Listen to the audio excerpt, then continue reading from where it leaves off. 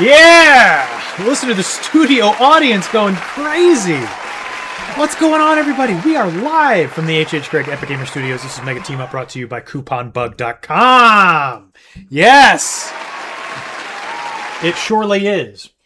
Listen to him going nuts. With me here, my ever-stalwart co-host, the one, the only, they call him Mr. Edutainment, Streamer X. Round of applause for that guy. Yeah!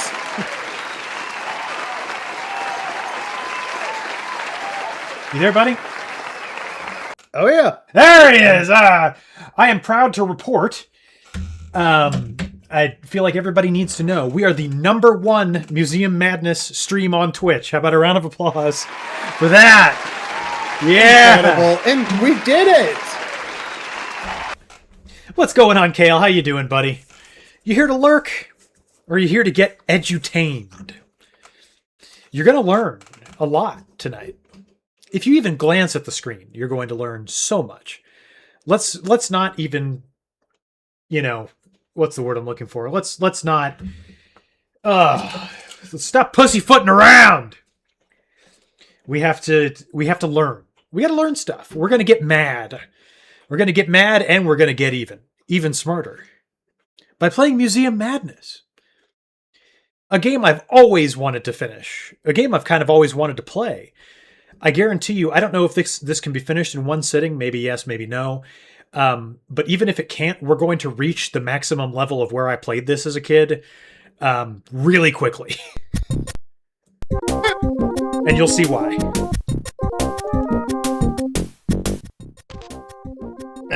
Hit me up with that visual, dog. As soon as I'm done adjusting volume and doing other things, perhaps I will. Oh my god! As soon as everybody else can see it, because that's what's really important. There we go. This better be coming through. Or is DOSBox just one of those programs that doesn't play nice with this? Come on, really? Maybe. Oh, there we go. Gosh, it took long enough. I really didn't want to play this in full screen and put it on my whole monitor, so I'm very happy for that. Okay. I'm happy for you, too.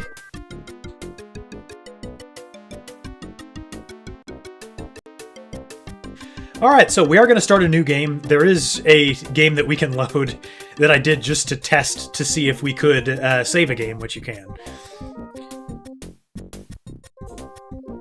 Now we gotta watch the intro. You're streaking. Good streak. Very nice streak. Fantastic streak. 20 streams? Holy crap. Anyhow, the National Museum database usually has tons of great stuff. That dinosaur puzzle I downloaded last month was excellent, but there isn't anything new since then. What the hell? There is like a slight delay in what you guys can see out of DOSBox. That is really strange. Wonder why that is. Anyhow, I think I'll quit info surfing and sign off for tonight. I sure miss talking to Mick, the Museum Information Computer Kiosk. That robot knows everything about the museum. Too bad he's offline for some reason. No!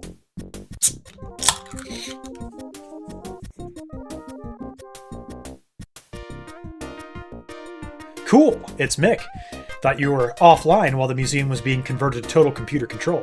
Guess you missed me too much since I'm the only one who knows you could think for yourself. Ever since I discovered you could talk back to me last year, you've given me the best information about the museum.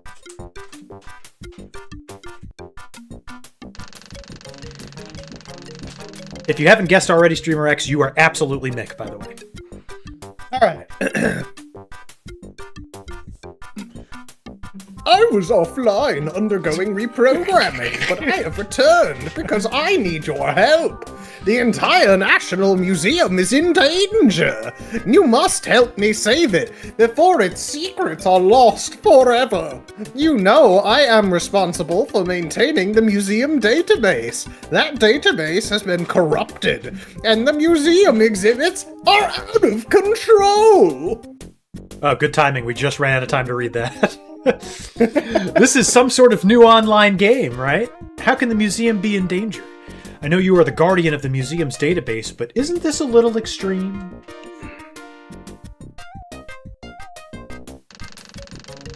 This is no game. A strange force has overtaken the museum since it closed a month ago to undergo conversion to total computer control.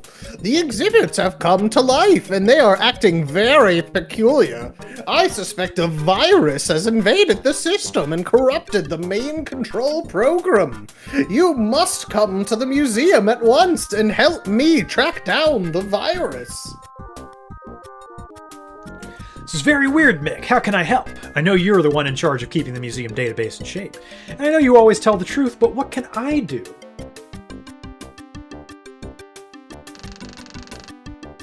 You must come to the museum at once, like I said before.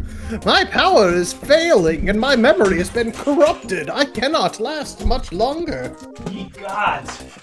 I dropped something under my desk.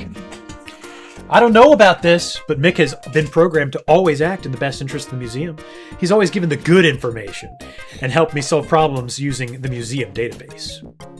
If he says I'm the only one who can help, then I guess I have to believe it. Besides, he's a good friend and he needs my help. Right now!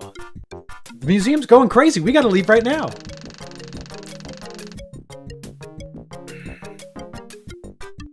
I will download a program onto your floppy drive. Bring the disk with you. It contains vital information. You will know how to use it when you get inside. I must sign off now. I think I hear the dinosaurs roaring. Was that the Wright brothers' plane? Hurry! I cannot last much longer. Copying file to your floppy drive. Robots? Dinosaurs? The Wright brothers? Guess I have to do something. I know I can trust Mick because he is programmed to always tell the truth. I better get down to the museum and check this out. Or just sit there. Who knows? Who knows what we might do? One of them will work. So for some reason, the fine people who made this game, who I think are like all in some sort of Eastern Bloc country, which is really interesting.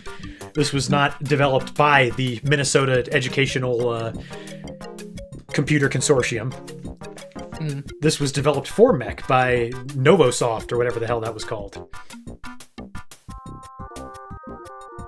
Okay, I'm here. I'm glad I waited until morning. This place could be very creepy at night.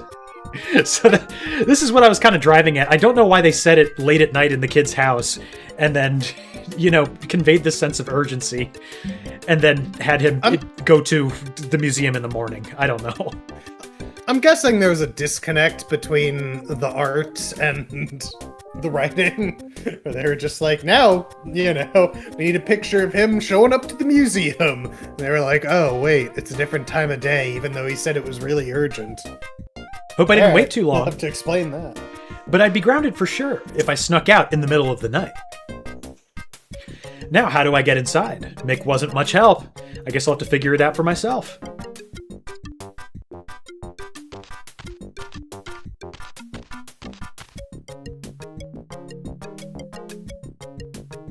Wonder if anyone is around. Maybe I should take a closer look.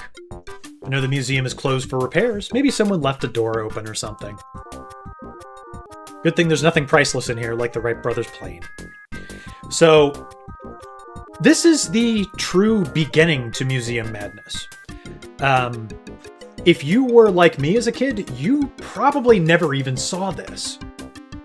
And that's because, you know, with most mech games, there was like a bunch of intro screens and stuff, and everybody just smashed the escape button to like get through them as soon as possible.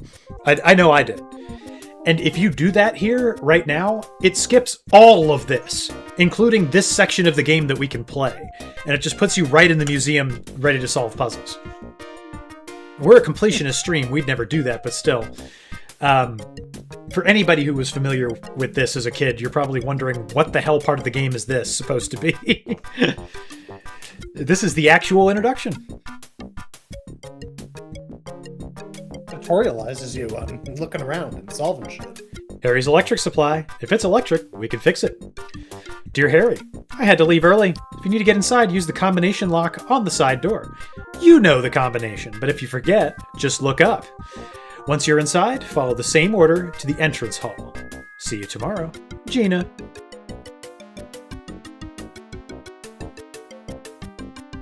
Thanks, Gina. Just look up, huh? Yeah. Welcome to National Museum. Museum hours. Monday through Saturday, 10 to 6. Sunday, only 12 to 4. It's closed for repairs. 4. Authorized personnel may enter through the side door. So now we have to look up for the combination. Right, ask me how I know. Iconographs. Yes, it asked me how I know the order matters. So 13, 7. No, it's Flag World Tree Rocket Computer. Believe me when I say it's minor spoiler, but it doesn't get any more complicated than that. These symbols look interesting. I wonder if they mean something. Flag World Tree Rocket Computer. We got to remember that. Flag World Tree Rocket Computer. I'm always saying that to the ladies. They love it. Also, what's going on, TP? I don't know if I shouted you out or not. This place is spooky. Hope I don't bump into anything.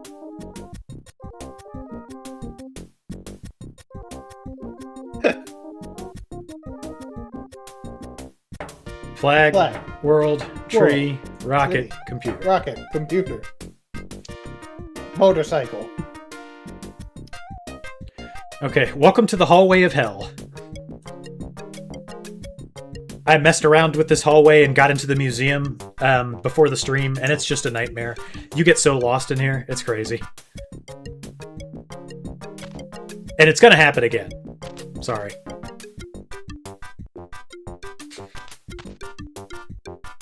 This is the most difficult part of the game. At least one would hope. Wow. Okay, I know that's door 3. From what I was doing like an hour ago. All we've got to do is open numbered doors. That's all. That is the door that leads out. We can't take it yet, though.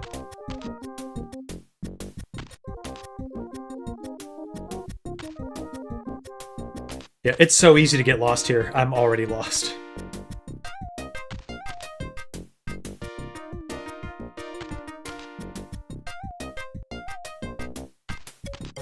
But we'll get through it. Now would be the good time to get up and use the bathroom. Go get something to drink.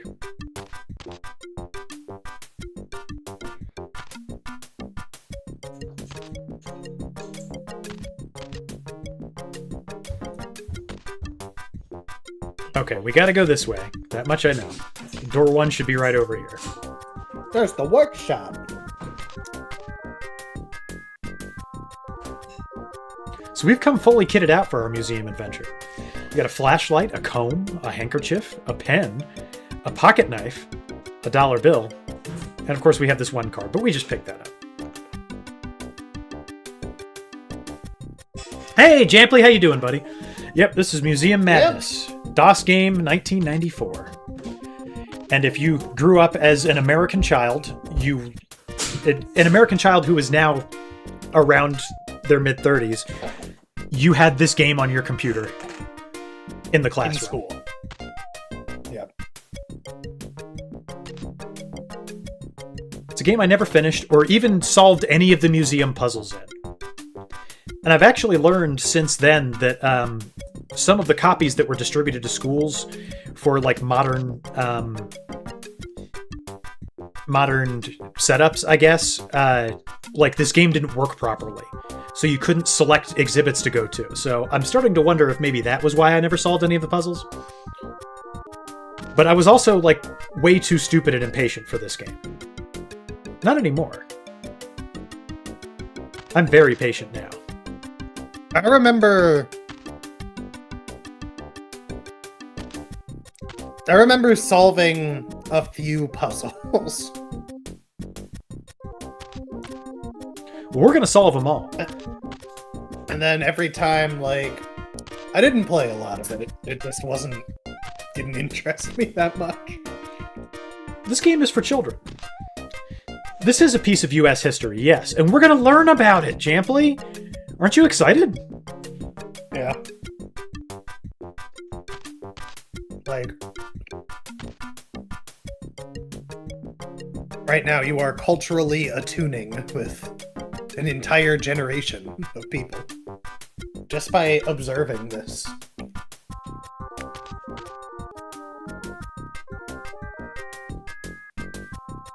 All right, that's number 3. Now we gotta go to door number 4. Why they thought that kids would have the patience for this, I have no idea. Well, that's why it was all skippable. I think so. I think you might have hit the nail on the head, bud.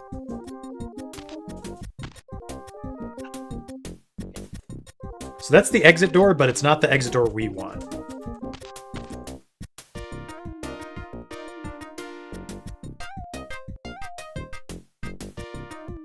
Just look at that. Bespoke animations. Incredible. Truly a product of its time.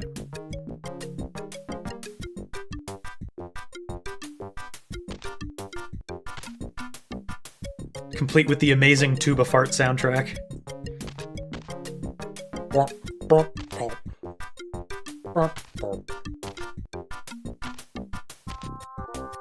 I think 5 is this way. Could be dead wrong. Might just be spinning around in circles.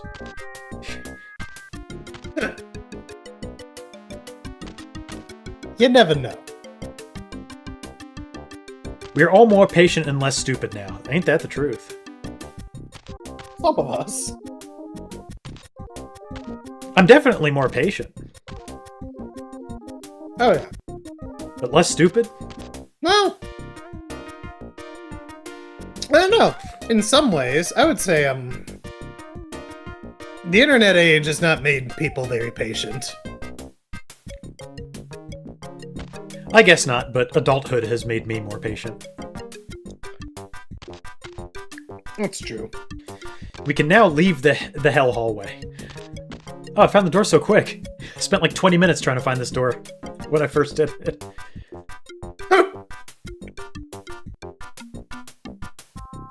This is why the renovations are going so slow. Yeah, people are getting lost contractors down have here.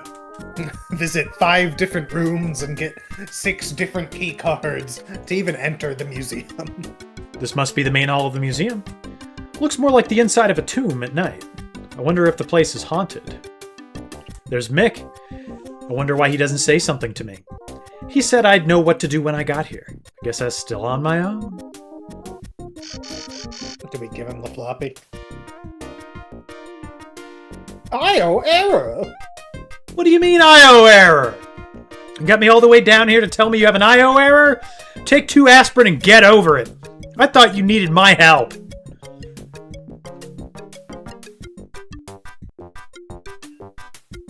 What kept you? I'm waiting for you to arrive. My power is fading fast. You must act quickly. I need a new move. Keep your silicone shirt on. You didn't give me much help. Hey, what's going on? You need bats? Alright. Mammals. Gotta find the mammal area. You need bat what? Batter up? Bats in your belfry? Batman? Guess I should look for something batty. This better be worth it. I'm missing the next episode of America's Most Unwanted. I remember being a kid and then a teen and believing I was going to be smart as an adult. For a while, I thought I became smart, but I stopped believing that years ago. You're watching Mega Team Up. You are already the smartest person on the internet. And you're about to get a whole lot smarter. You're about to get edutained. I'm gonna edutain the hell out of you. So how do you power a sentient AI robot that runs the museum? Some seed batteries. Well, double A's, C's, whatever they are. That's better. I was almost a victim of an energy crisis. We have to work quickly to save the museum before my power runs low again. Please insert the disk again so that I may reprocess the data I sent you. I'm working on it! God! All this robot does is nag, nag, nag. I have reprocessed the information on the disk. The virus caused large gaps in my memory chips, and I was able to reconstruct some of the missing data from the program I modemed to you. I have modified the disk and put a new label on it. You can use the disk to save a record of your progress through the museum. Until all of the gaps are filled in, we cannot discover the source of the virus that has infected the museum computers. The virus has thrown the exhibits into chaos! We must go to each exhibit and restore it to its normal state. I'm not sure anything is ever normal around here. But that sounds like fun! That sounds like entertainment and education. How do we get started? First, there are a few things you should know. The exhibits are now fully automated. Read the holographic information displays that appear as you enter each exhibit. You can access more information by activating the holo displays in each exhibit room. They are on the left. Cool! That way I'll know what's going on, I think. Be careful, all exhibit computer systems have been corrupted, including cybernetic replicas. The Cyreps are robots that look like people from history. You must interact with them to fix the exhibits. You mean I have to talk to robots that look like people from history books? Excellent! Will you be there to help me? I will not. I will accompany you to each exhibit. When we arrive, I will link myself to the main computer and try to calculate what must be done to restore the exhibit. I will provide you with data for each room, but my processing power is limited, and there are gaps in the database due to the effects of the virus. Okay, I got it. We go to each exhibit, I check out the information displays, then I check with you to see what's happening. After that, I talk to any Cyreps that are hanging out. Then I fix what's wrong with the exhibit. If I get stuck, you can give me some help unless that part of your brain has been fried. No sweat. Let's get started. How do we get to the first exhibit? Use the map on the wall to unlock the exhibits, and when we arrive, consult me again to learn. You must do. Remember, you must restore all of the exhibits before we can find the source of the virus. Cool! Let's go! Studies say that Megateam viewers are 5% smarter than normal people. It's not just studies, it's me that's saying that. I'm coming right out. I would say they're 50% smarter than normal people. Yeah, 50% perhaps. This is a mess! It looks more like spaghetti than a map. The map has been scrambled by the same force that is affecting the museum. You must unscramble it in some sort of slide puzzle to unlock the exhibits. Try touching one square and then another and arrange them until the map is fixed. I'm going to shut down. Alright, it's not a slide puzzle, but... Yeah, it's a moving stuff around puzzle.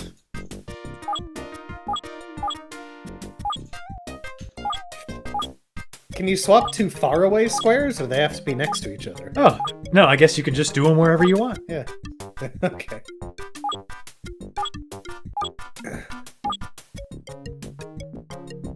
These are in the wrong order. Yes.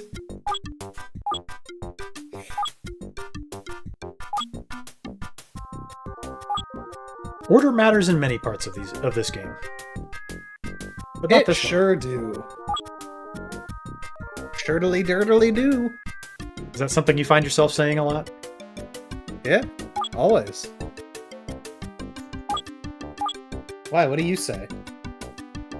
No, I say shirtily dirtily do a lot. Okay, that's good.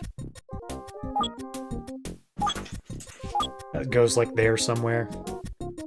This is all wrong. That's all wrong. What does go there? Probably that one. Yep.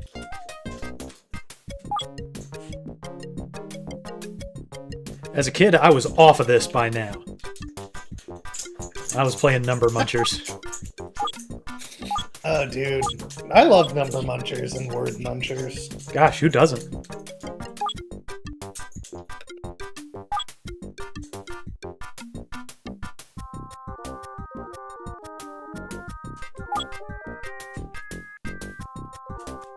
I like the bloop noise that everything makes. It's nice. It is. This is going to be a true test of our intelligence.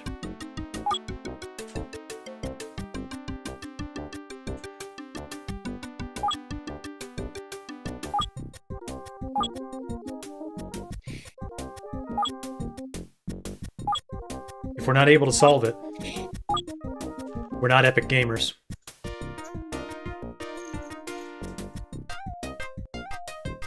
Incredible. Well, I'm glad to see you finish the map. Now we can proceed to the exhibits. What do you mean, finally? Something tells me I'm going to be doing all the work. We have no time for this idle chatter. I have analyzed the present state of the museum exhibits. We can proceed to any exhibit.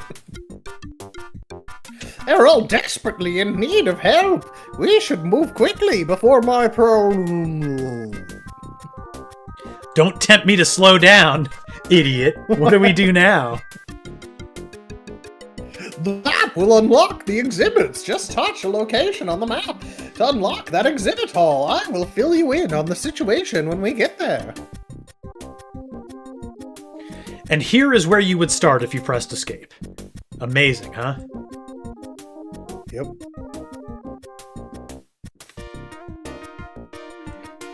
Mick, take my desk! He's not in the mood right now. Is there a problem?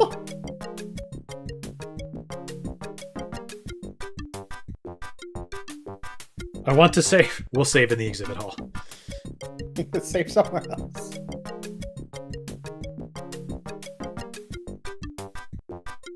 Alright, well, now we have to select one to go to. Where are we headed to? What do you think, Streamer X? I don't know. Maybe just left to right. Start off at computers. Robots. Mick should be right at home.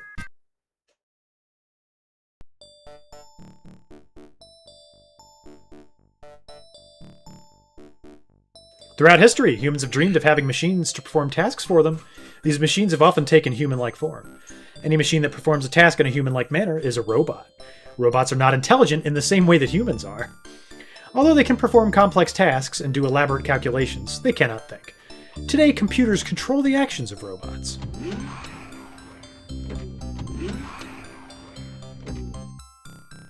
There's the big robot from RoboCop 2.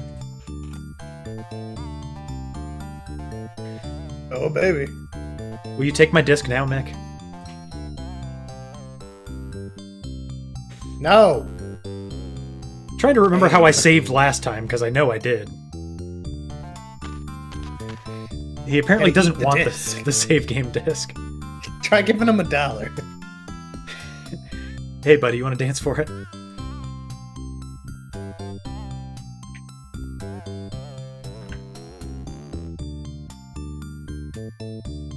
This moonwalker looks like it came in for a hard landing. I'll try to put it back together again, but it's not easy working on the moon.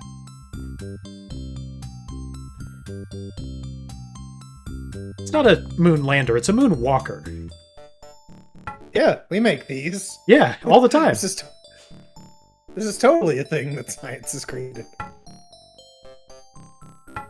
Remember, you haven't put it in the right place until you hear the bonk noise.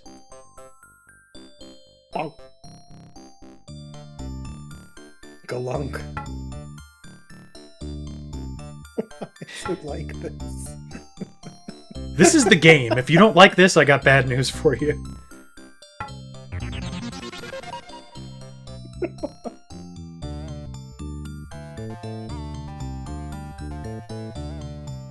Yes. I've done it. And I feel very proud of it. Ah, there we go. The Moonwalker. Can I save now? Just want to save a bit. I've saved this game before. Sure you have. Hey, Chuck, what's going on, buddy?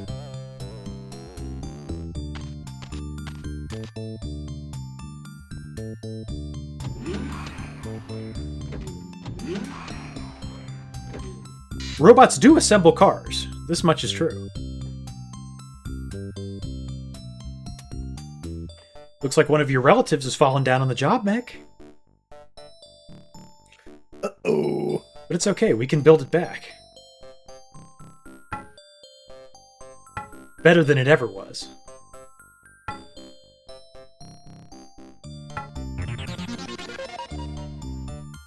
That's what a robotic arm welder probably looks like.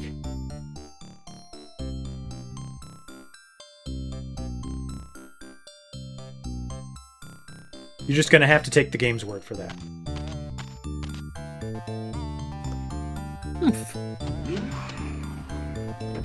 Come back here!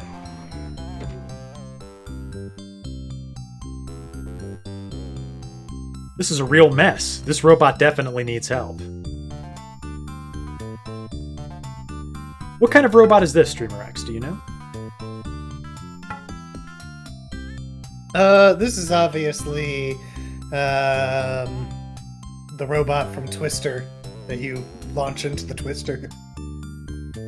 Where does this thing go? I can't tell where it is in the picture.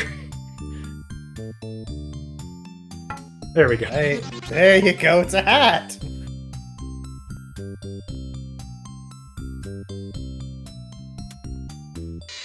Ah, yes. I want to read the information hologram so I can know what kind of robot this is. This is a robot laser cutter. You know, it's not doing it now.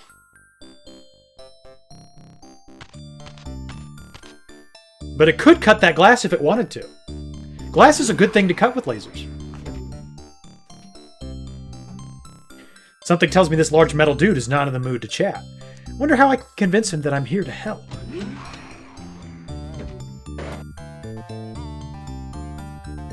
Hey buddy, I'm here to help. You want me to fix this submarine? This underwater explorer must be really cool when it's in one piece. Mick, I think your large, ugly cousin has made a real mess of things.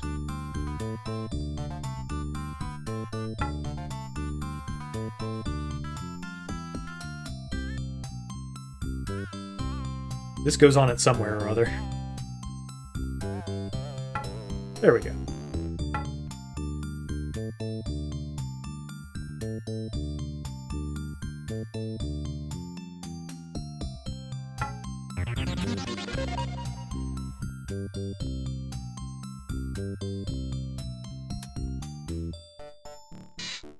Hey, buddy.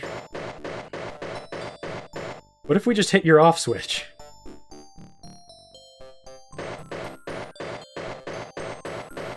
I feel like I pressed it. You just keep turning yourself back on. I'm gonna have to get the fire extinguisher. Yeah. It's unfortunate, but it had to be done. Are you convinced that I'm here to help now? Mick, what do I do with this giant tank? He used it for the sub. There you go.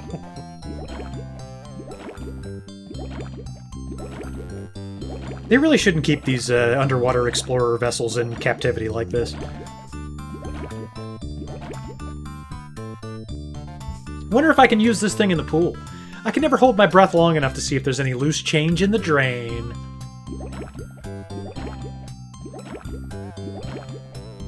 What do you think, Mick? I think Robots is pretty fixed up now.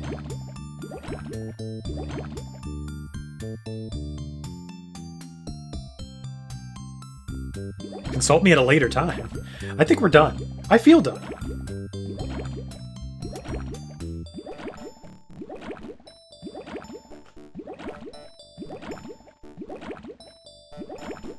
But But just to make sure, I'm going to walk to the left as slowly as I can.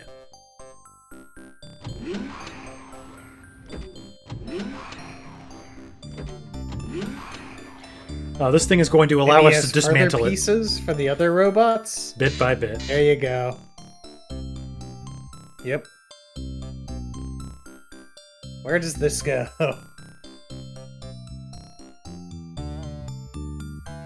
It's obviously... There! That's the laser cutter! Look at that! Look at him cut!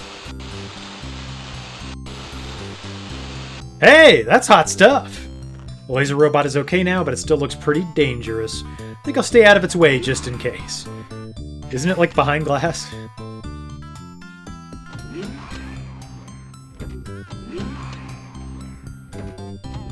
This poor thing was given sentience.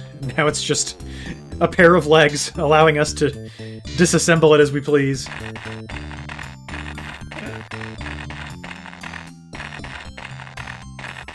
It's gonna make you a car, and then you'll drive around the museum. How you doing, Chuck?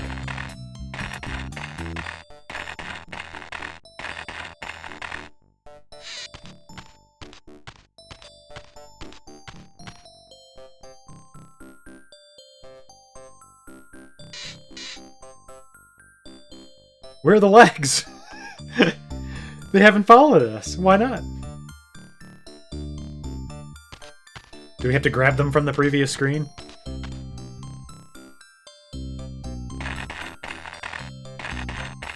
Yeah, there is nothing left of them now. Okay, I can just put them in my backpack. That's good.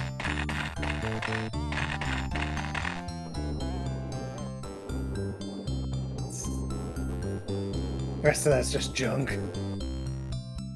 Yeah, they'll come and clean it up later.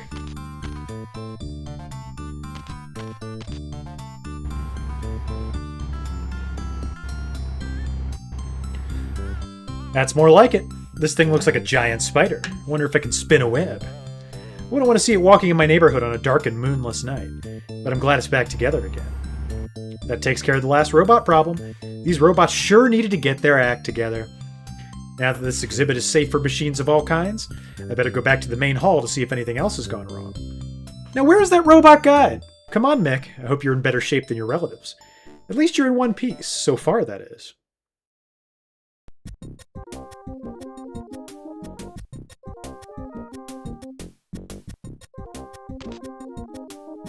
Can I save my game now, Mick? Have I made sufficient progress for you?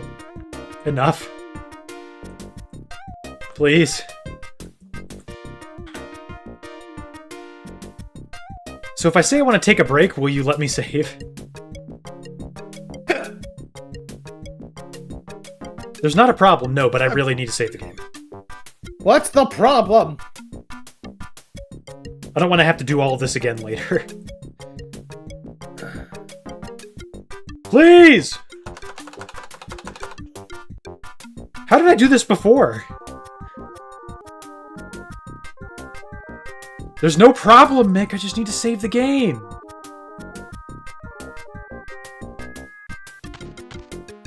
Oh yeah, you're completely non-clickable right now.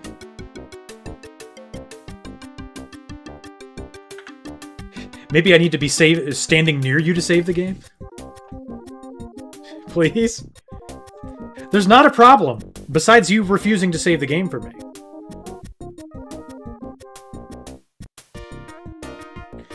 Okay, maybe I just tell him I want to take a break.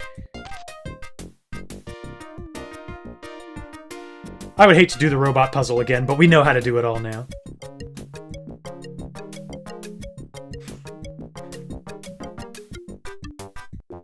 Please. Please. Oh, options. Yes, disc options. Save! That's what I want to do!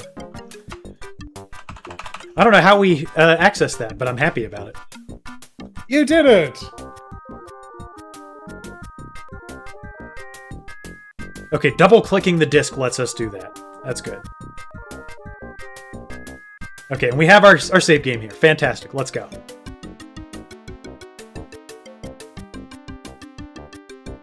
Computer technology. Are you ready to learn about computer tech? Bro, I love computes. The circuits in this exhibit are enlargements of the circuits in the museum's master computer. These circuits control all the museum's vital functions. The circuits pass the numerical input signals through 3 types of gates along the circuit pathways. The gates change the numerical signals to new values, according to a set of rules. Each type of gate has a different set of rules for converting numerical signals. I love that computer noise. As heard more famously in Half-Life. Yeah. This looks like the inside of a pinball machine, but it's a close-up of a computer circuit, if I remember the basic from my computer science class correctly. Those number signals at the top pass through the gates and end up at the bottom above the blue numbers. If the circuit is working correctly, the red numbers below the gates should match the blue numbers below them. This just requires a little brain power, and I've got just the little brain for the job. I know that feeling.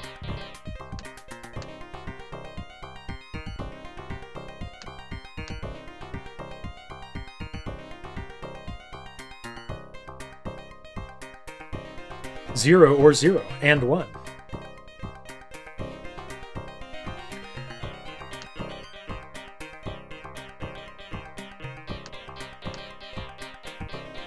One, not 0. Very good. 1 or 0. And then 1 and 0. I'm sure this is right. Yeah, definitely. Maybe it has to be 1 and 1. It's 1 down and 2 to go, or as they say in binary, 1 down and 10 to go. I better press the blue button again to get the next set of numbers to match.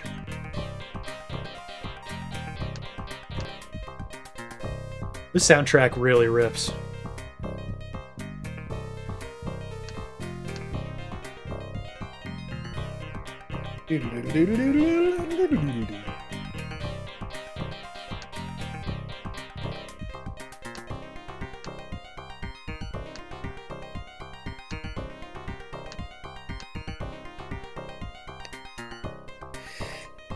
It's got to be 0 or 0.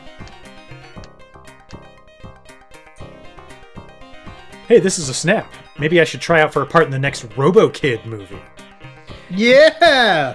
Now all I have to do is press the blue button to make the last set of numbers match. Then I can move on to the challenging stuff. We gotta get all zeros.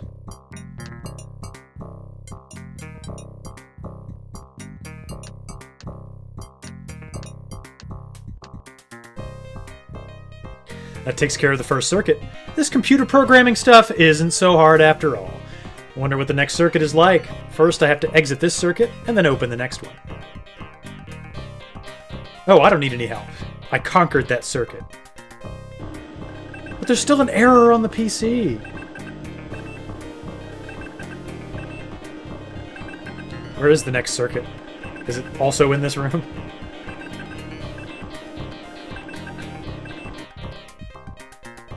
Yes. I never knew first grade addition could be so hard, but I know I can make this thing work if I play with it for a little while. Yeah, honestly, same. First, I have to press that blue button to see which numbers I have to match. Then, I have to figure out how these new gates work so I can predict what the red numbers at the bottom of the circuit will be after the signal passes through the gates. If the red numbers match the blue numbers below them, I'm in business.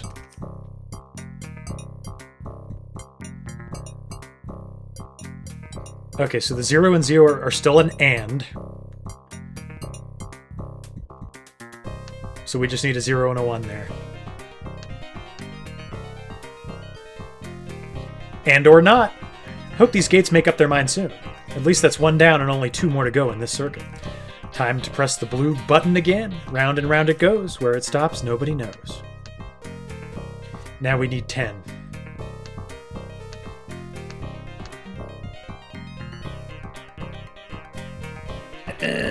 The good news is there's only 4 configurations. Yes. That's another 1 down and only 1 more to finish in this circuit.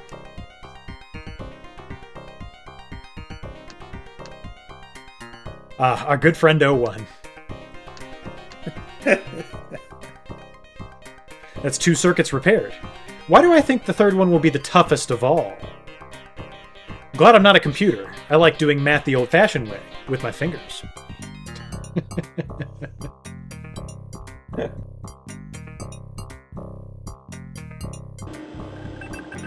Error. Whoa! Oh, There's a bunch going on here. that's a tutorial for the real puzzle. Oh, it's just a puzzle. This one looks really tough. Okay. But I know all I have to do is put the pieces back together so they form continuous lines like little highways. Wonder if that's why they call it the information highway. This looks more like information spaghetti. Wonder how many times we're going to call a tile puzzle spaghetti. That's a good question.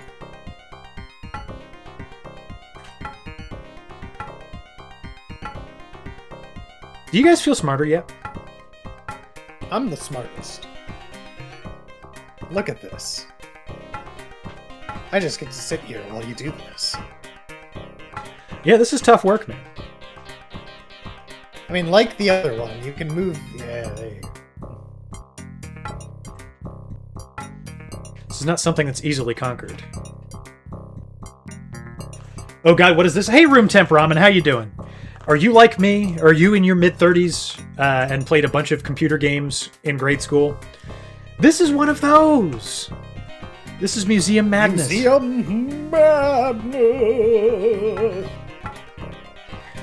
It'll drive you mad. With museums. I don't feel like this is making me smarter. Explain why not. Yeah, I mean, this is the smartest anyone could ever be. Don't you see?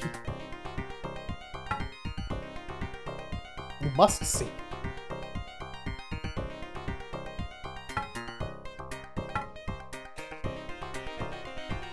I'm getting, like, progressively more smart the more I do this. It's amazing. I'm a genius. Smart. Certifiable. Why are you bad at puzzle? I'm great at puzzle. I'm doing really good. Look, we're solving it. We're doing a good solve on this. Yeah, look, portions of it are solved. Yeah. Portions of it are solved. Ish.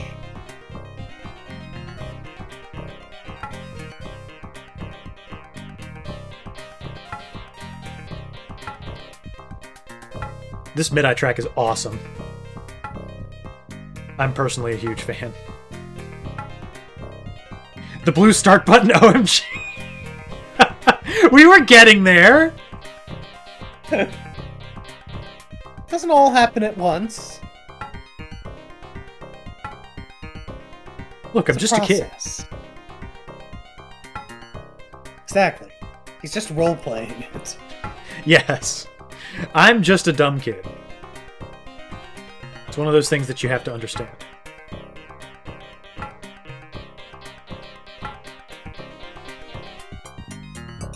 Probably the latter half of the O machine goes there. Where is it?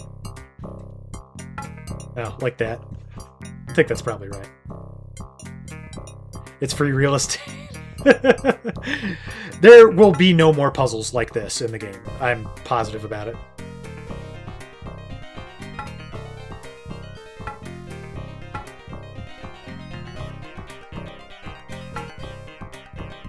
Is this like all kinds of wrong somehow? What have I done?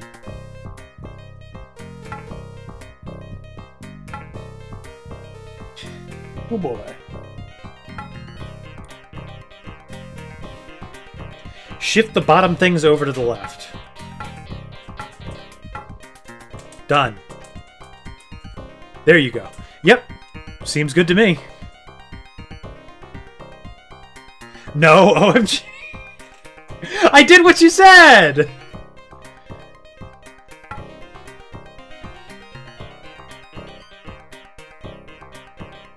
The bottom thingies, the squares, the resistors. Yeah. They go far right on the screen. Okay.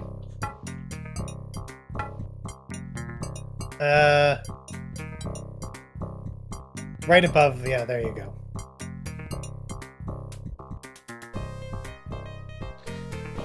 Now what's in the wrong place, I wonder?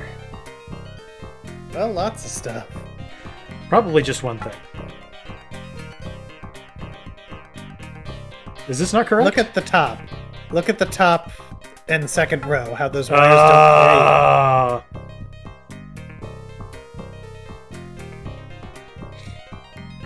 Chalk one more up for the good guys. The information highway had a few potholes, but I'm glad I was able to do a little road work. The computer seems to be working now. I think I should go back to the main hall and see if there's anything I can do there. I'm not able to backseat because I'm dumb. I'm not able to front seat because I'm dumb.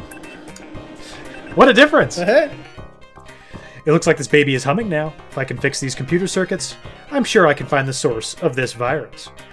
All I have to do is finish putting these exhibits together, and then I'm sure I'll figure out how to stop the virus. Something I just said.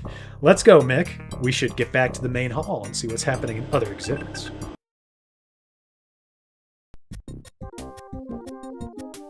Computers are no match for us.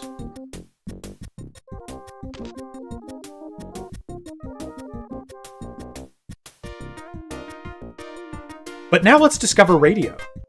I might need some batteries in this exhibit. Hope it'll be alright if I borrow them from Mick. You can tell he's a cool kid because of the backwards hat. He's definitely got a TJ Detweiler vibe going on. The invention of radio opened the door for global communication. People can now communicate and exchange information at the speed of light, without having to be connected by miles of telegraph wires. So I'm just gonna say, I'm not the world's smartest man, and we are doing this to learn. But radio communications, to my knowledge, do not move at the speed of light. I think only light does that. I think radio waves have their own, frequency that determines, how fast they go. Whether the waves are closer together or further away. I'm just gonna throw that out there. I'm not going to correct anybody's conceptions about this, but I want to make sure if we're educating people, we're doing it the right way, with the right ideas. The invention of radio was the result of the efforts of many people who expanded upon each other's ideas and discoveries.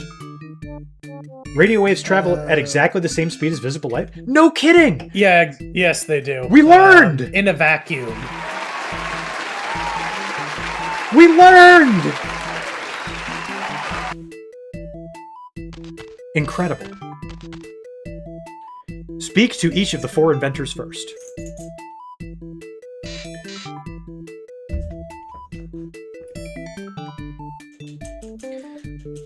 Inventor, would you like to speak? I have heard about a form of energy that can move through the air without wires. I have heard that Maxwell, a Scottish scientist, has described this energy in a book. I need Maxwell's book in order to complete my experiment. I think this game is teaching me wrong. I refuse to learn wrong. I've already learned something brand new. And your German accent was spot on, because this is Heinrich Hertz, a German physicist who started the first concept of rental cars. He conducted an experiment in 1888 to show that electricity flowing through one circuit could cause a reaction in another circuit across the room that was not connected to the first. His experiment laid the foundation for the invention of radio and other forms of wireless transmission.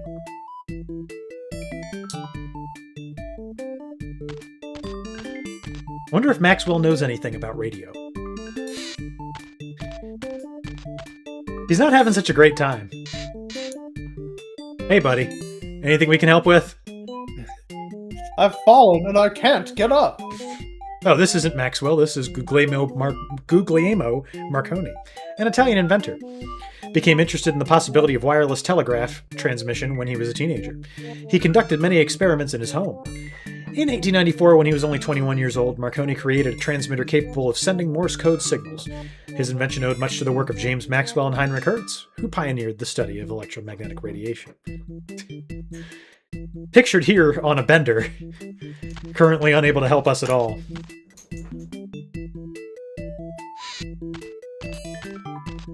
What's up, fellas?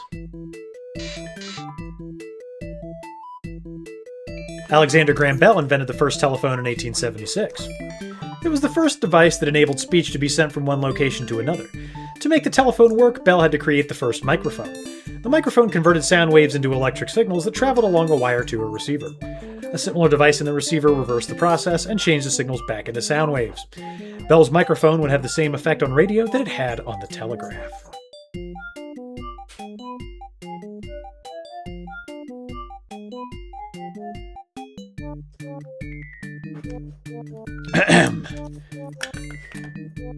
Oh. I can transmit clicks, but not voices. I have invented a device that will work using diaphragm.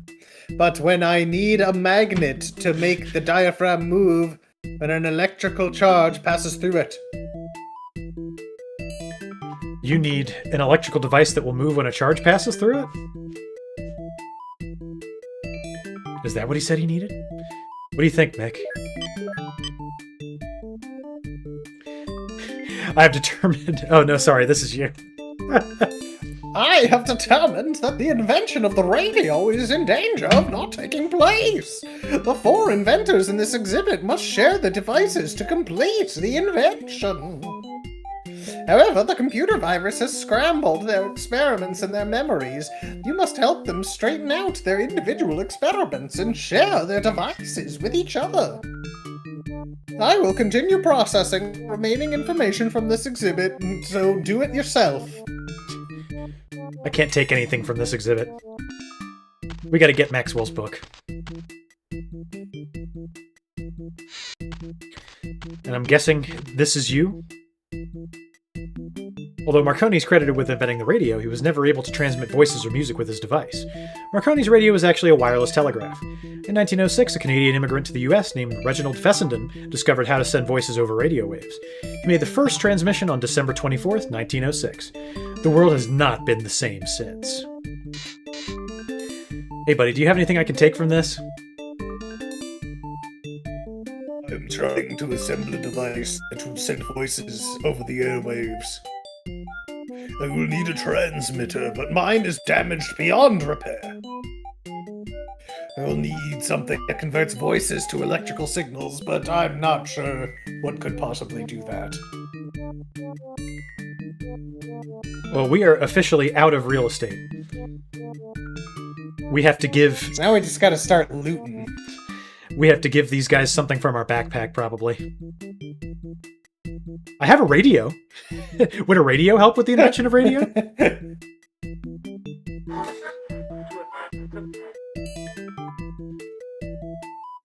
A very interesting device, but too small to be of any value. I would like to take a closer look, so why don't you borrow one of my books to occupy yourself? Come back later. And this is how it happened in real life. His books are on the table. There's a red one. Oh, there. Maxwell, electromagnetic radiation. In 1864, James Maxwell developed the theory of electromagnetic waves. He suggested that electromagnetic radiation is all around us. The waves come in different lengths. We see some wavelengths as light. We feel other wavelengths as heat. He suggested that some wavelengths could carry signals through the air without wires. But what did he know? He didn't know nothing. He's a loser. Oh, we could fast travel. Nice. Hey, buddy. You still just hanging around?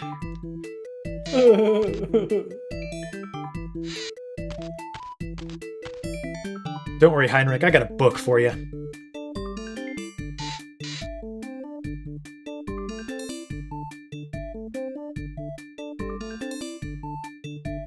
Oh, I got a book.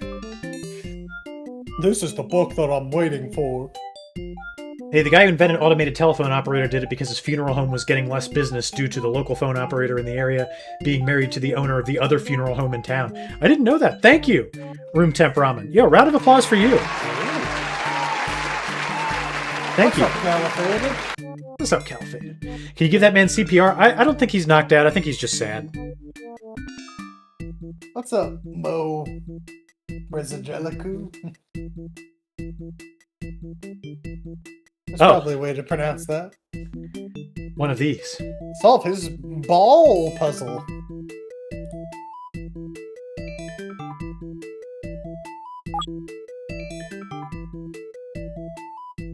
These supposed to be at the top? No. Definitely at the bottom. No. Definitely at the top. Oh, I just don't know, Streamer X. I don't know where they go. You know, just start connecting the parts that look like they go together. I'll move them all as a unit once the boundaries become obvious. You used to work in a funeral-related industry? Oh, really? Do you mind if I ask what industry? I'm genuinely curious. I'm morbidly curious! Ha ha ha ha! Yeah. No, you...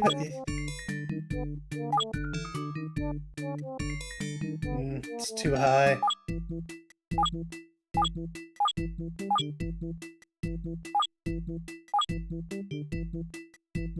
Now you're doing it! Yeah. Top right piece completes the ball. There you go. I'm a ball completer.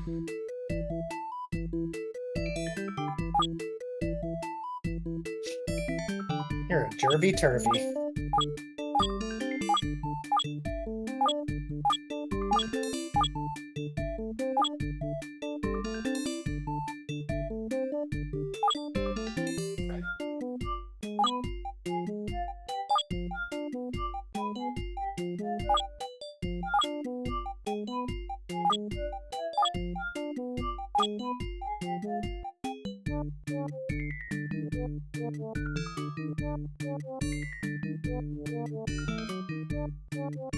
Finished your puzzle, bud. We good now?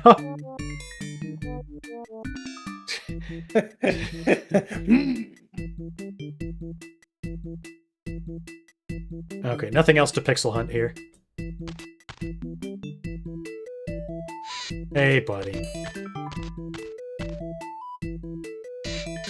Would you like a book? I don't suppose.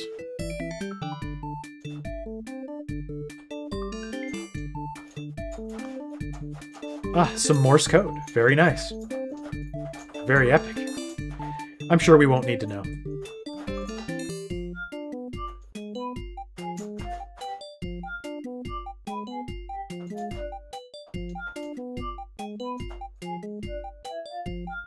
This guy's just gonna sit here and be knocked out for a while, I guess.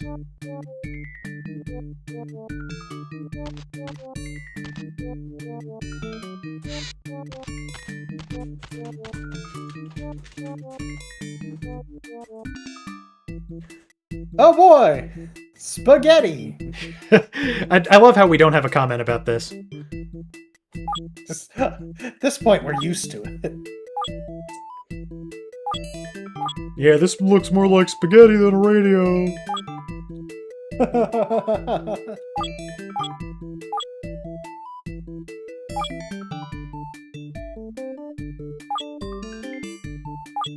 No. What? No.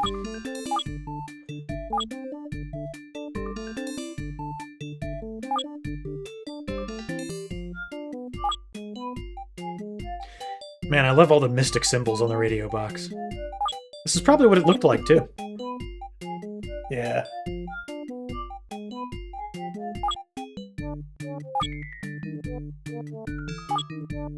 I think everything needs to come over to the left.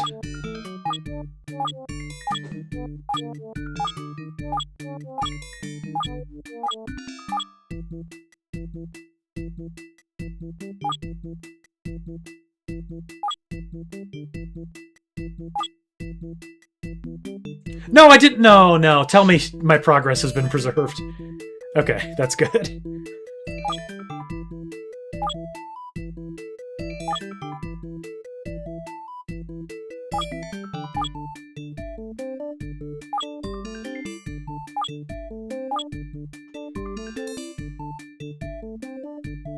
Ta-da!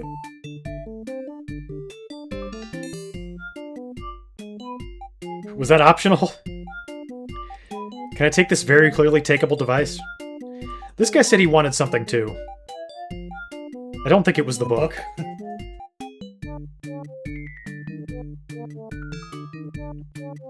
Would you like some batteries? Would you like a dollar bill?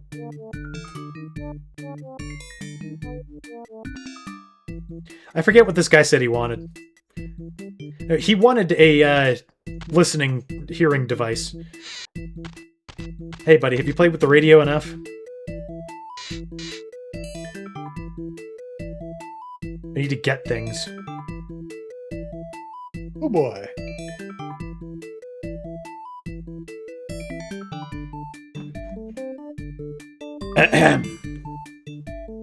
Oh. You can only borrow the one book and no more. Go away. It's my radio now. I invented it.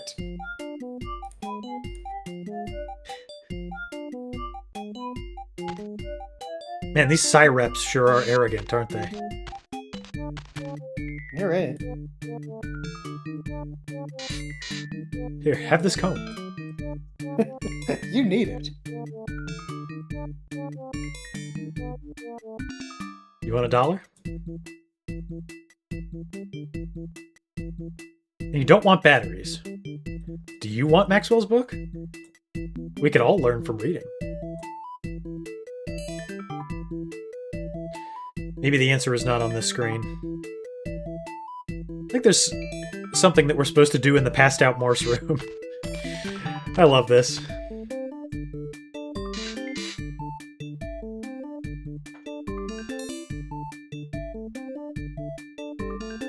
Can we click the Morse code? Wake him up? Hey, Incoherently Awake, how you doing? What's up, 99 Ways to Dry? Eat a bean. I like that. Eat a bean. No, I think this is just referential. Hey, buddy, you want to wake up? I gotta do stuff here, you know? What's with the robot following you? He's like, our sidekick. He's He a buddy. explains everything. He's a friend. Would you like the comb? You have a marvelous beard. Want a comb it? There we go. That make you feel good, buddy? We've got the transmitter now. This guy's just lounging about. Ooh, baby.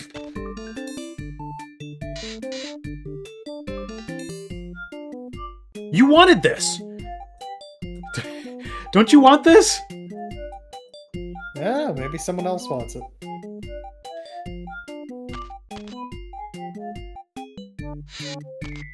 Maybe Fessenden will give me my radio back.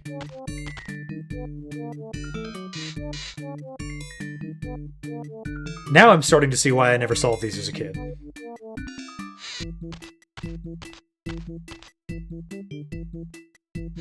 Excuse me, sir, would you like this transmitter?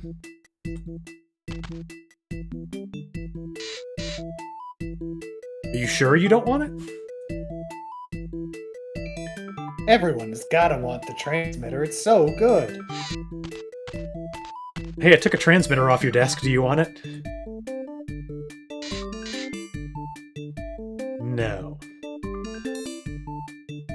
Fascinating.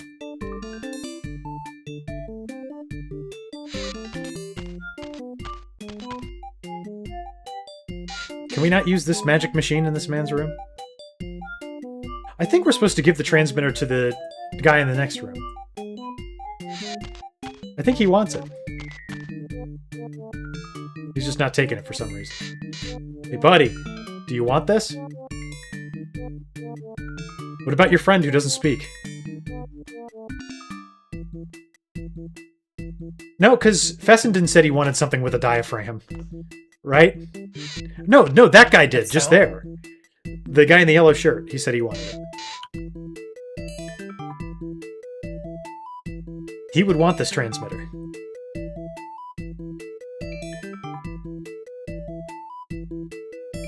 by all accounts, he should be taking it. Maybe he'll want it this time. There must be somewhere I can click on the screen to give it to you.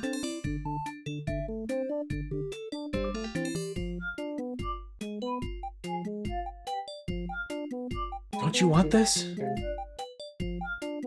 Wasn't this thing in your picture? No.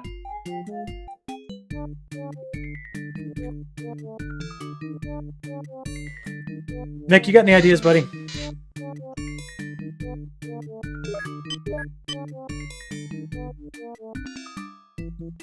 The Bell Sirep should be in another exhibit.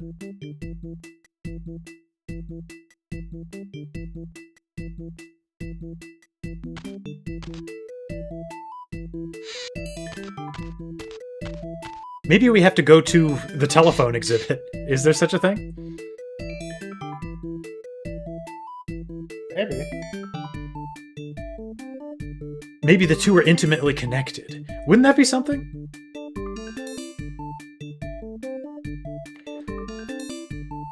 Nick, why is this guy sleeping?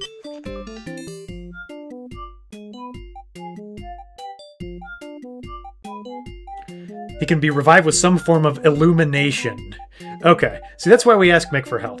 Hey, buddy! Flashlight? Get up! Hello?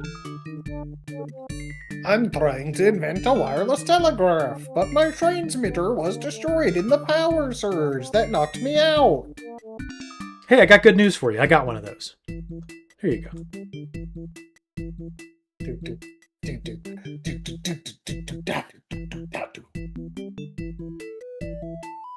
Looks great. Need any more help?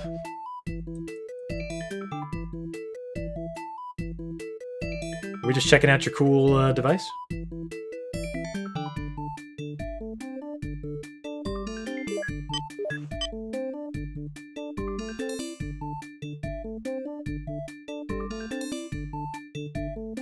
Thanks, Mick.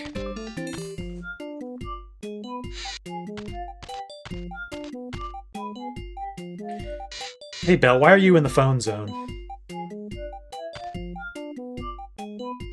Man, just trying to text the singles in his area. Letter R, letter U, H-O-T. Oh, now we can look at this. That's good. It's the thing I want to look at. Let me look at it. Ah, yes. The puzzles of learning.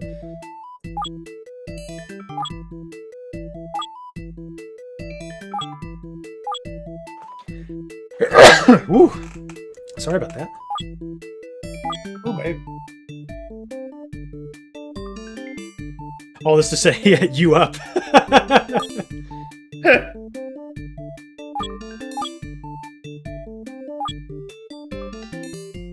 That's not what goes there.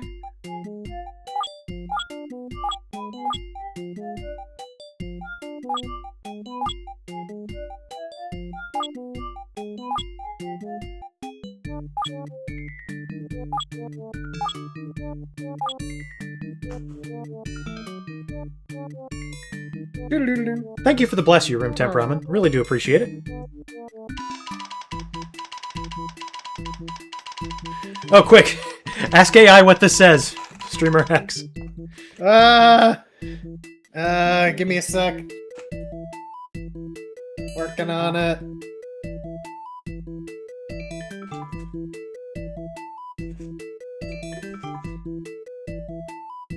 Watch it be like an extraordinarily, like, vulgar message for a kid's game. Be sure to drink your Ovaltine. Yeah, Little Orphan Annie wants us to drink our Ovaltine, probably.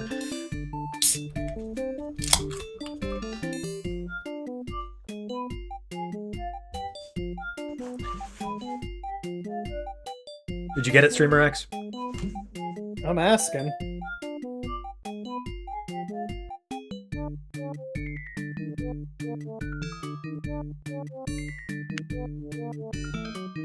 (1800s) version of ASL.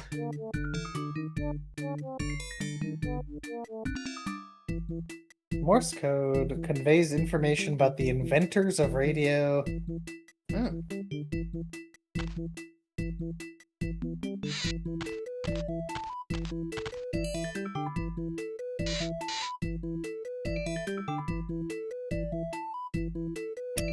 In short, AI can't translate it. I could manually translate it, but That would take you forever. yeah. It's not a super long message, but it would take forever.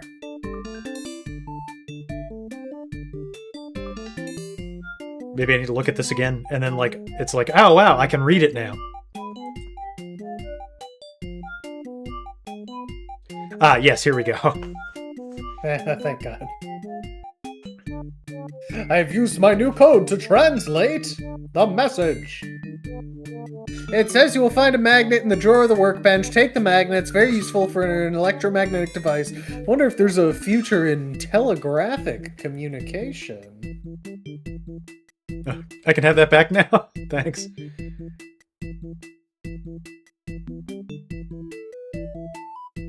The drawer of the workbench. Is this the workbench? Is that the workbench? Nice. Can I have it? Do I already have it? Yes. Hey, buddy. You're being a real thorn in my side here. Do you want any of this crap that I have?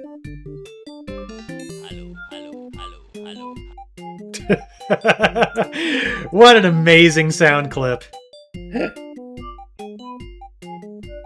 Hello, hello, hello, hello. Here you go, buddy. I got you a microphone.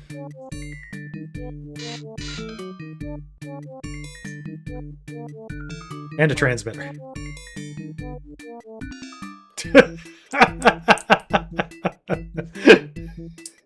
Streamer X, please. Turn my book! I was on Omegle. Yeah, you know, you're slightly above the curve, room temp ramen. I was always aiming up the ladies when I was a kid. Aim was the way to go.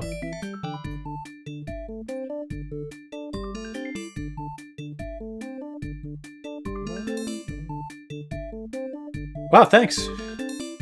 It's hard to believe that all of this will someday lead to rock and roll radio stations.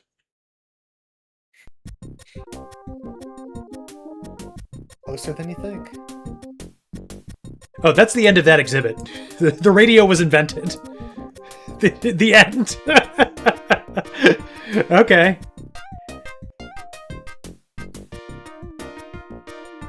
So now we know there's just no way to pass some of these without talking to Mick.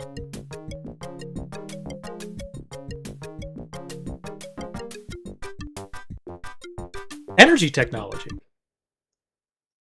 Who wants to learn about energy? Energy makes things happen. Although you cannot see or touch it direct. I disagree. I think you can. But I think energy can be touched. I'm just going to say that. It flows from one place to another and can be stored. Energy comes in many forms and it can change from one form to another.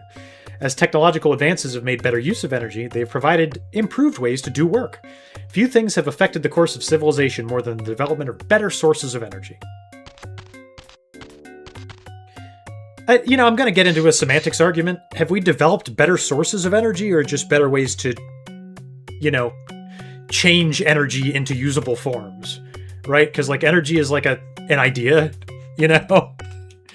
Like, you know, energy is not, what's the word? It's not, like, added to or subtracted from. It's just acted upon and sent into different places, right? Am I correct about this, Streamer X? You tell me. I think more or less. Just depends how you're looking at it. But I think for a kid to understand this concept, that was probably the right way to say it. All except for you can't touch energy. I mean, you can touch heat. It's touchable. You can definitely do it. Heat's a byproduct of energy, though. Heat can be energy. You can convert heat into energy. I would agree with you on that. Which is more or less how, like, almost all of our energy sources work. Did you want me to do anything with this?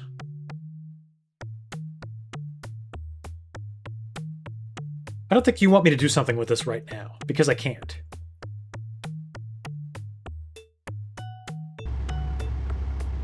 Whoop! Wow, what a great transition. Huh. I wonder what this screen is trying to tell us.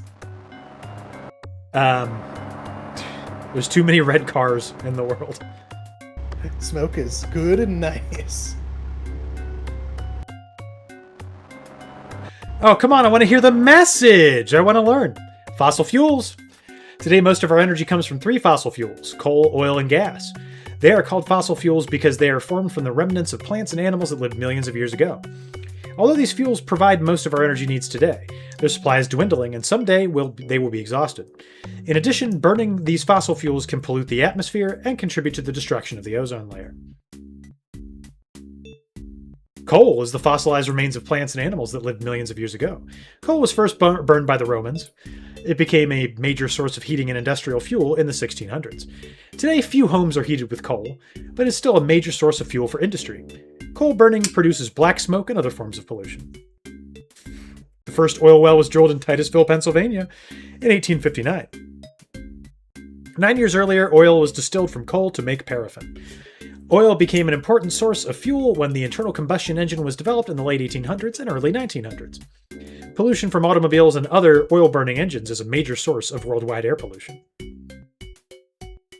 Natural gas created from coal was first used in gas lighting in 1792. Today, most natural gas comes from underground pockets and is carried many miles in pipes.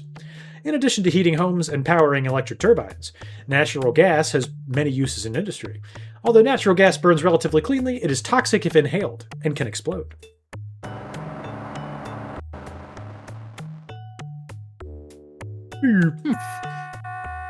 Hey! I think this guy's trying to touch some energy. This makes energy sources look really scary. I mean, that's a good thing to teach kids. I'm not gonna lie. Energy is scary. No, energy sources are scary. Come on. We gotta prevent this meltdown.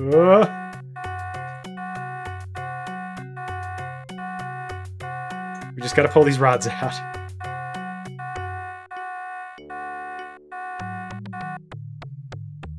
There we go. Yep, that did it. I'm sure there's a lesson to be learned here about how nuclear energy works. But we all know, don't we? Right? The nuclear material goes in there. It creates steam that drives turbines. You know. We know that. Dan, that one car is responsible for all the pollution. Yeah, they built that big factory to contain all of it, and it just kept letting it out.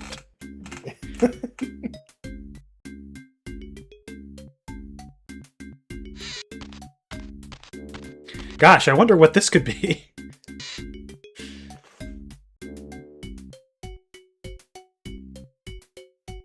Wind power. Do we want information on wind power? The power of the wind can be harnessed to produce electricity. Modern windmills are efficient, but are only practical in locations with nearly constant winds.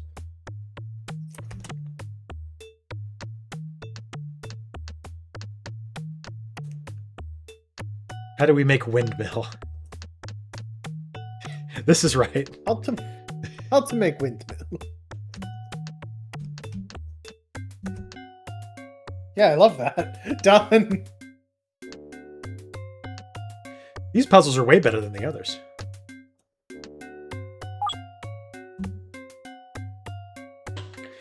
Solar power.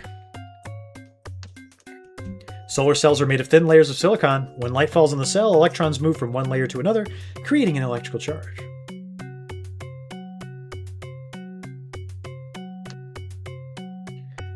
What is this?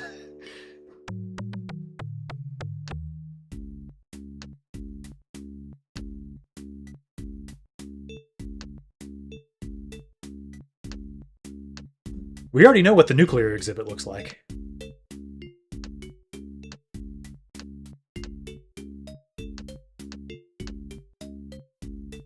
I don't think this is a solar array.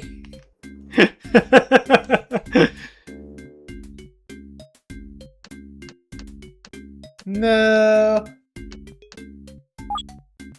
Okay, we're just making a solar cell, not a solar farm. Geothermal power. Geothermal. Now you create the hellscape. The heat from molten rocks deep below the Earth's surface can be tapped to produce steam that turns electrical generators. Geothermal power has been used since 1904, but as yet it is only practical where there are natural steam vents in the Earth's surface. Why don't we just drill everywhere into the Earth until we get to the core? Free geothermal for life.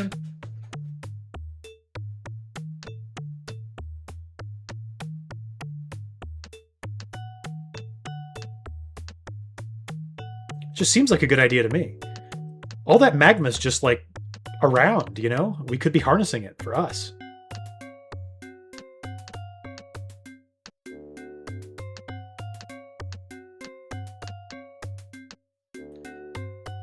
This is not geothermal power. You might have thought it was. It's not.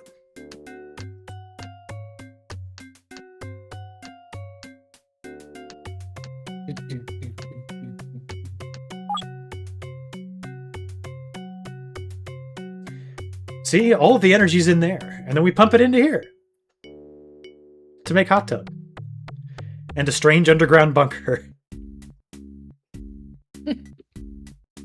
Oh, what? You can click on this? Interesting. Oh, I could have missed that so easy.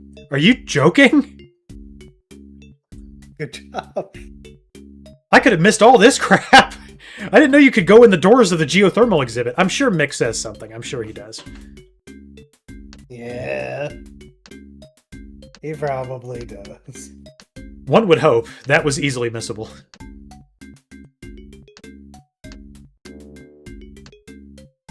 Wave and tidal power. You know, that's not actually something I know about.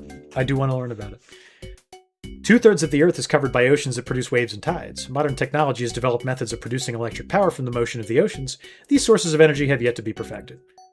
I don't know, where are we at on that? This was 1994. We doing better with the tides?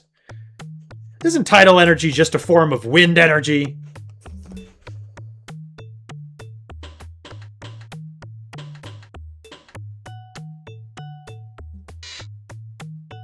Might be.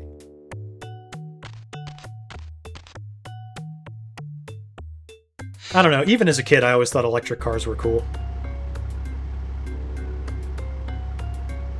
We have to put a stop to all of this car pollution. How can we do it? How about a catalytic converter? The catalytic converter has helped to reduce pollution from automobiles, but it cannot keep all of the auto emissions out of the air we breathe. Man, we could have sold that for some quality meth money. You right about that? New methods of sealing natural gas pipelines and storage tanks have reduced air pollution, but burning gas still releases carbon waste products into the air.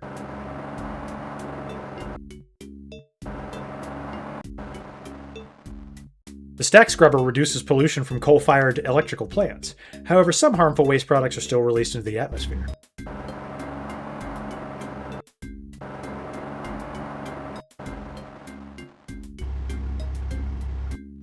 Turbine? Maybe we need to go put that in the nuclear exhibit. Now, I gotta know, because I'm a big nuclear power guy. This game clearly wants to talk about pollution and waste, and I want to hear about what's bad about nuclear power. Nothing, honestly. That's good.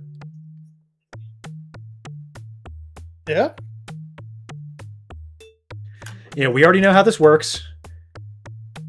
Shit goes into the water and gets hot. I explained it very, very adequately and succinctly. Oh, here we go. Nuclear power plants can be very expensive to build. A large part of the costs go to meeting safety and legal requirements. These expenses can be offset by the low cost of fuel to run the generating plants. The chief drawback to nuclear power is the radioactivity of the waste products and fuel. Uranium atoms release particles which damage cells, and these particles are released for thousands of years. That's why we bury them all in mountains. Where's the harm? Yeah, it's probably not good for the mountains. As a kid, I always wondered why we just didn't shoot all of our landfill waste into space. Yeah.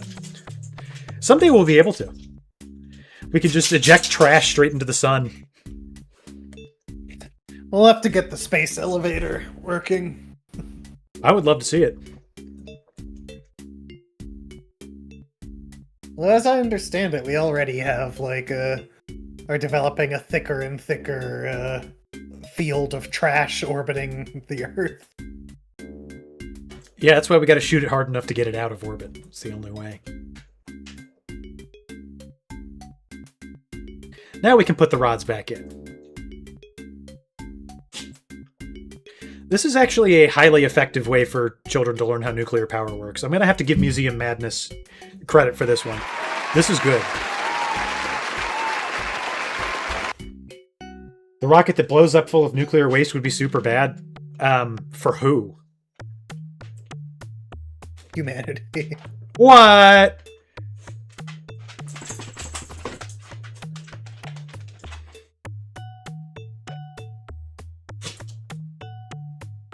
Can't just get that last rod, can you? Oh, there we go. Look at all the volts we're generating. It's so many. It's gonna hit 50. Get ready. Oh my god. Infinite energy from nuclear power.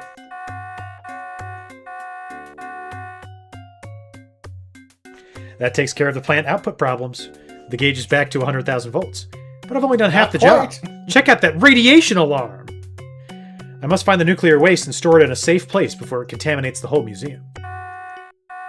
We just gotta get it and drink it. Ooh, first-person exploration. No, wait, grab the radiator. We need that. Didn't they used to argue that it was unsafe AF, or am I misremembering? See, the problem is some dumb communists who had no idea what the hell they were doing because they are communists blew up a nuclear plant and it hurt a lot of people. Okay? The problem is not nuclear power, room temp ramen. The problem was communism. The sooner we can excise that tumor from the earth, nuclear power will be safe for all.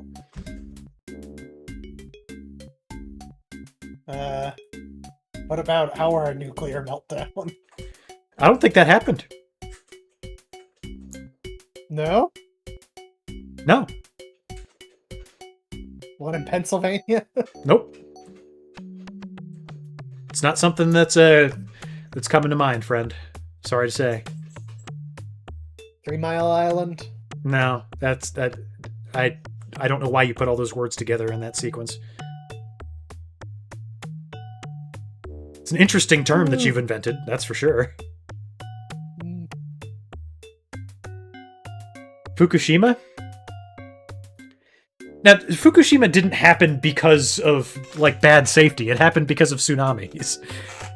Which you would think would, you know... It was an earthquake. No? Don't earthquakes cause tsunamis? Well, no, I thought the earthquake may have caused one. I just thought Fukushima was caused by an earthquake. I just remember the whole thing being flooded. Earthquakes can do that. You're not wrong. Okay, the direct cause was the Tohoku earthquake and tsunami. Oh man, we really did the you got chocolate in my peanut butter thing.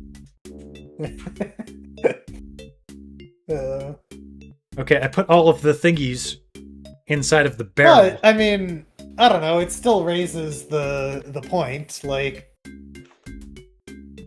it's not like we can just stop natural disasters from ever occurring.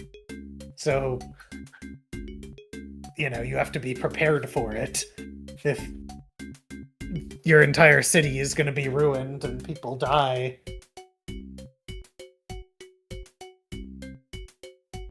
Maybe it's not worth it. Build the reactor in the mountain you put the waste in, duh. Yeah, it's a good idea. Just get it all going in one place. Makes sense to me. It goes at the top of the mountain.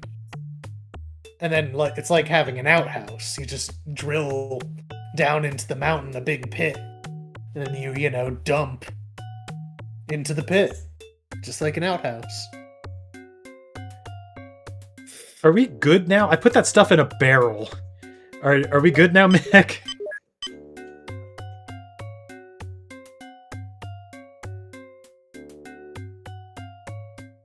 Oh, then we have to use the control panel in the first room. Then you take the barrel and you put it in the bunker of the solar energy exhibit. We dump it right in here.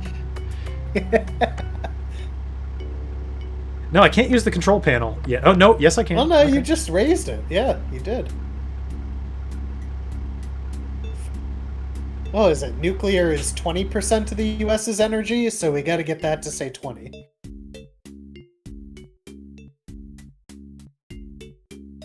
Oh, do Or I is have to this read supposed and to be- learn?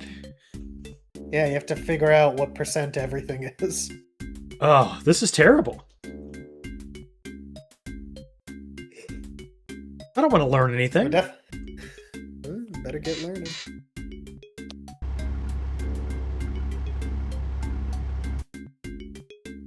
Those were rods, not a radiator. Well, excuse me. I just thought they kept their, heat radiator in the same room as the nuclear waste. Yeah, that's where you keep all that stuff. When the office gets cold, you can really The use one or the other janitor's closet. if you want to get warmed up. It's right where the Drano and rat traps are.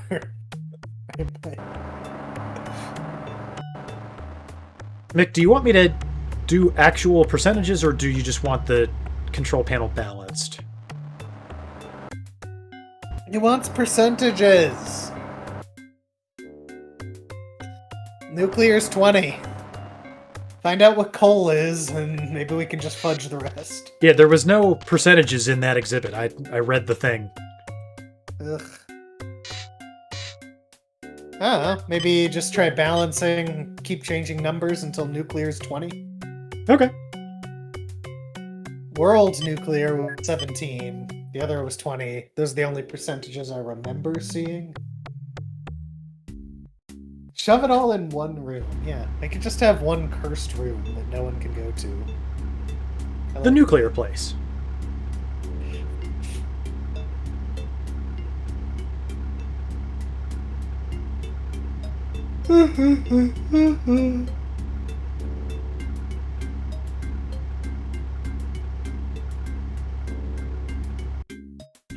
So coal is high.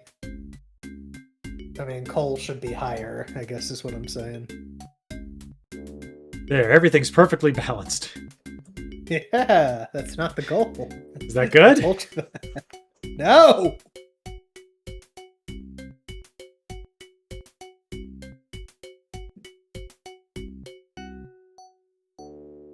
Alright, so these need to...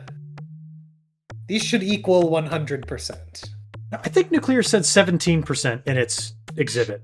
I'm It almost said positive. 17% of the world power is nuclear, 20% of America's power is nuclear. Coal needs to be higher. Needs to be much higher.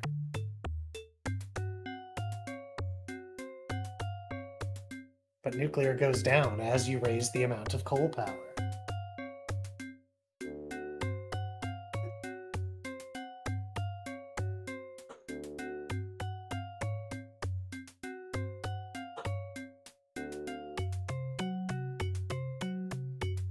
There, this is good, right? I don't know. I would say that... I think... I don't know. What do these equal? 45, 55. Yeah, okay.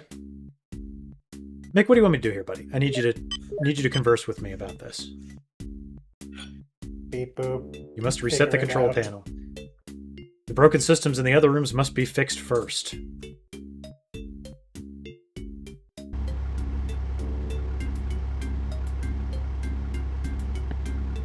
So this place is fixed, right? Everything looks great. Yeah, it's no longer as black as it was before. You've done all you can. You have to restore the rest of the exhibit. The alarm isn't going off. We're good here. We stored everything. Oh dear. Yeah, nuclear's good.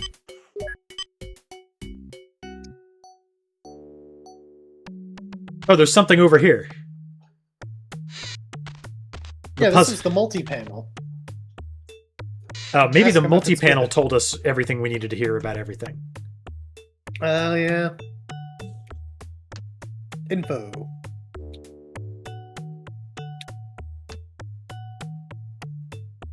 Okay, that didn't just say put anything. the nuclear waste down in that geothermal bunker. A bunker.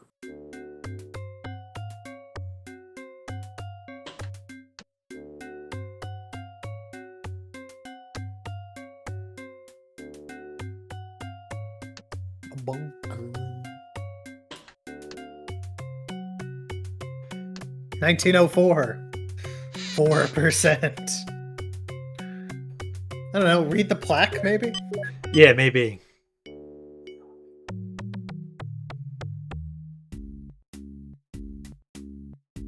Nope.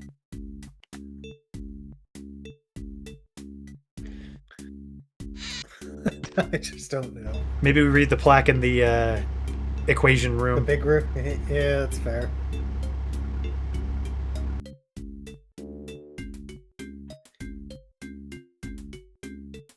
Okay, it just said that nearly all of our energy comes from the sun. So yeah, we just make the sun all of it. Ah, good idea.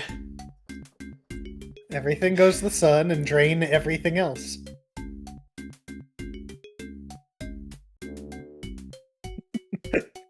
Nearly all.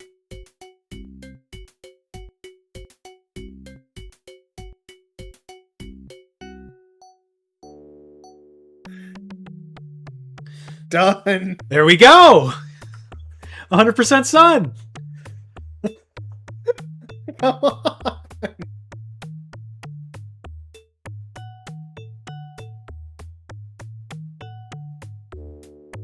Alright, so make What happens if we crank everything up? it'll all be equal percents.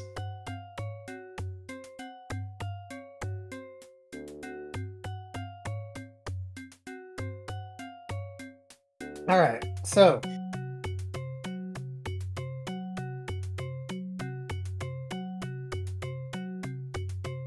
in the 1990s,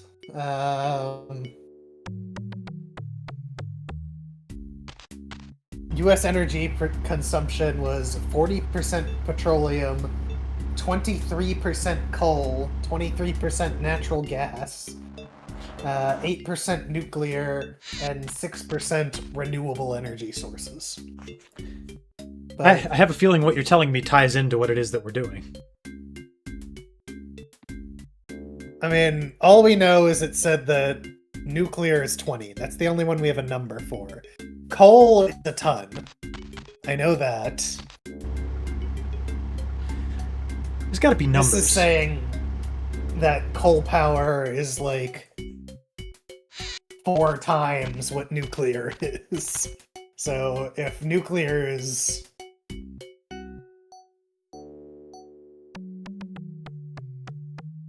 20,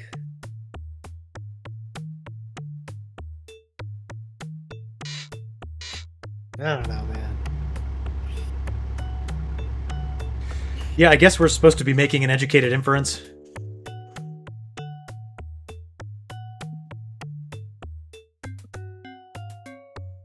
We know what one number is.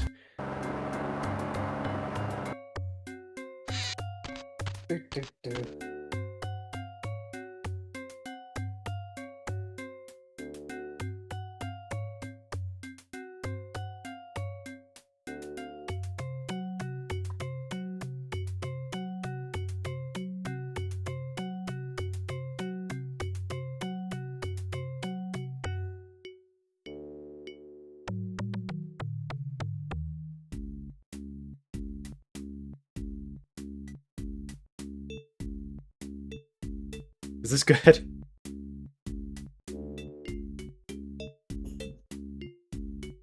I don't know. There must be something we're missing here. Maybe they're all supposed to be balanced halfway up.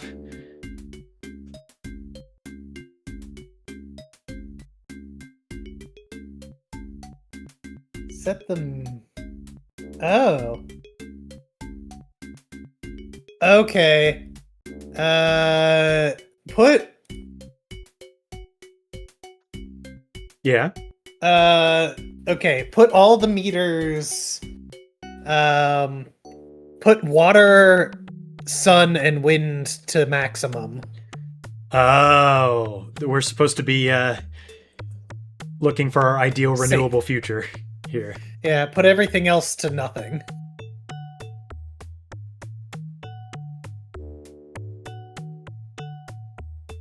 Maybe put geothermal to max too.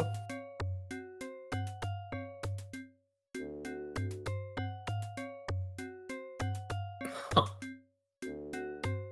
Maybe a little bit of fossil fuels and nuclear.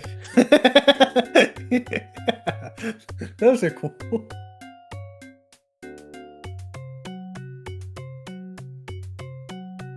I agree with you 100%, Caliphate. Fossil fuels is the only bad one. Let's do that 0 and everything else up real high. All right, Yeah. Put the right 3 back down to nothing, and then exit out. See if anything changes. I don't know. I'm assuming you're pulling this from somewhere.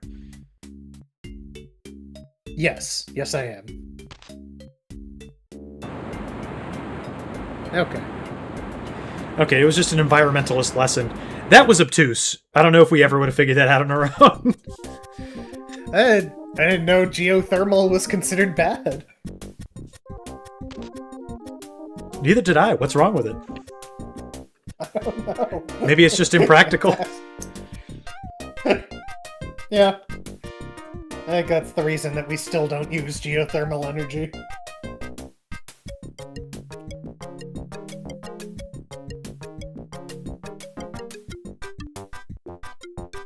Well, only one wing of the science and technology, only one exhibit in the science and technology wing left. Simple machines. We're almost there. Ready to learn about levers and fulcrums and pulleys and... Machines do Kangaroos. work. When you move an object, you do work. Work has 2 parts, the amount of effort you put into moving the object and the distance over which you maintain the effort. If the load remains the same and you decrease the effort, then you must increase the distance over which you maintain that effort. Throughout history, people have tried to discover ways to reduce effort while accomplishing the same amount of work. Ain't that the truth? Simple machines reduce the effort required to move objects. They do this by increasing the distance over which a smaller effort must be maintained. All simple machines operate on the principle that to reduce the amount of effort, you must increase the distance you maintain that effort.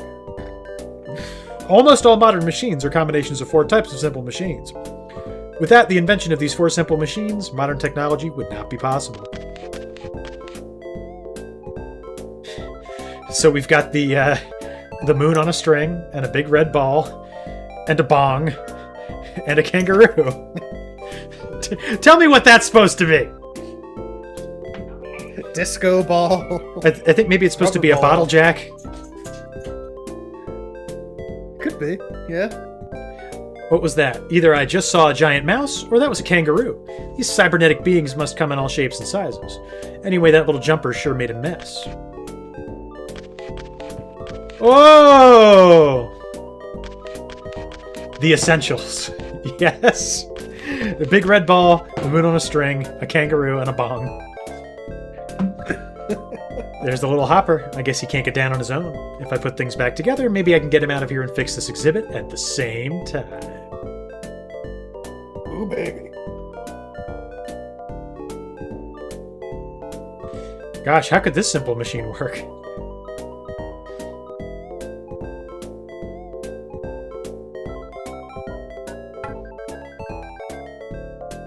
Oh, those 2 balls are connected. I see. Where does the bong go? Put the string in the bong.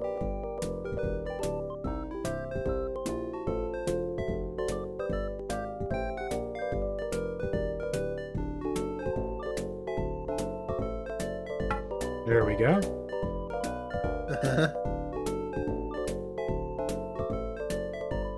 I think that ball's supposed to be on one end or the other. Maybe I'm completely wrong. I don't know, man. Why is it on string? I don't really know what they're trying to convey. Oh, you'll know when we get it done.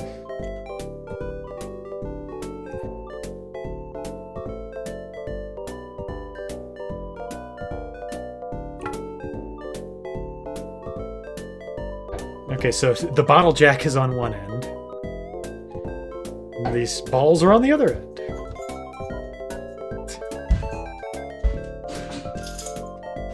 Where's Bowie? He's down here. The jack goes on top of the red ball. Aha. What does it want?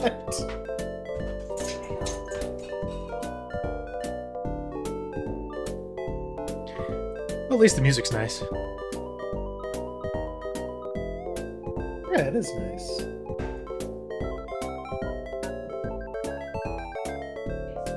I'm trying not to click the help button. I want to do this without.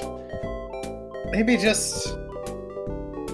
Alright, can you put only the red ball by the base? Like, move No, those are firmly the connected. jack... Yeah, I know, but, oh, like, the red ball just to the left of the plank. Like...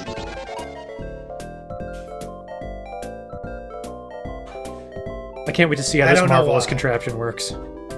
Honestly, I was thinking of it, like, on the bottom of the plank, but... It is a bottle jack, yes.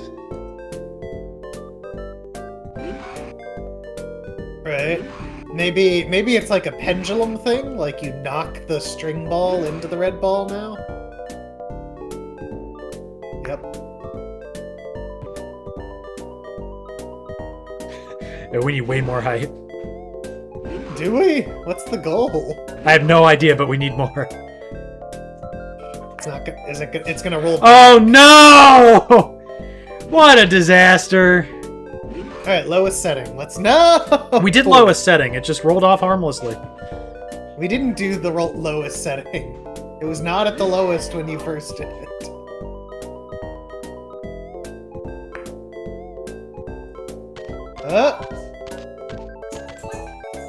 Easy enough. So, eventually, I guess this will get us through everything.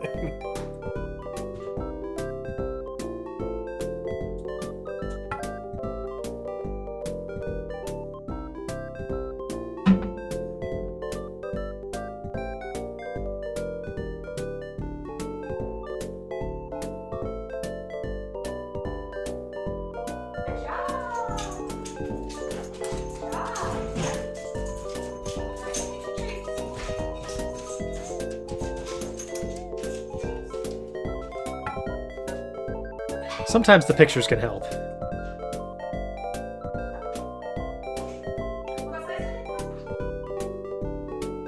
Originally, that ball was sitting on top of the two stone things.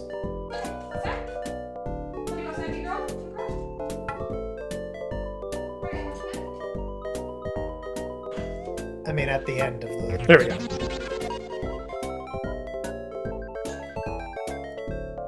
Till the kangaroo ruined everything. Okay, so this is not adjustable. Well, yeah, at the end, basically, it's gonna Rube Goldberg with the red ball just running through this entire thing.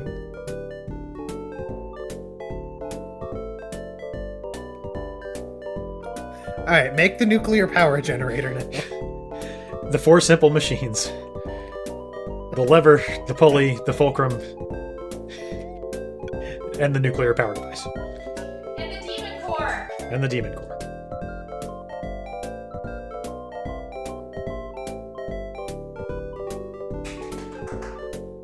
Good job, Sonia! Good job!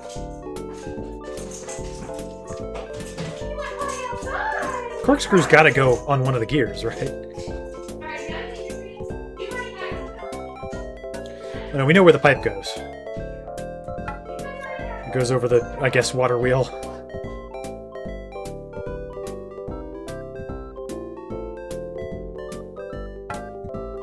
And those two connect together. Then the gears go. In some way.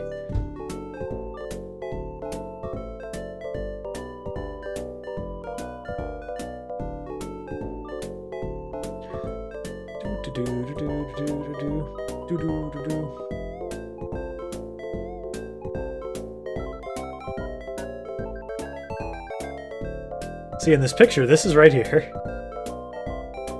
Yeah, but that's the picture of it, like, all destroyed. That's true. This thing, the cogs are supposed to go, like, down here in the teeth, right? Yeah, you'd think that, yeah, the cogs line up with the teeth somehow.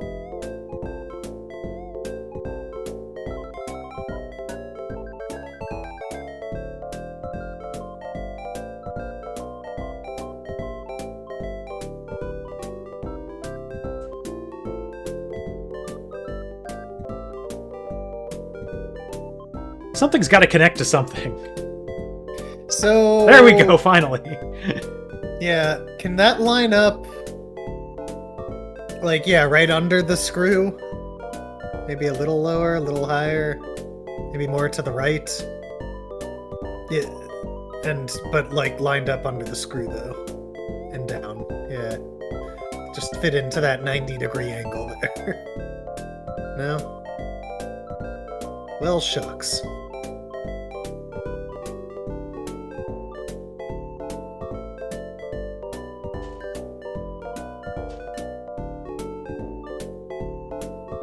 Oh, put it... No?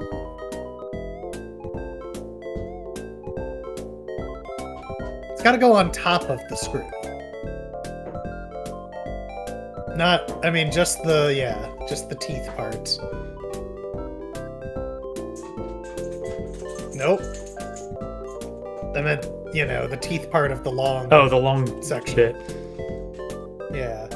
I don't know what part of it. Wow, we're really getting it done.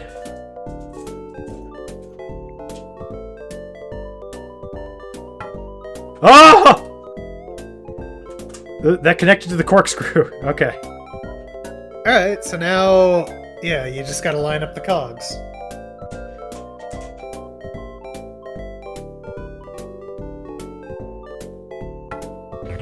Ah, yes. Naturally.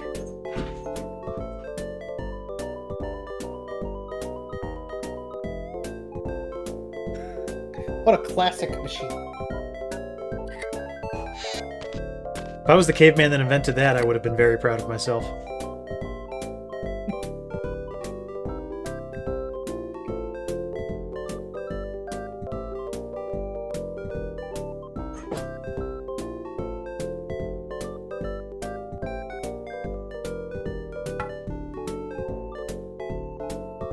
Well, we're all just idiots next to the nuclear power caveman. That guy must have been really smart.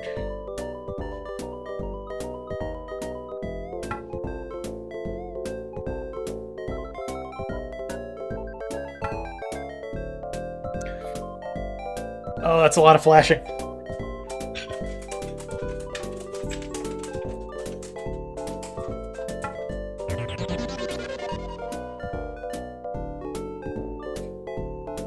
Alright. Now go knock that ball. You got it. It'd be my pleasure. Alright, we gotta go follow it. Go, go, go!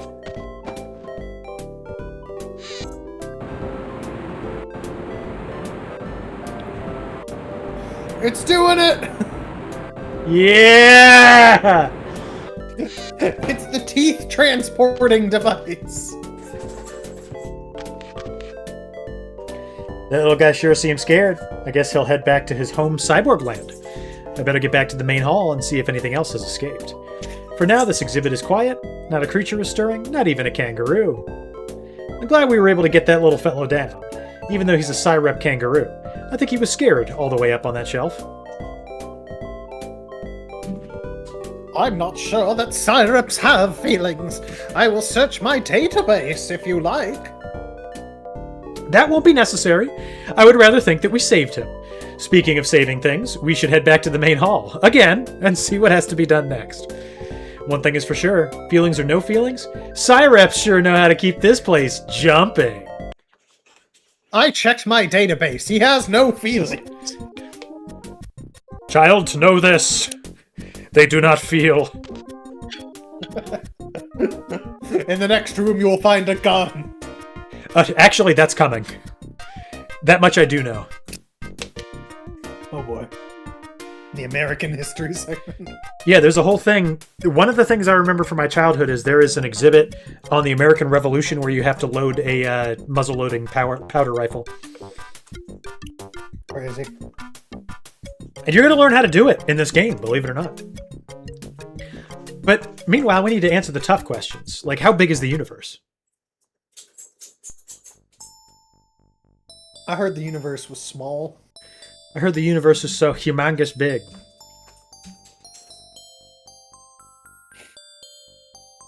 The universe contains everything that exists. In addition to our Earth, the planets in our solar system, and the Sun, there are billions of stars that form galaxies and billions of galaxies spread throughout the trillions of miles. No one knows how large the universe is, but scientists know that it is expanding every day. Many scientists believe that the universe was formed in a great explosion called the Big Bang, billions of years ago.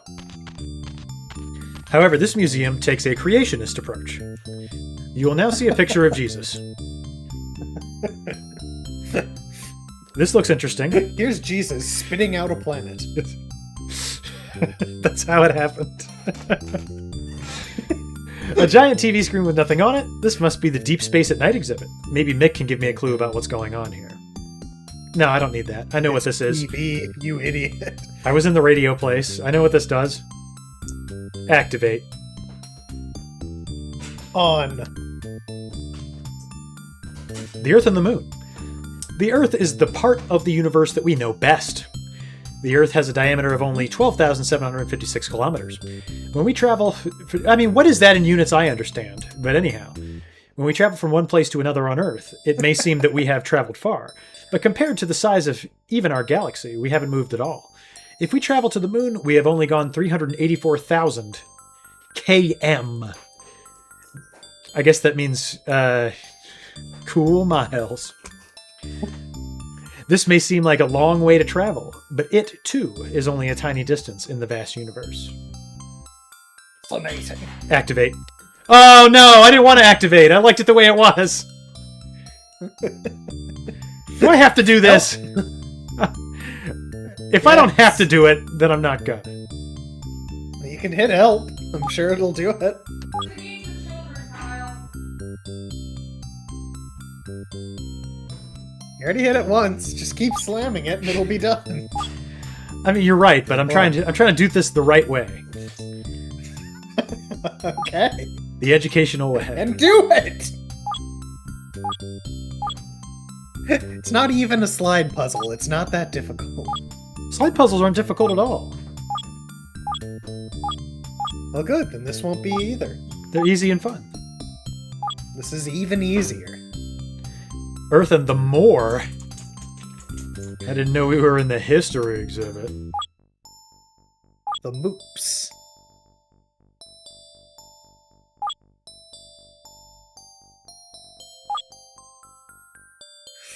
The Earth-Moon system.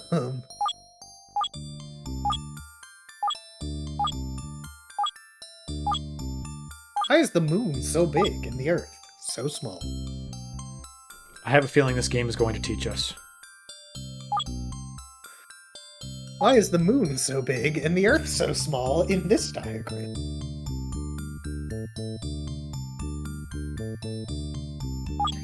Why is the moon having the Earth revolve around it?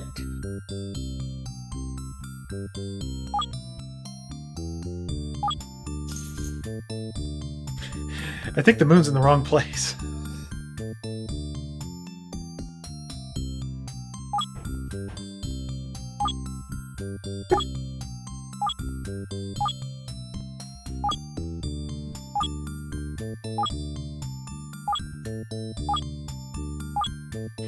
Just doesn't strike me that this game needed to be padded out at all. Looks like it's got plenty. What are you talking about? This isn't padding. This is edutainment. Are you not edutained?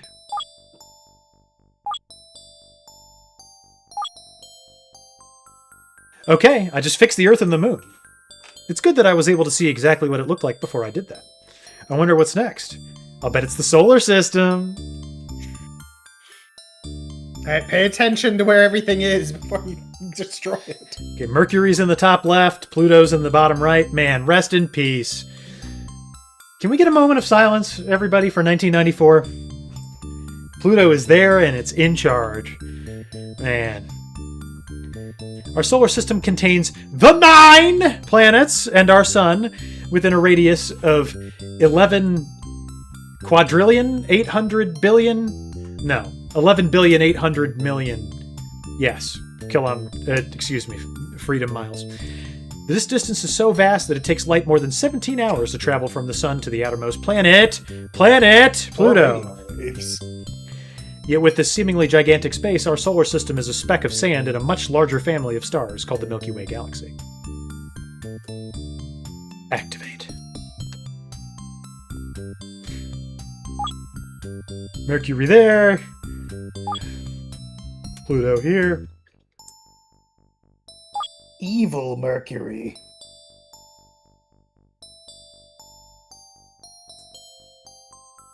Where are the boxes? I don't know. Try boxing them. You know, last night I was watching Fox News, and I was like, Yeah. where are all the foxes? Hey!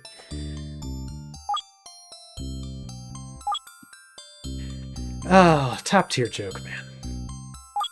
Thank you.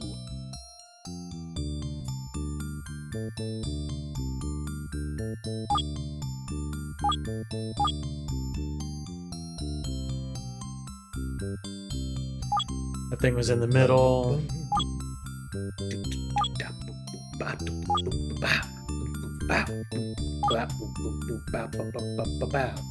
You having fun? Yeah, look. Is this better Let's than keep it up. CK3? This is totally better than everything. At least I'm having fun, and I'm very relaxed. Yeah, it's nice. It's a nice time. More of our streams should be nice times.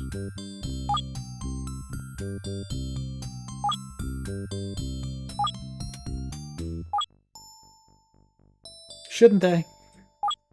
Yeah, why not? No! Nice.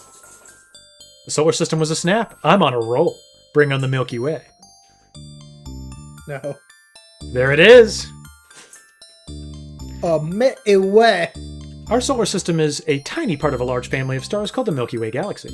The galaxy is shaped like a pinwheel, spinning in space. Our solar system is located on one of the spiral arms. The whole galaxy is about 100,000 light years across, also radio years. Now I know. 1 light year is the distance that light travels in 1 year, or about 9.46 trillion kms. Although this vast star family is unimaginably large, it is actually a small part of a family of galaxies. Pluto is still a planet? Hell yeah, room temp ramen. That's what I've been crying that out this whole time. Okay, we know what this is and how this works, right? Let's activate.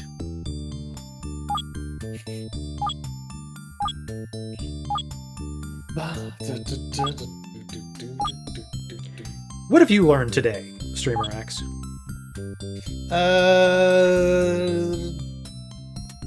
The geothermal power is bad for the environment. Oh man, I learned that too. What a shame. Who knew? Not me, that's for certain.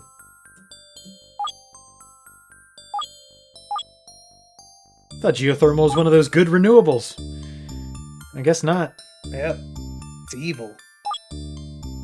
I'm gonna have to sell off all of my stocks in geothermal. You got the top of Milky sitting up there.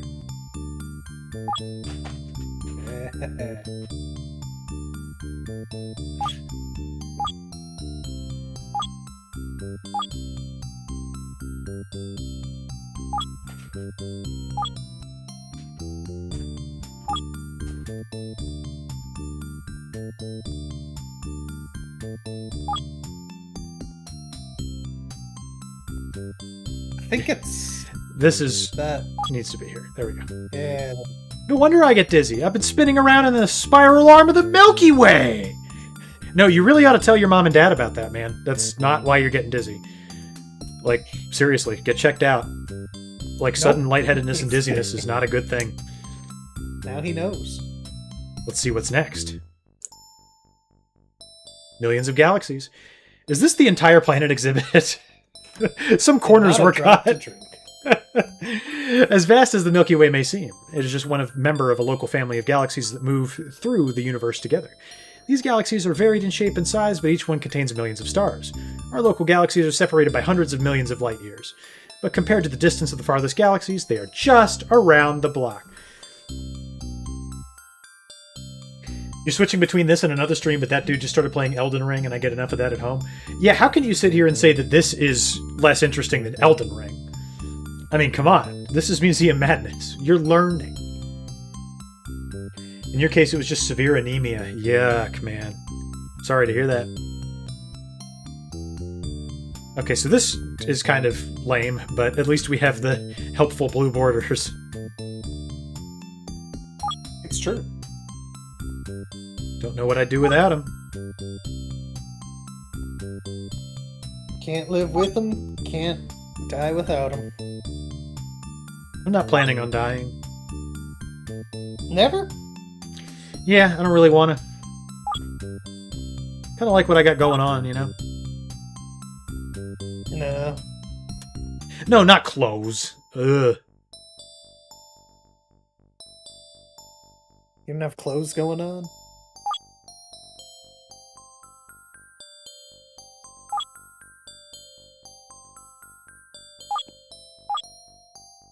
There we go.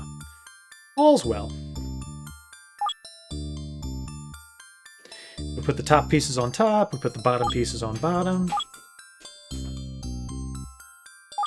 And everything else goes everywhere else. I don't know why I thought that needed to be done when it's clearly perfect the way it is. Turns out if you have borderline anemia for 10 years and don't do anything about it, doctors do not like it, and now I gotta take an iron pill daily so I don't pass out randomly. Glad that you're, you know, that's all you gotta do, though, for real. Yeah, there are worse outcomes. Most definitely.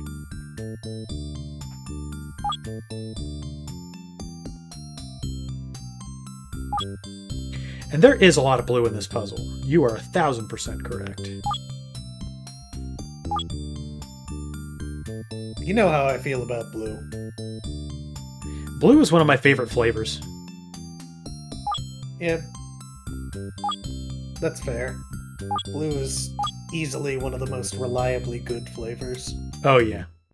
Can't even remember the last time I had something blue that wasn't good. What's your favorite Gatorade? Yeah, I mean, it's gotta be, you know, Polar Ice or whatever the hell it's called. The blue flavor. I like the white one. The white one's good. There aren't really any bad flavors in the bunch that I don't want. Except for probably lemon lime. It's just not for me. That's like one of the originals, though. I know. Gotta respect.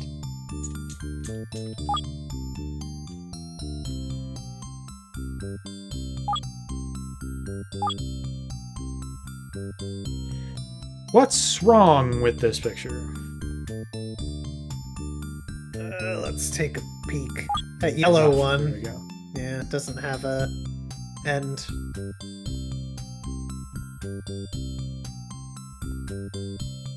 I feel like...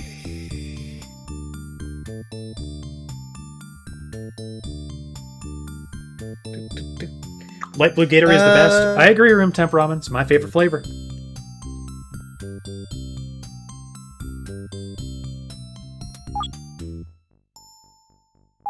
Light blue's nice.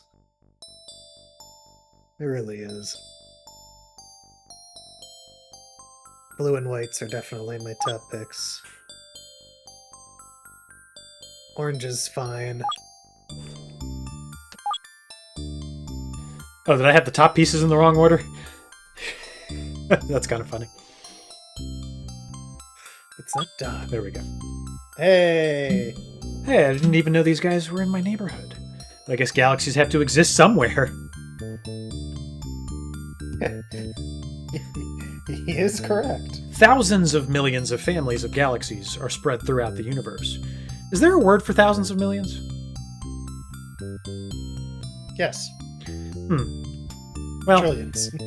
these galaxies are filled with millions upon millions of stars. Nevertheless, most of the universe is empty. Scientists estimate that there are galaxies as far away as 15 billion light years from the Milky Way. This may be the edge of the universe, or there may be objects beyond these distances that remain undetected by our Earth-bound instruments. Also a good way to fill up some text, though. I just fixed thousands of millions of galaxies. That has to be worth some bonus points or something. Whoa, breaking the fourth wall!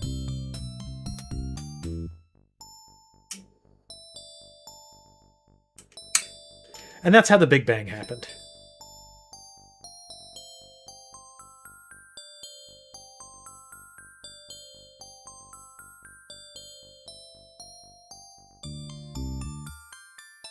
There, that puts the good old universe back together again. I'll head back to the main hall to see what else has to be saved. Come on, Mick!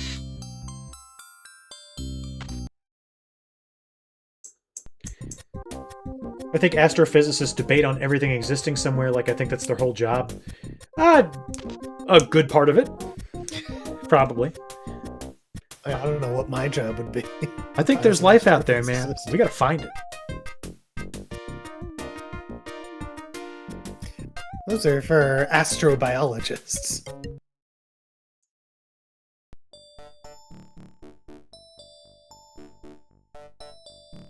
Stars produce streams of electromagnetic radiation that travel through space. This radiation consists of waves of different lengths. Each wavelength has special characteristics. Some of the radiation is visible to us as the light from the stars. Other wavelengths are invisible to the unaided eye, but can be observed through telescopes with special instruments. Astronomers use the different waves to identify stars and to learn about their composition. Each star's unique combination of electromagnetic radiation is called its signature. Look at all the stars. I love looking at the night sky. Makes me think about how large the universe is and how small we are. This sky looks peaceful enough, but I'm sure something must be wrong or we wouldn't be here. Warning! Computer analysis has determined that stars in projection dome do not match star atlas settings. Uh-oh. There's the main computer's voice. It probably means something bad is about to happen. Warning! Program overload. Cannot resolve out-of-place star data. System shutdown sequence initiated. Star data will be purged from system in 60 minutes! I guess that means I have to find a way to put those stars back where they belong. I always wanted to save the world, but saving the universe is a little much. Maybe I should check with Mick. He usually has some good info. No. Oh no, you I don't need to talk to that jerk. have 60 minutes! Quick! This looks just like the sky in the planetarium, but something tells me that it's not quite the same. If I'm correct, I should be able to get some information about the stars from this screen. Maybe I can use the info to put the stars back where they belong.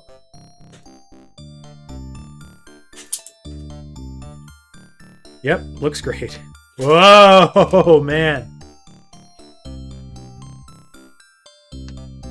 Alright, you're gonna have to click on every star.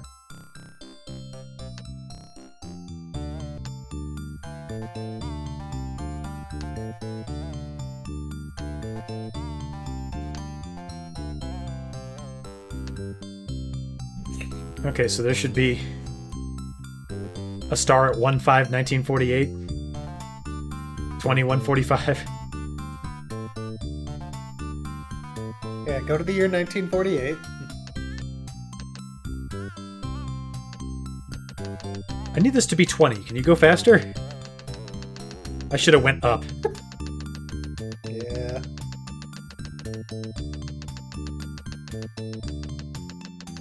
We got 60 minutes to do this right. Now I see why this one has such a high time limit. Were we being timed for the other ones? Oh yeah, totally. 145.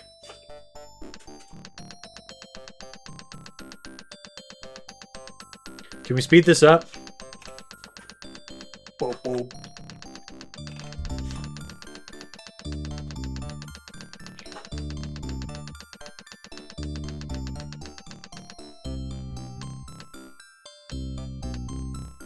And then 1:15:45. 48. Glad I looked. You're telling me.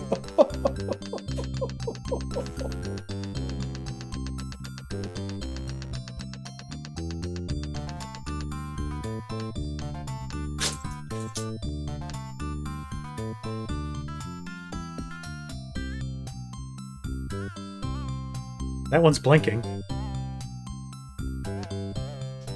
Does that mean it's good now?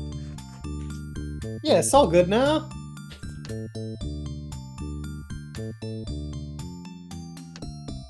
Oh, we just manually dialed that in and probably didn't need to. Or maybe we did. I don't know.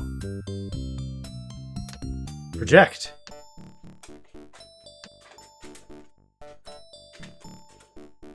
Oh boy. Yeah, I don't know. Oh, dog.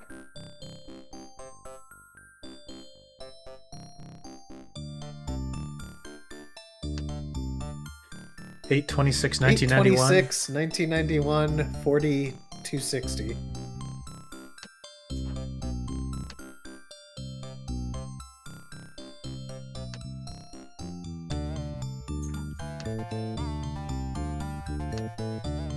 Nothing matches anything.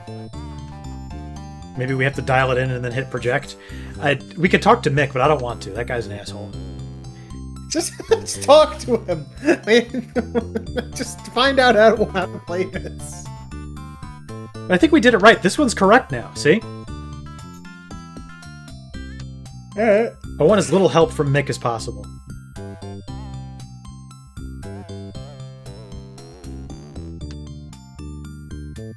$42.60, $826.91. Oh yeah, we are just moving that star. Okay, we're just putting stuff where it needs to be. That's not so hard.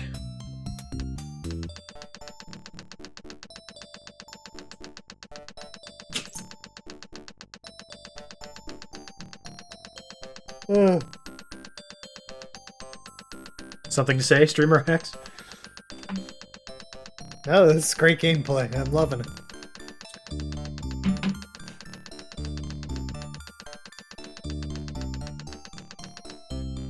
Dun, dun. It's 8-something, 1991. Sounds right. 8/26/1991. 26. I was gonna say 26. Should have gone with my gut.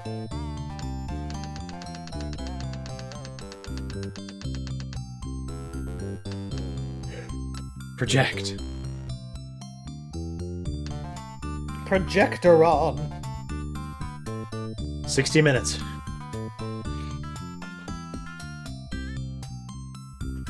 Alright, 120.85.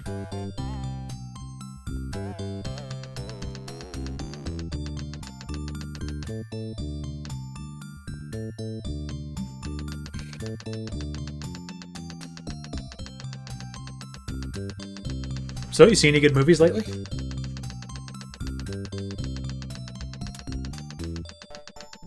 I watched the Super Mario movie. The Super Mario Galaxy movie? No, the old one. Oh, yeah, I watched that with you. No, the older one. Oh.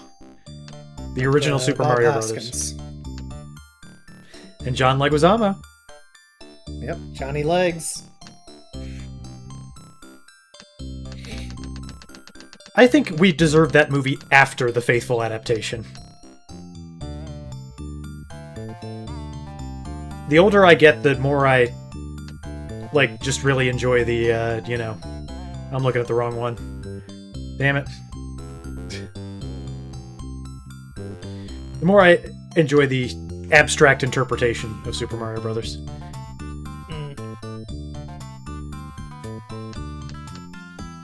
It was fun. It really was. I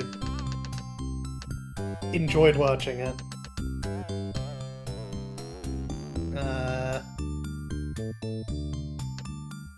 Also, the revelation that Princess Daisy is a Dinosaur person from another dimension. As are most people in the Mario universe. I mean, are they? You know, I did see the Galaxy movie. Turns out that Peach and Rosalina were just sisters the whole time.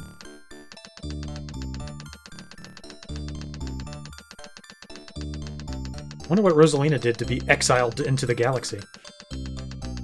Apparently it's the opposite. Oh, what did Peach do to get exiled to the Earth? Terrestrial life. I don't know, they were like... just to protect her or something. Some terrible excuse. 3886.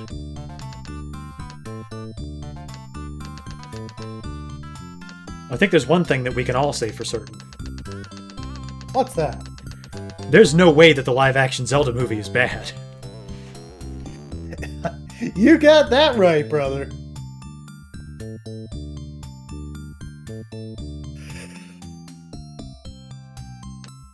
No, that's Star 5.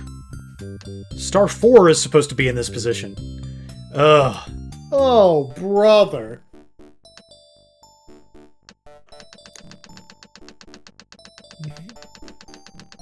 What if you put 2 stars in the exact same position? I think that's what I'm about to do. Might not want to do that.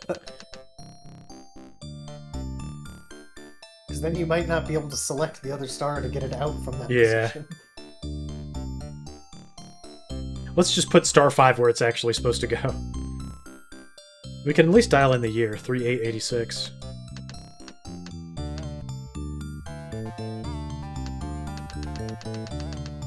That'll help.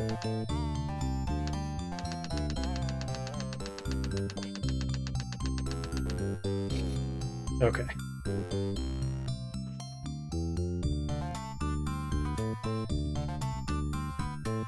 Okay, so that's star number 5. It goes at 330.50.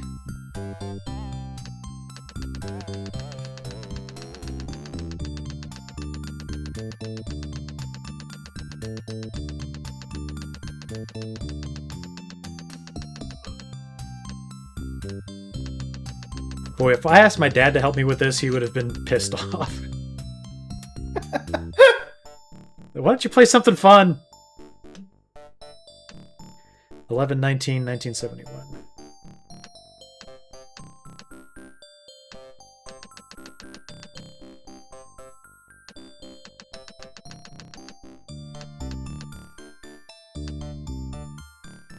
Okay, and this one is star number 4,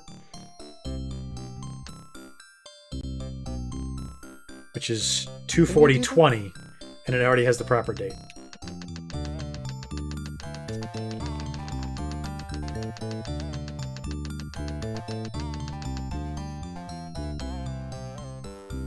Okay, we've put everything where it needs to be.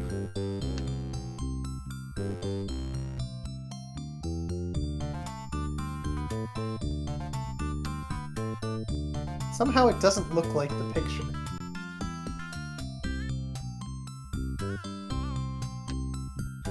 $330, $50, $11/19, 1971. Did that. 240.20, 3/8/1986. Okay, I did that.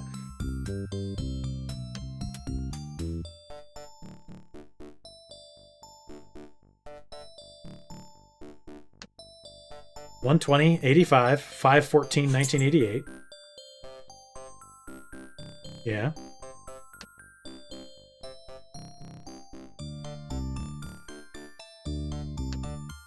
$40, $260, 8/26, 1991. Yeah.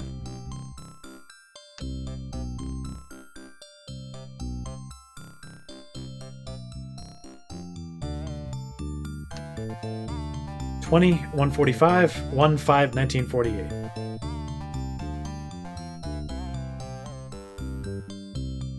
That's what that said, right? Wait, is it 5 instead of 15? It's 5. Okay.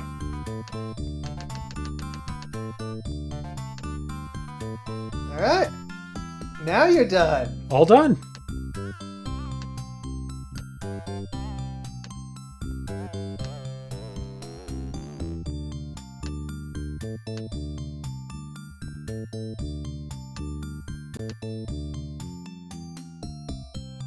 What do you mean, I?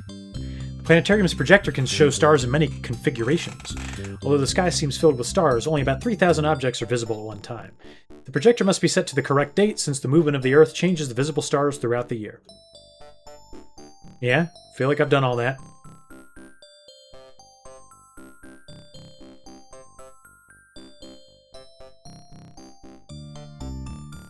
Why don't you ask your little robot friend for help? I suppose. Ooh, wait.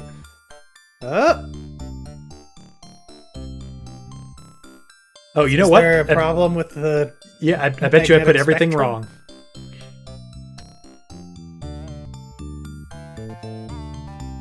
So the leftmost star is supposed to look like that. Oh, God. I'm guessing it doesn't.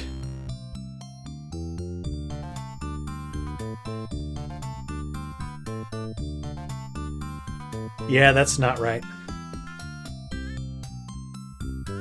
You know, if we had just talked to him. I know. I'm just trying to do as much of this as I can unassisted, you know? It's not unassisted. He tells you what's going on in a room. That's not the right one either. Kale, we're dying. It's very edutaining. It's not that one. It's true. I am edutained.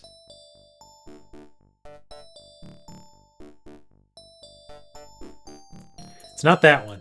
So our 5th star must actually need to be our 1st star.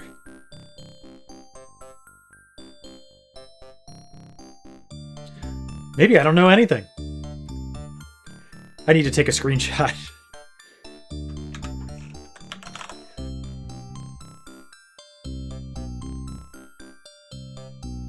Let's see. That's what the leftmost star should be looking like.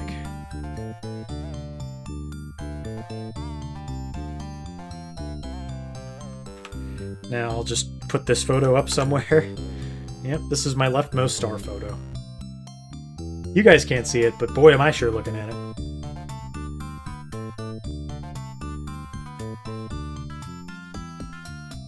Okay, so I'm pretty sure the leftmost star is wrong, but just in case...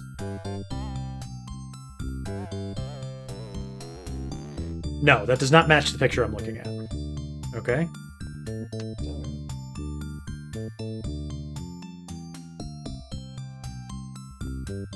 This is supposed to be the leftmost star. This one right here. Okay. So we got to set this one to 2145.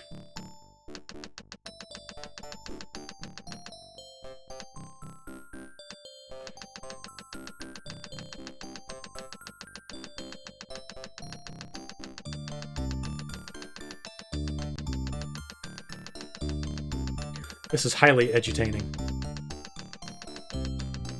Are you not edutained?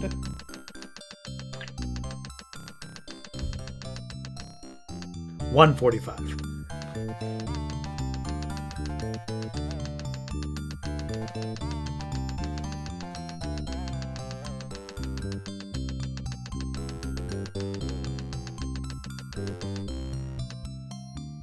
I will promise my future child something nice if they complete this game on their own.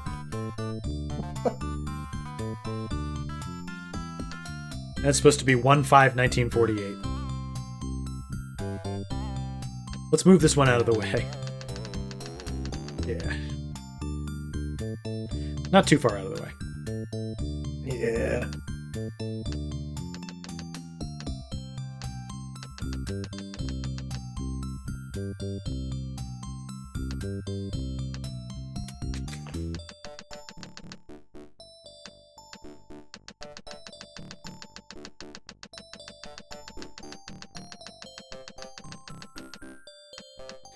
Okay, this star's in the right place.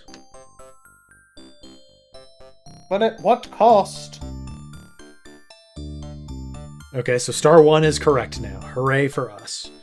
Let's see what star 2 is supposed to look like.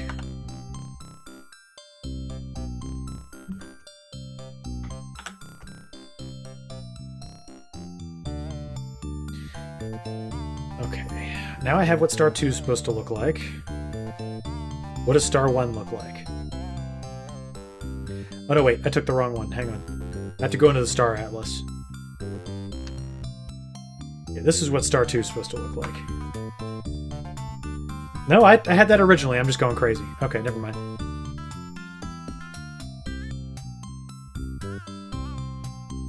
Oh, brother.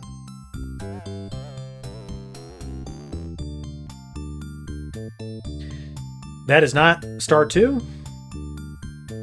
Is this star 2? Star 2D2? This is not star 2 either. Gasp. And this is not star 2.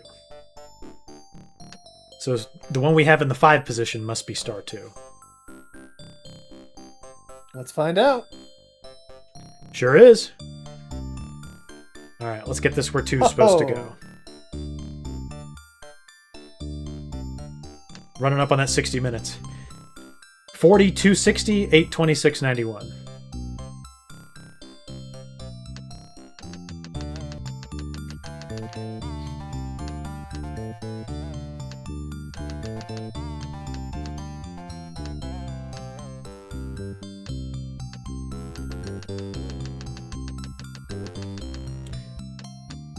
Okay, 4260.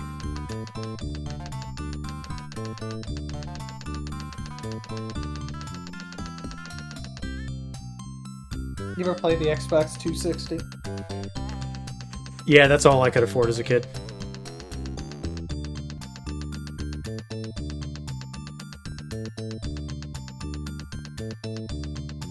I always wanted one. It wasn't as good as the 360. I don't know. I think it was mostly there. Okay, star 2 is in the proper position now.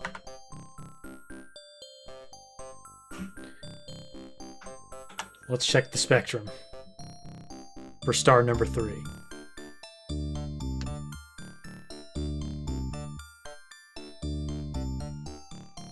There are other instruments. But none of the stars have had the same spectrum, so I think that's what we have to go off of. Well, I mean, we can go off of anything. That's fair. I think they're all different.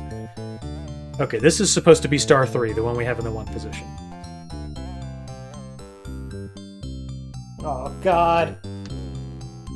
120.85, 514.88.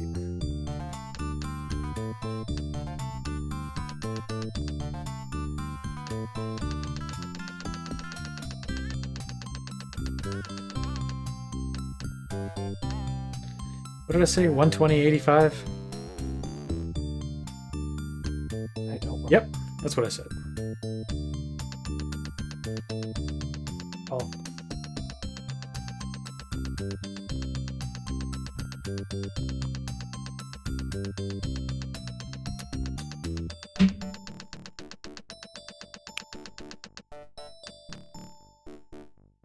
Okay, let's move this one out of the way.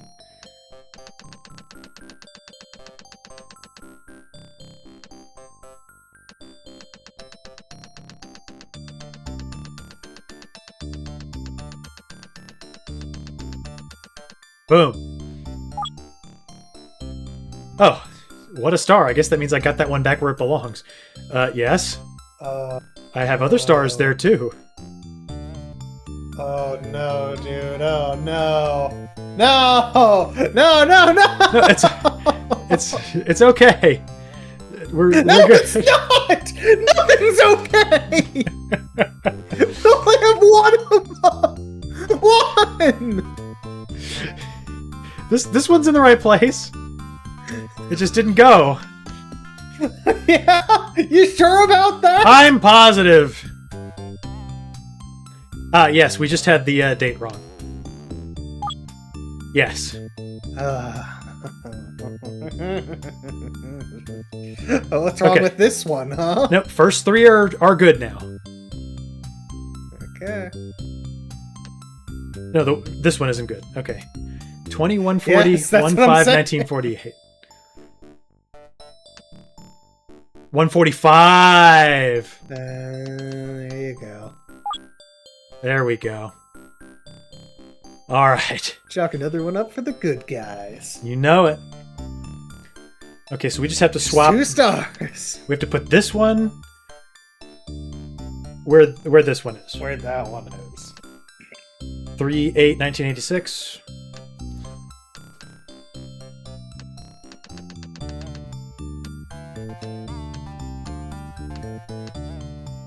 Okay. 240 and 20.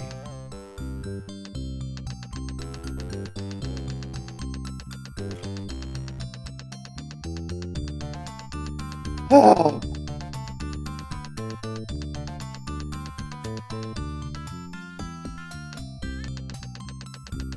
Let's move this one out of the way.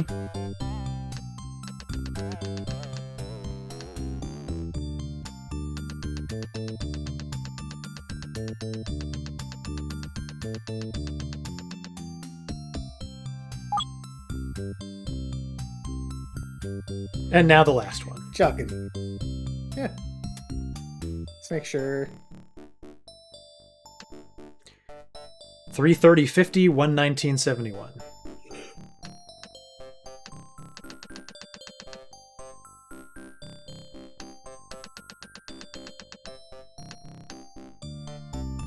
Three 30/50. 330/50. Thank you.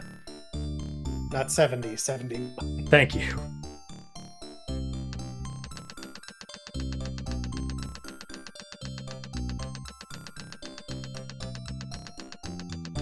You ever feel like you're being judgmentally stared at?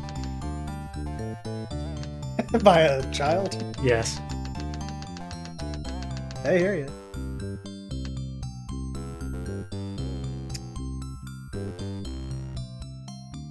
$330.50. I thought it was 119.71. 330, 50, 1119. Ah. 11. That makes 5. I guess I just saved the universe from a date with data destruction.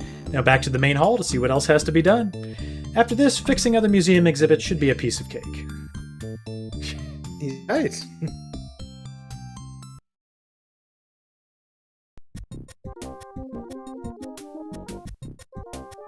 Oh, God. So what have we learned? Talk to the robot to find out how you actually do the thing. It's talking in a broader sense, but okay. So we don't waste like 20 minutes slowly ticking up and down numbers. I'm sure this one will just be puzzles. Yeah, see? 2 inventions have made Yes. spaceflight possible. These inventions are the rocket engine and the computer. Rocket engines carry both the fuel they burn and the oxygen necessary to burn the fuel. This makes it possible for them to operate in the vacuum of outer space. Computers make it possible to control the complex systems that guide rockets to their destinations and control spacecraft across the vast distances they travel. This looks like a giant TV that got caught in a lawnmower, Computer. but it's obviously a computer display screen. The computer glitch must have scrambled it. The same thing happened in my report on spaghetti. aardvarks, but I couldn't convince my teacher that the computer ate my homework.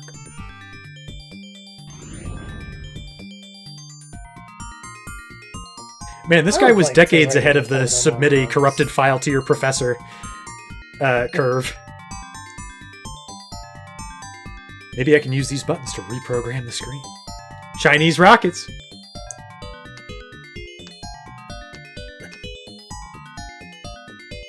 Which of these looks Chinese? Come on, make it more Chinese. Please. Maybe those... Pick the exploding one. That'll Yeah, I be like that. Chinese. I like that.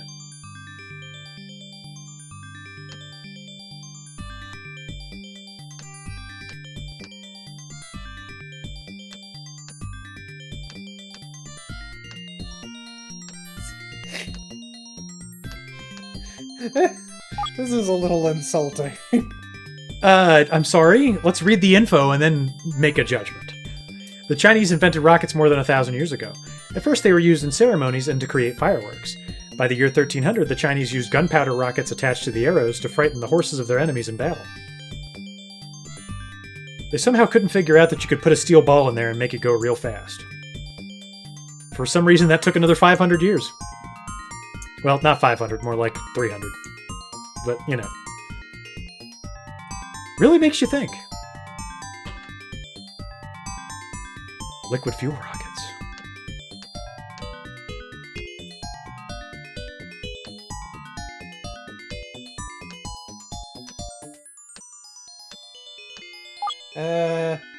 The Chinese used gunpowder projectiles in the 10th century.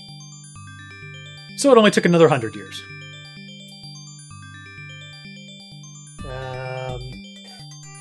The Chinese had a space program since the 1950s, though. Yeah, that's epic for them. Ours was better.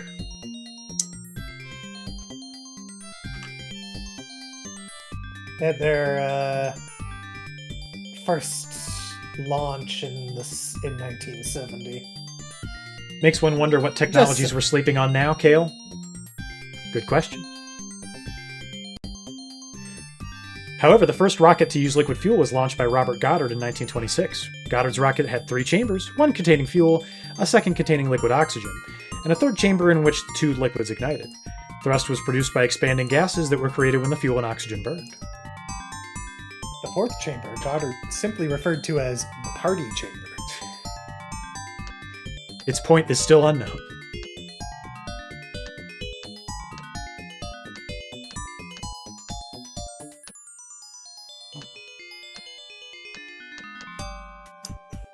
Yeah, you had that one right. I know. Ooh, camo. Werner von Braun. Hold on, one of my dogs is being accosted by an ant. Oh.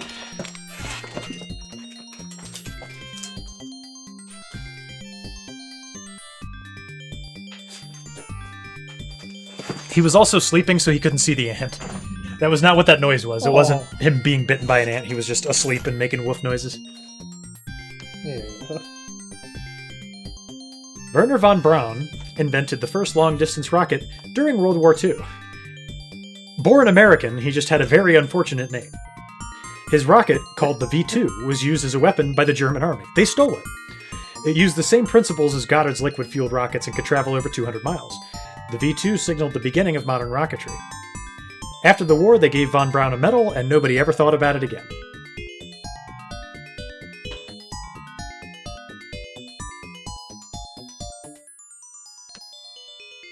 Werner von Braun's favorite pastimes were going to barbecues and eating hot dogs. Ain't that the truth?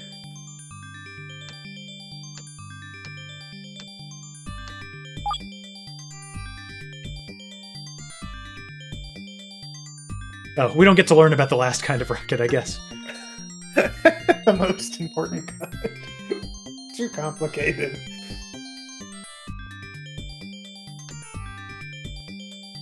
The development of multi-stage rockets like the Soviet A-1 Vostok and the American Saturn V made it possible to launch rockets into space. As the fuel in each stage burns up, that stage is discarded and the next stage ignites. It is only the small third stage that reaches 17,000 miles per hour and actually goes into Earth orbit. Not like those Chinese rockets. Guess I haven't lost the knack. When it comes to computer bugs, just call me the Terminator. I'll be back. Oh, there's more to this? I know, TP. I'm just saying that in a exhibit about rockets, like being like Chinese made fun rockets that made interesting fireworks. What idiots? Just seems very reductive. But also true. I mean, you can't argue with history. Oh yeah, they did. But in addition to fireworks, they did weaponize it. They figured out how to make projectile weapons. They weren't very useful, but they did it. It's fascinating that if Genghis Khan had taken the time to think about it, he could have made guns. Oh, yeah. Amazing. Anyhow, I will be back in 30 seconds. I need to grab another brewski. Be right back, friends. Gamer break.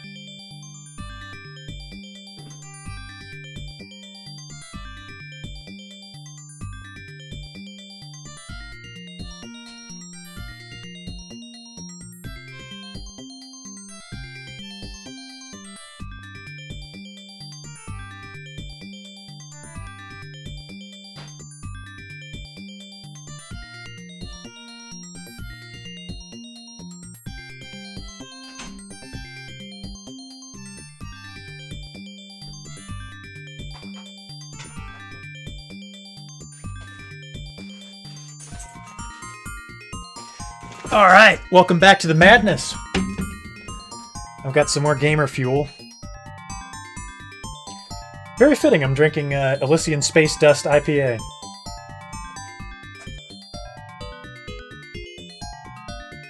Streamer X, what you sipping on, bud? He's probably sipping on the toilet right now. Just to play on the word sitting on the toilet. I don't think he's actually sipping on toilet water.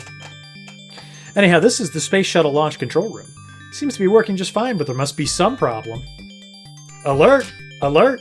Shuttle launch program malfunction. Automatic launch sequence aborted. Manual override sequence in effect. I knew it was too good to be true. I should have kept my mouth shut. Alert! Alert! Space station self-destruct sequence initiated. Space station will self-destruct in 60 minutes. It sounds like the space station is going to blow up in my face. I hate it when that happens. Okay, that was funny. Maybe I should see if Mick can give me any more information. Nonsense. Streamer X isn't here, so I don't have to do that. This is either the launch control panel or a video game. I wonder what those buttons do.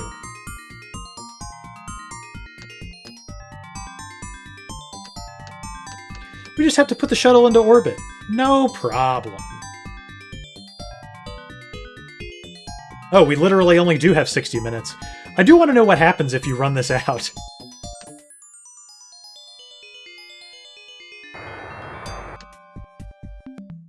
Excellent. Not bad for a first-time programmer. Guess doing that math homework pays off after all.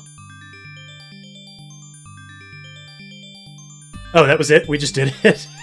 I picked a launch angle of 45 degrees and then off we went. Thankfully, we did not run into the 60-minute time limit. We beat that by approximately 59 minutes and 25 seconds. Does it actually blow up and you die? I would love to know. I'm gonna have to conduct this experiment on my own. I can run the clock speed at like 1,000,000,000%. But that's a later thing. He was too busy getting puss, TP? Yep, sounds about right. For Genghis Khan. The only thing I know about him I've learned from movies. And that's that he must have looked like John Wayne.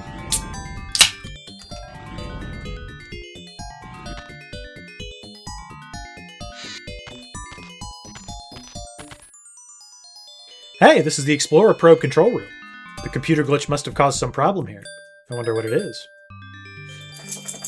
Alert! Alert! The Explorer probe has entered the asteroid belt. Probability of negative encounter with asteroid is 99.9999%. Auto-firing of rockets is disabled. Manual programming of rocket firing sequence required. Something must have wiped out the auto-firing sequence. I wonder what will happen if this probe isn't reprogrammed. Maybe good old Mick can get me a clue.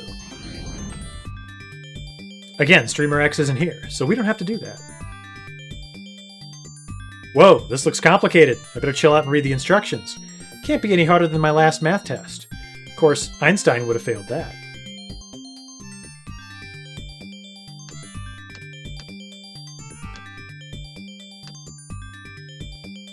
To program the rocket firing sequence, use the up and down arrows to highlight the command step you wish to program.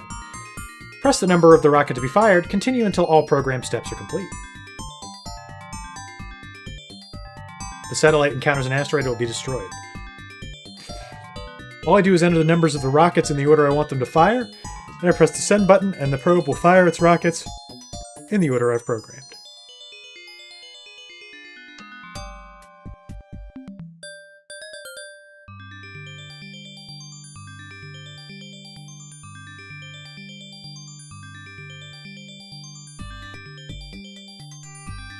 Okay, so we have 10 rockets and we just have to get them to the X, I'm guessing?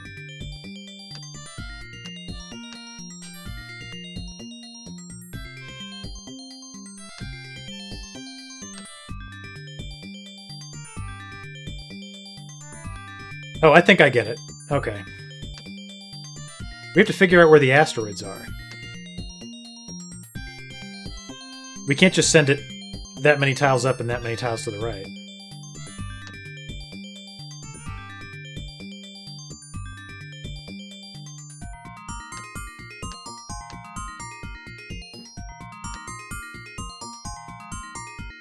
Yeah, just constantly fire the rockets. That's what I'm thinking that we do.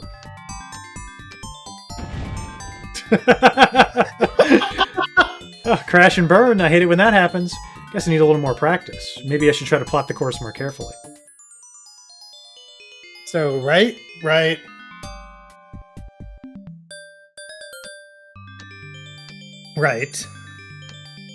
Up. Right. Oh, these are asteroids. I just thought they were clouds. I'm not even joking!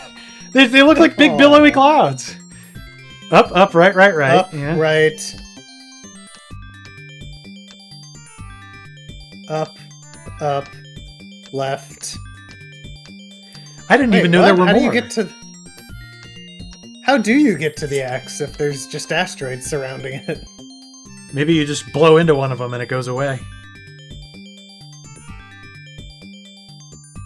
Let's try it out and see what happens. Yeah, I guess.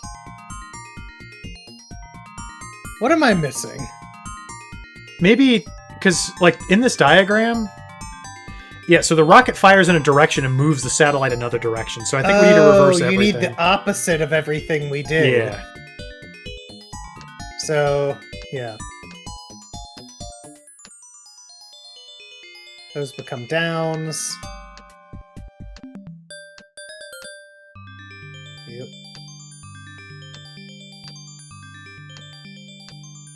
Mamma mia. You asked me...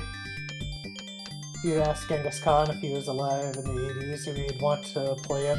He would have picked John Wayne. I guess that's fair. I believe it. The 60s, but yes. I'm not sure who else he would have chosen. Of course, I don't know any like Chinese actors from that time. Maybe Clint Eastwood in the 80s. Whoa! Oh. Oh, it gains, like, momentum. So I feel like you just need it to be down left. Down, like, all down and left. Down then left, and down then left. Or left then down, that's fine too.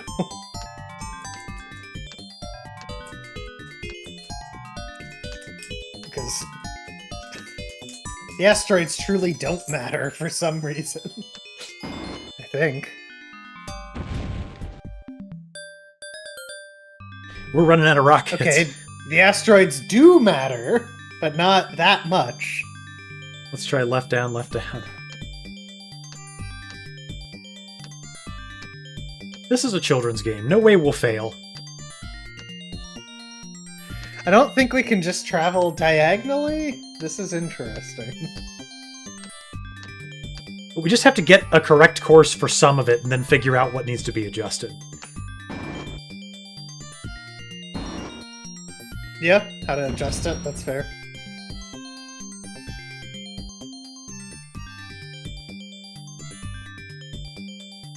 You know, I'm gonna save and make sure... make sure that we can't just die. Honestly, if anything, Genghis Khan might have disrupted the martial applications of gunpowder for the Chinese. So we're definitely gonna want 2 lefts. And then a down. I like it. Probably another down. Decisive. Then some more lefts. Yeah. Let's just see what happens from there.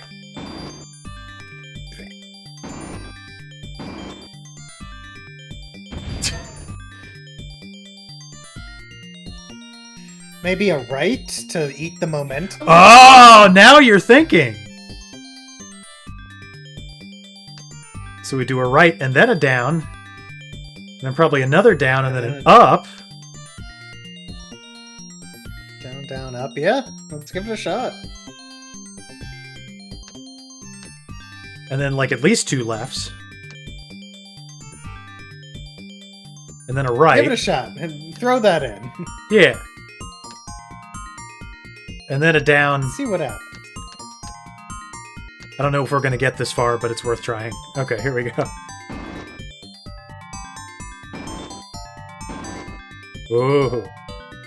Oh! Oh, you need 2 rights to counter 2 lefts. So it has to be a second right there before the downs, and then it has to be 2 ups to counter the 2 downs. Like, this makes sense, but I also hate the tediousness of it.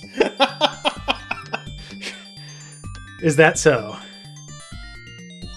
Yes.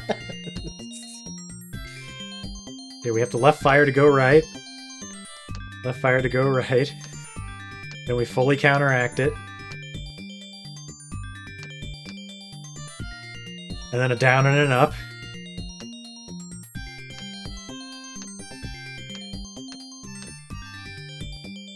And then theoretically we would need another left to go right. And then a right. And then a right to counteract it. Then down, down, then up, up, then... Yeah, there's only 20. That's all you get. Oh, really?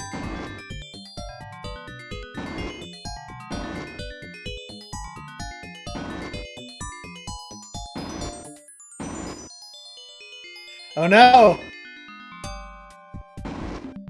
Woo! Okay, we definitely do have to go diagonal. We made it to stage 10. So there should be a down here. And that should help propel us in this direction.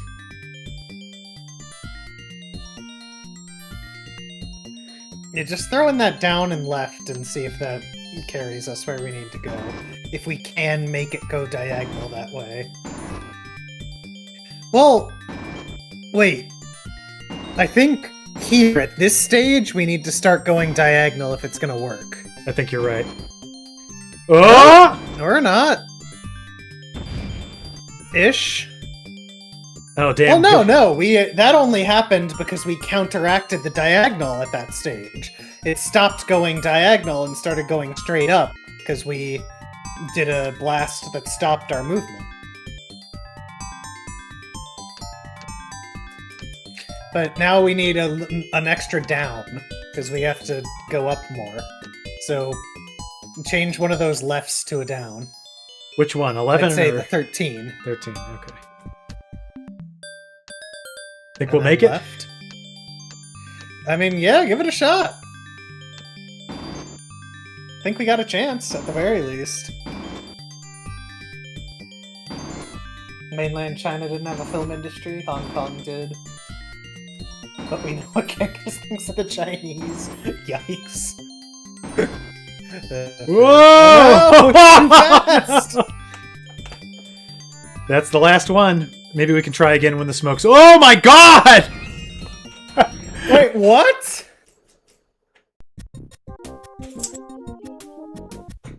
Are you kidding me? We're fine.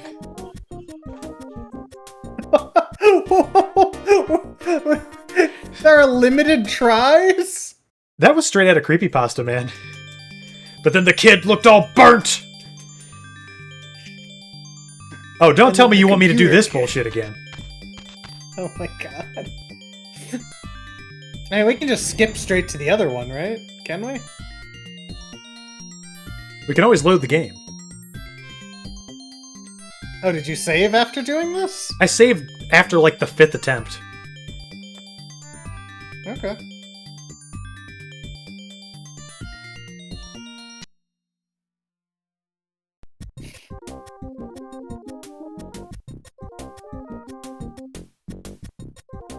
Oh, saving just throws you back to the lobby.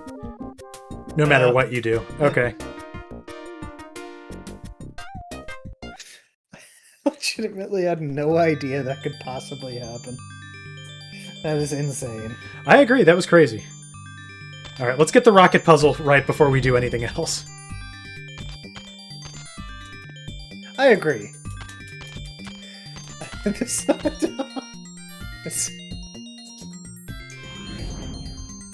So I guess the other stuff will blow up if you give it 60 minutes.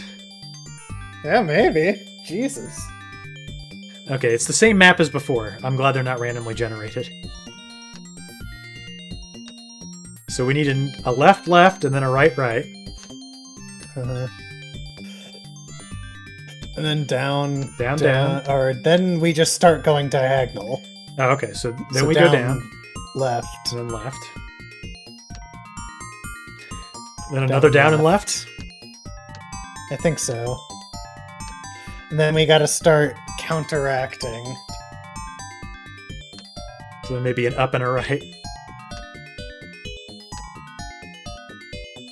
Let's see where that gets us.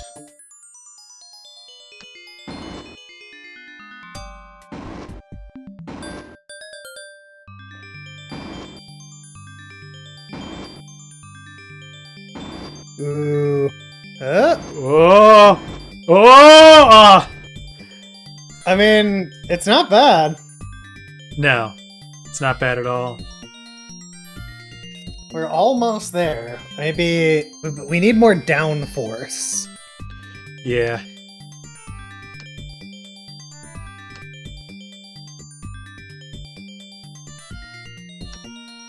So yeah,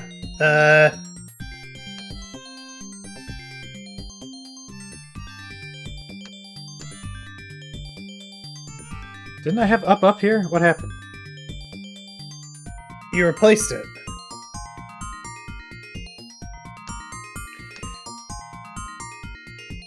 No, I think we need more, well, I don't know, upright. Where do you want? You want right to go here? I think we want right before the up, if anything. Right, and then up.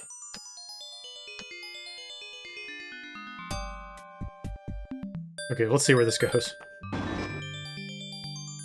Alright. Gotta keep track of where it is and when.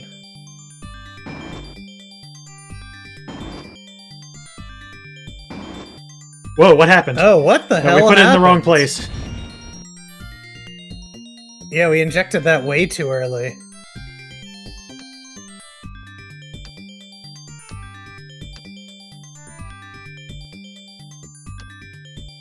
Right, down, right. I think you might need more right.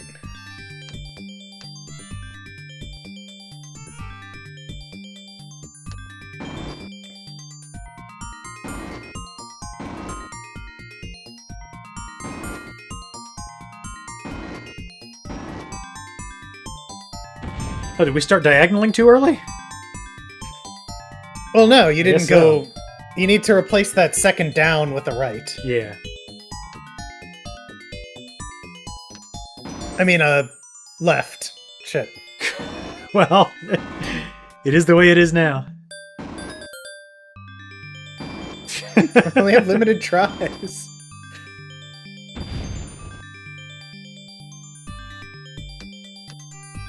Alright, that's a left. And then down again, then down. And then left. And then I think right is probably correct. Maybe replace that with another down or an up. I don't know, just test it. Boy, this is tough. I mean, legitimately, I cannot believe they limit the number of tries you can have on this.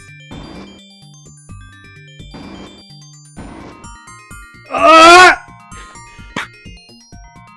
Space program! I think we're good now. It's there. Yeah. Okay.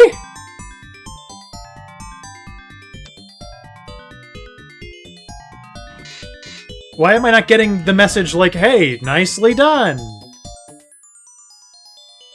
It's there. I don't know. Info? I don't know. No, nothing's interactable. This is complete. We just didn't get a message saying so. Maybe because we did it out of sequence. I got no clue.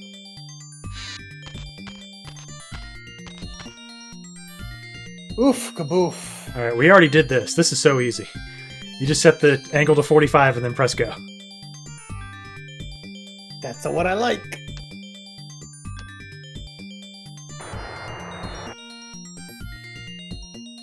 Oops. That's what I did before. You have to hit the other rocket, I think. Oh, you have to line it up just right.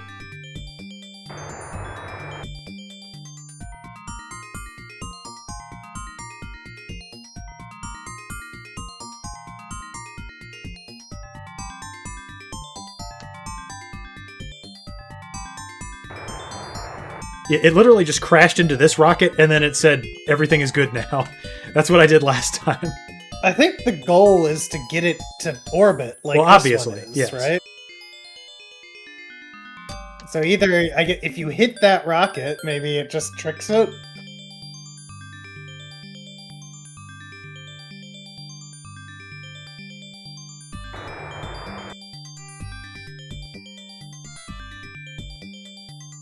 It has to get to the space station. Okay, we're just trying to launch it in time.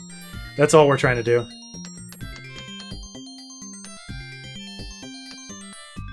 No, it's going too fast!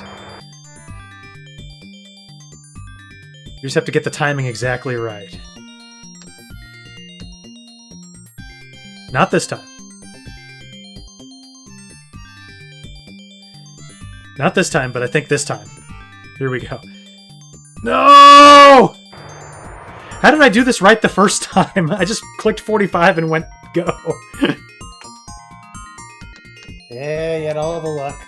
Hopefully this one doesn't explode on us. Well, we have 58 minutes until it does. Sick.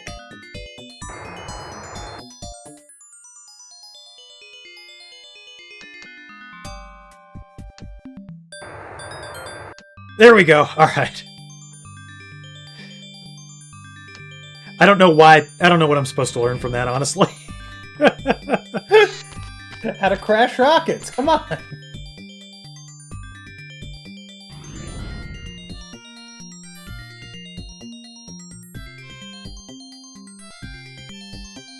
Okay, we know what to do here. We just gotta get all the Chinese rockets correct.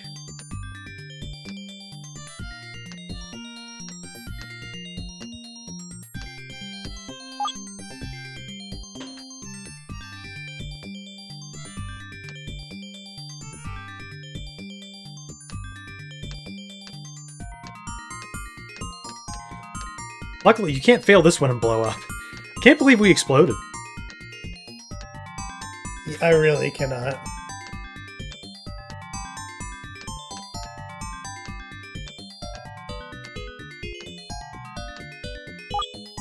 I get there needing to be a failure state for this to actually be a game. I'm good with that.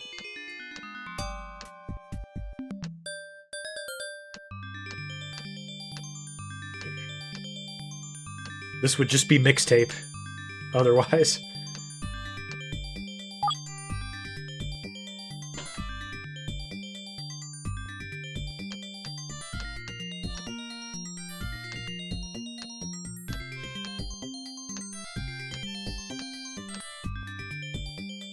At least it's not boring me with the facts this time.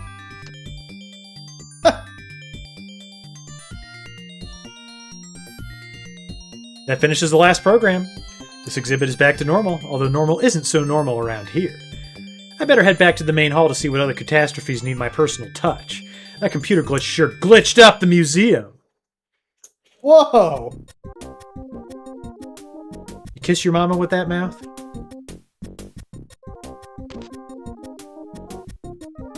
But you know what? I'm going to save after doing that rocket thing. That was the toughest thing this game has had to offer thus far.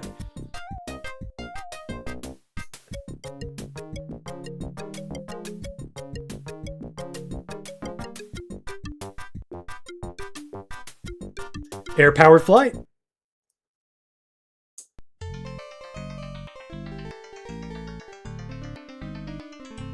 All right, brothers. Hundreds of years before modern aircraft were invented, lighter-than aircraft, including balloons and airships, soared through the skies. Other wind-powered craft like kites and gliders also pioneered early flight. These aircraft have evolved since they were first flown, but their basic designs are all very similar to their ancient ancestors. All of these craft use the wind to power their flight.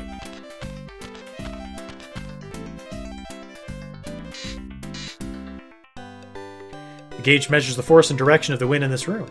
The wind is created by the large fan. The force of the wind against the kite enables it to remain in the air.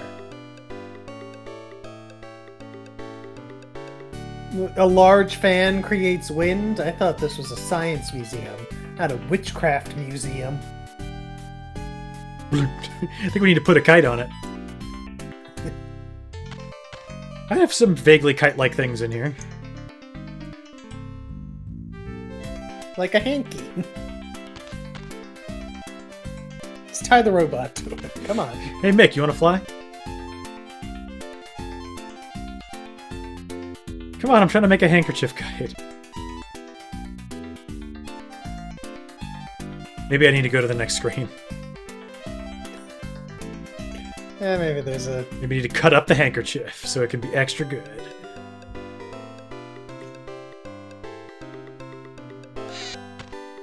Any kites here? Wonder who left these lying around. Better take them with me.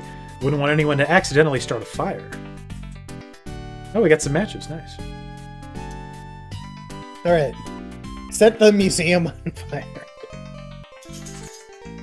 In 1783, Joseph and Jacques Montgolfier built the first balloon to carry people aloft. They exhibited their lighter-than-aircraft in France, as one would expect.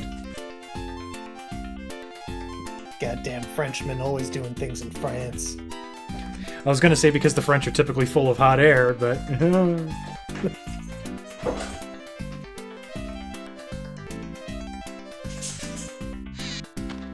Oh, these newspapers look very kitey.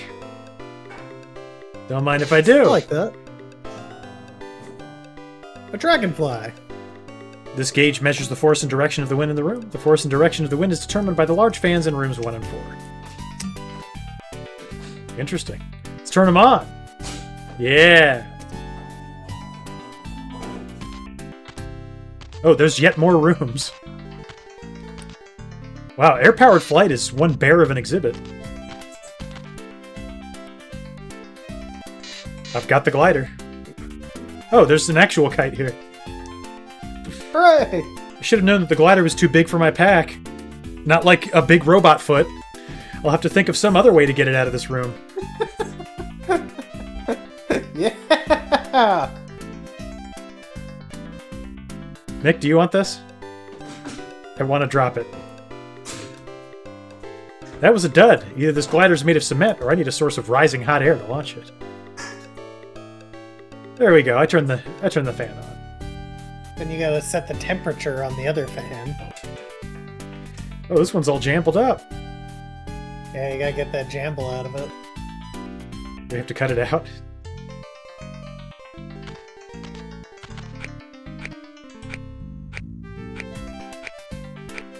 just hack away at it. Not like we could use string somewhere else. Yeah, let's just get rid of this.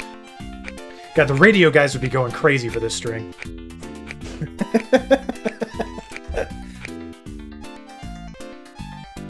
That should take care of it. Hope the fan works when I switch it on. Whee! Goodbye! 3! Yeah! See ya. Alright, make the air hot. Hit 180. It went right back to 0, didn't it? Maybe it did. Whoa! Whoa! Here, have some hot air. It's doing it.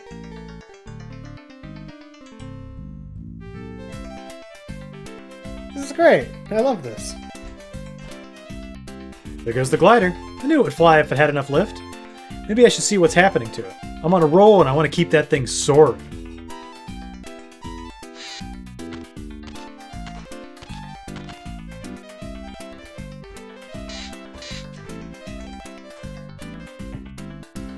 The glider made it into the room, but it didn't stay aloft when it got here.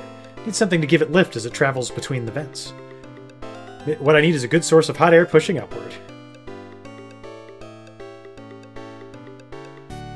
Let's go back to the kite room.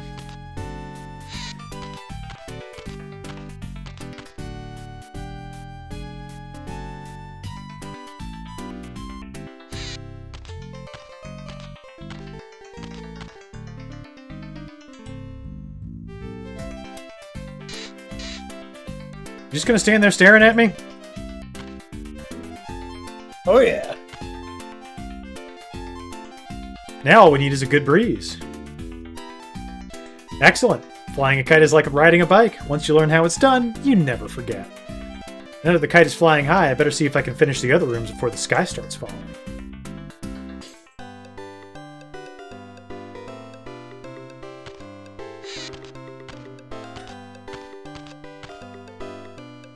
I can't do anything with those sandbags. How do I get more hot air in here? The warm air from these vents simulates a thermal rising column of hot air that can carry a glider aloft. Glider pilots use thermals to gain altitude and prolong their flights. Well, what was wrong with it? It wasn't thermal enough. Whee! You gotta rethermulate. We did it, the glider is flying. I knew all this hot air was good for something. But hot air is only part of the problem. I still have more things to do before this exhibit is back together. Better get going before that super fan gets another surge and ruins all my hard work.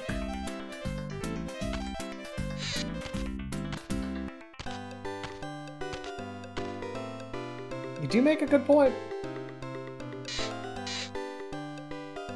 Okay, what is it you'd like me to do in this room?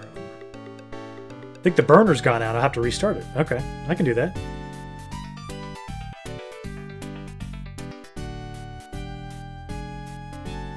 Pow pow. Gotta start that burner.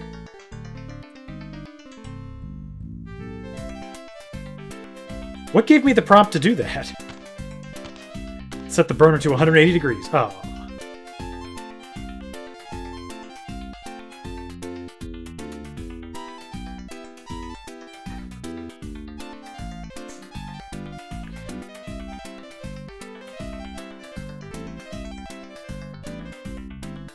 The largest airship ever built was the Hindenburg.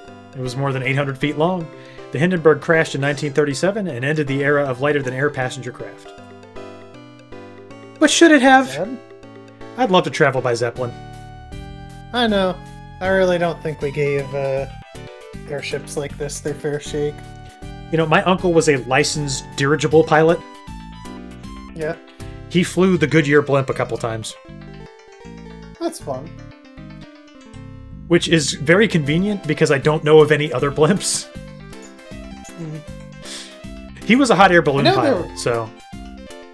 There was a rare bit of like blimp news, I think, early this year.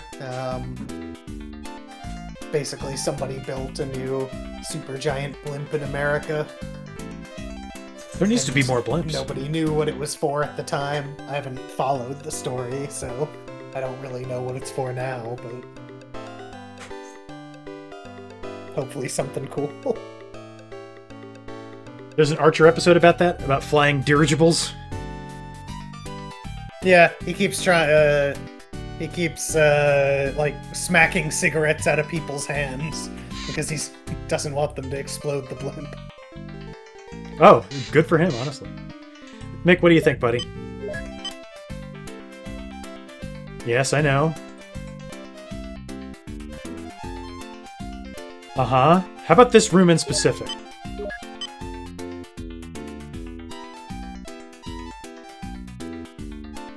Oh, the airship must be docked with the mooring in the ceiling for the display to be restored. So you might have to reset the airship? I don't know. Yeah, we have to get air blowing in this direction so it comes back from where it went. Well, there's the glider. That thing should be going. Well, your fan isn't overpowering the right fan. Oh wait, or is it? It looks like it landed on that plateau.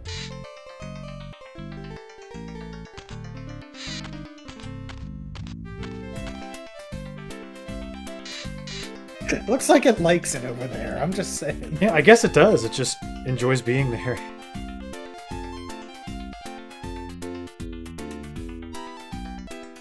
Can I run that other fan in reverse? I'd like to see it.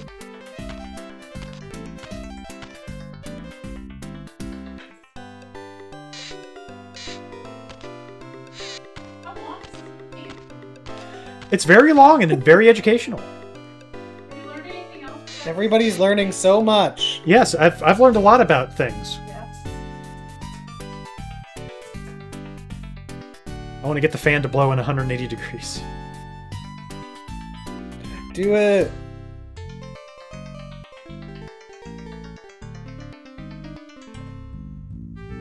What do the buttons do? What's to do with the buttons? Why were we talking about reigniting the burner?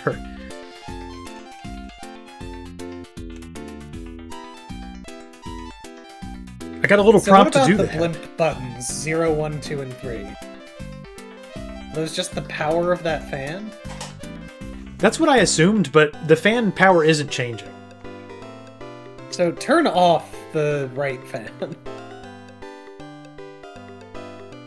And now we'll go to the left fan and see if it is powered enough. Oh, the blimp's coming back! Yeah! But why did it stop? Is it caught on the dragonfly?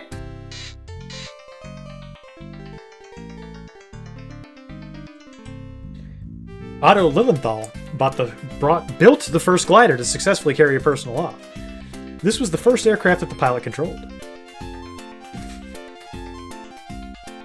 Good job, Otto.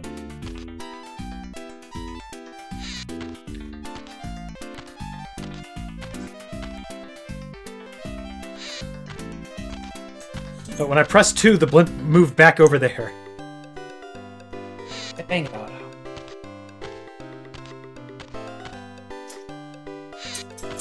Okay, I press 0. The blimp is moving in this direction. It's still coming back. I don't know why any of that made a difference, but it doesn't matter. All we have to do is see this through to completion. Is this just where we want the glider to be? This is just correct. Yes, we made a positive comment about the glider being in the air here and having a great time. Okay. I'm glad then. Okay, here comes the blimp.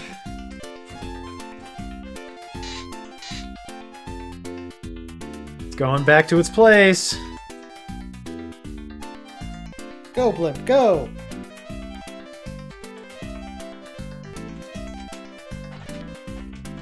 Here it comes.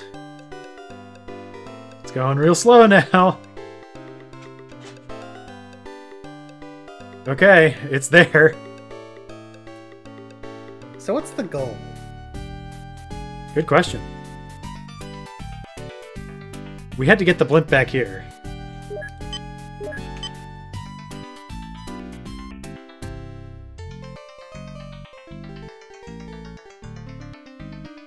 Oh, propeller speed. Okay. Docking the airship may require some practice and experimentation.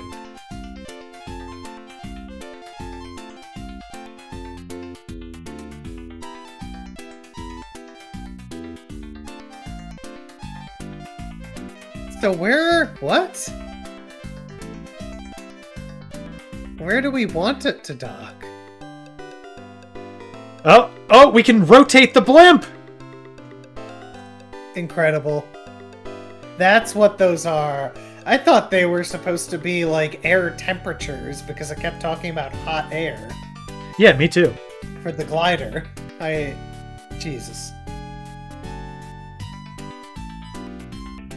No! So yeah, just set the propeller to max.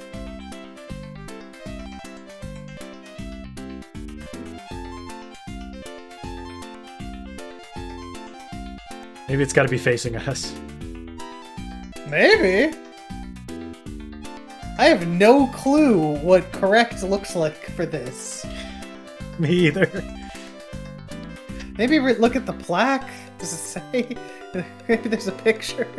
I don't know. No. What about the picture of the blimp above the control panel? Yep. It looks like a blimp. Okay. I mean, it is facing the other way. Yeah, but I mean, like, I don't know. Sometimes when you click stuff like that, it brings up like an image. I just thought it might, but it doesn't.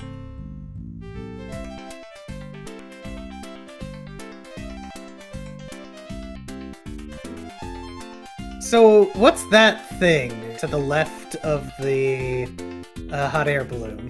The thing sticking out of it. Of the rainbow hot air balloon. Like, to the left of it. And up? Is that just up? There, that. Yes, look at that. Yeah, that's just an airship we can look at.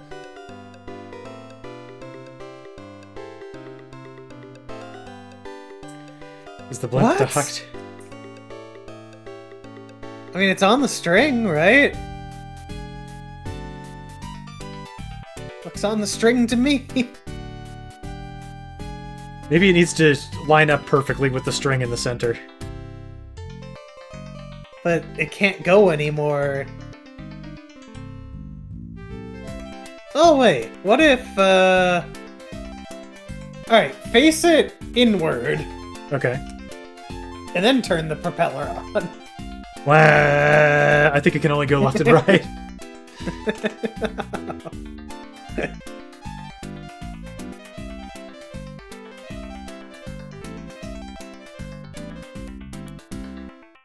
Oh my god. Where do we put the blimp? Where is the blimp's mooring?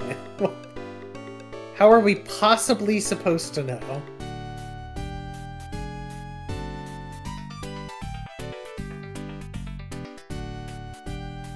I don't have a clue what to do with this.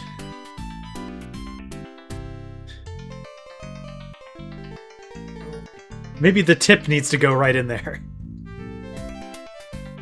That'll just pop it.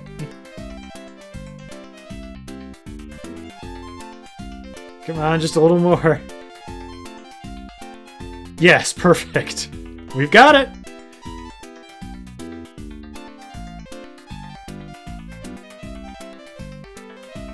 Oh dear. How do I reignite the burner? That is a thing I was told to do.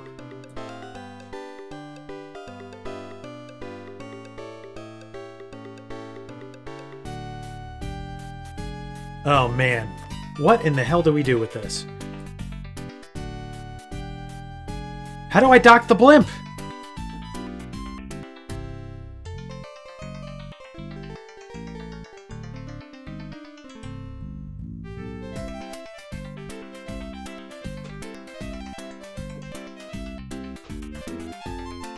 What's the blimp supposed to look like?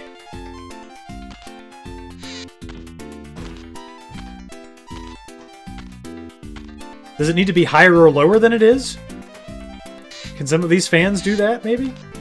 Maybe we can I don't sandbag think the blimp?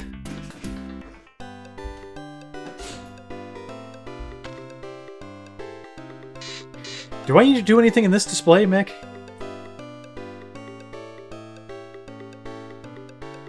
You have the sandbags. They have to do something, right? One would think, yeah. The hot air balloon has been blown into the airship display by the power surge in the fans. Must be flown back This here. is the airship display! Hot air balloon has been blown as... Oh, this is the airship display.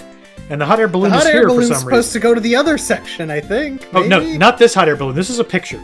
The hot air balloon that's in room 4 needs to be here. That's what I'm saying. The burner's been extinguished and needs to be reignited. Yeah. Okay.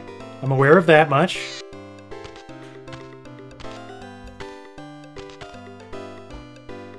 Do we even need to do anything with the kite anymore? I don't think so. What if I just turn that fan off? Then can Oh, I... yeah, you have matches, right? Yes.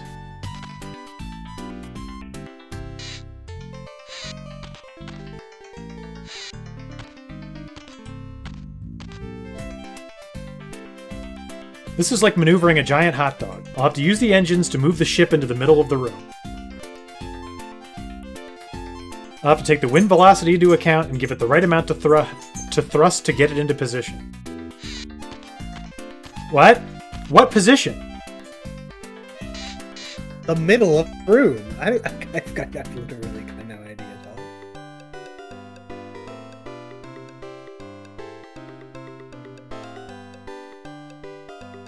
It needs to be in the exact center of the room.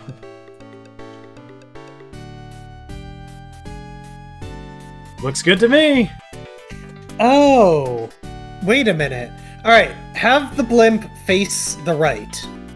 Okay. Yeah, 180 it. Or double 90, whatever. Okay. All right, now hit 3. Now turn the fan on.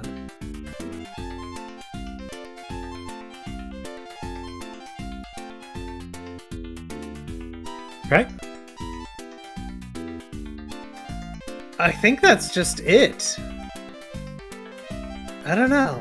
Maybe we needed to turn the fan on sooner? I guess hit 0. Alright, now hit 3. Yeah, see, a 3 power this way counteracts the fan. Ah. So leave it on 3, and then turn the fan on when it's in the right spot.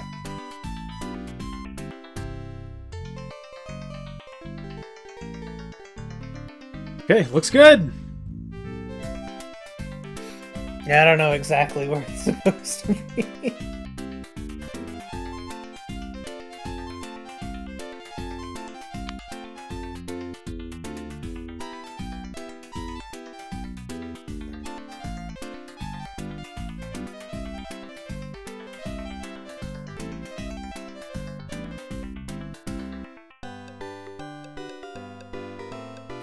Okay.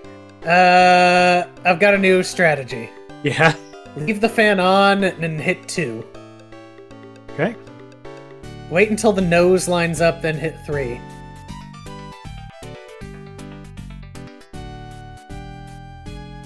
Okay. Shoot. I would have thought... I don't know. I would have thought that was correct. And what about the burner? You gotta use the matches. I know. Not- I've been matching this thing What? for ages, man. Maybe you gotta light the match. I don't know. Light it Maybe on the robot. the match needs to be used on the matchbox. That would make too much sense. Ah! Yeah! There goes the balloon. It's moving in the right direction, but maybe we should follow it to see that it doesn't get lost.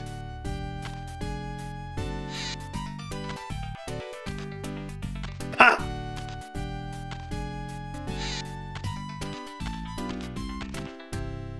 Alright, now we gotta tie it down with sandbags. There you go. Place the anchor rope onto something. C'est magnifique. Just like those French guys on the wall. Who says I'm not full of hot air? That was tough, but I think I better get back to work. I still have other lighter-than-air craft to save. Just one. It's the blimp.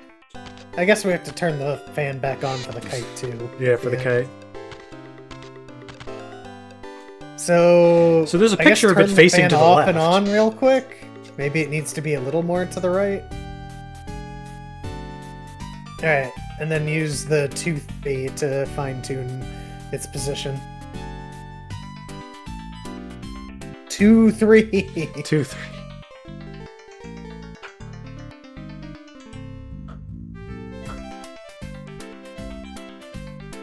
Too far, much too Yes, far. sometimes the button does nothing. I believe you.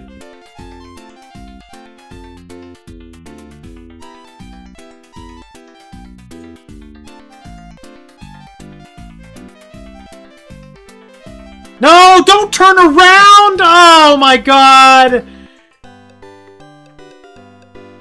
Why do Zero, such a zero. thing at all? Okay, it's coming back. There you We're go. fine. Good grief. Alright.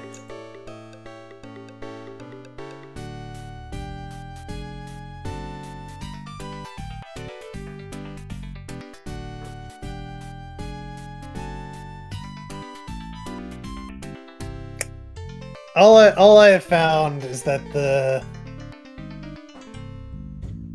blimp's nose should stop at the thing hanging down from the ceiling.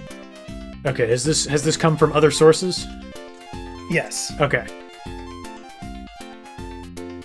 Maybe it should stop there and then the fan should be off. This is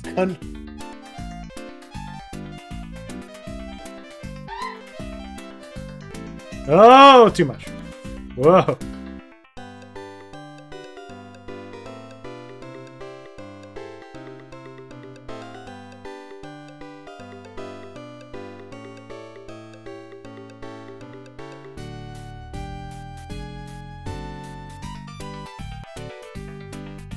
Too much.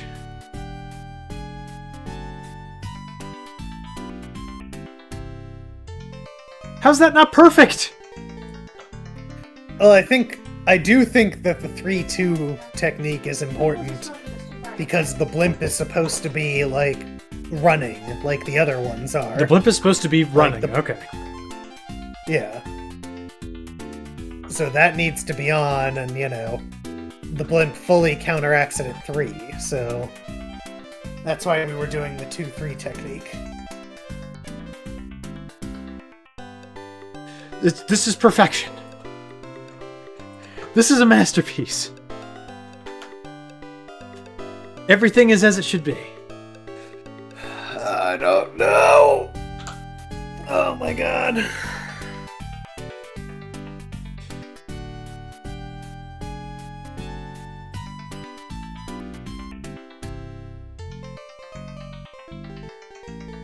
Maybe the kite fan has to be on as well.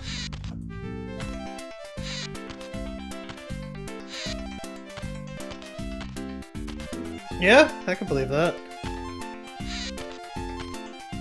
Maybe it's just both fans that keep it in equilibrium and no throttle.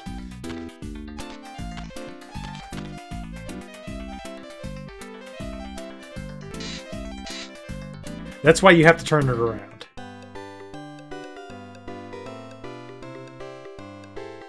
Well, now it's at a throttle of 3 going that way. I should have turned that on way earlier. Yes. Yes. Yes, you should. Why do you keep turning? I don't know what I'm doing. I want you to know that. Ah! Oh! Oh! What the hell happened? Look, it's floating back and forth with the fans at speed 2. Or it was. I don't know what's going on there, but turn the floor fan off.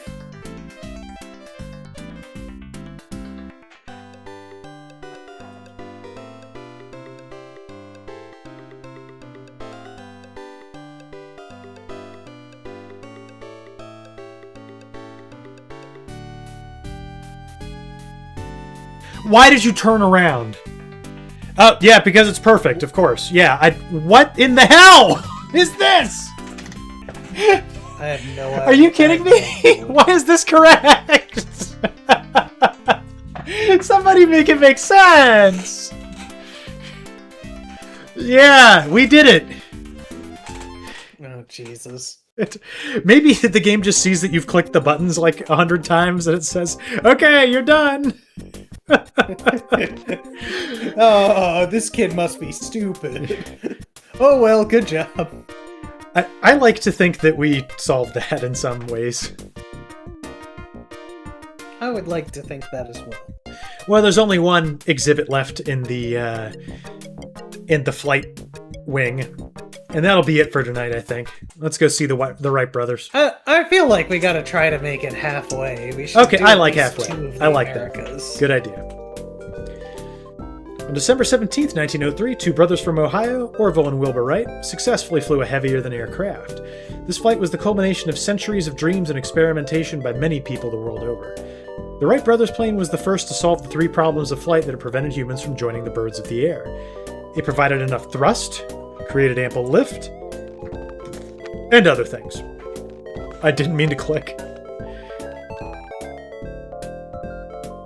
The Wright brothers set up shop at on the beach at Kitty Hawk, North Carolina.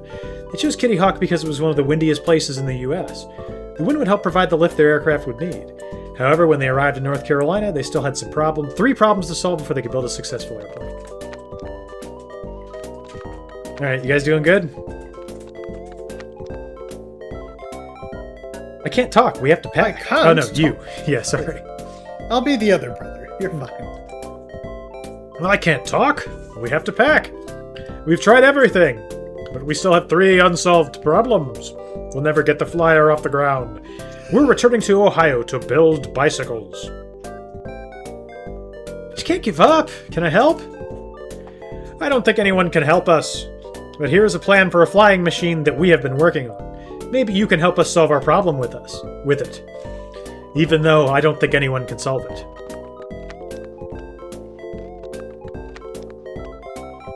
I hope you've come to help us pack. We've wasted enough time here. But you seem so close to making a successful airplane. We've wasted enough time. We're going back to Ohio to get out of this wind. Take this. Put it somewhere.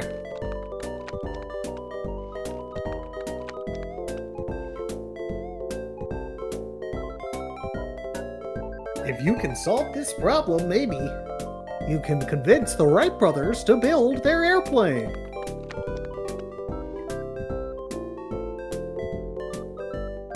Oh, that's it? Your thing was just in pieces? Man, I've been doing this all day. Don't worry about it. It's as good as done. Exactly like this.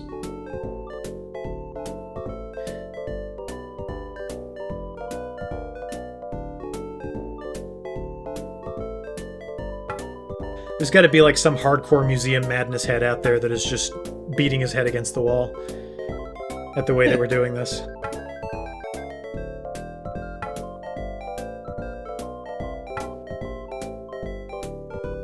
Hey, Wright brothers, if you wouldn't have ripped up your stupid paper, maybe you'd be building that airplane.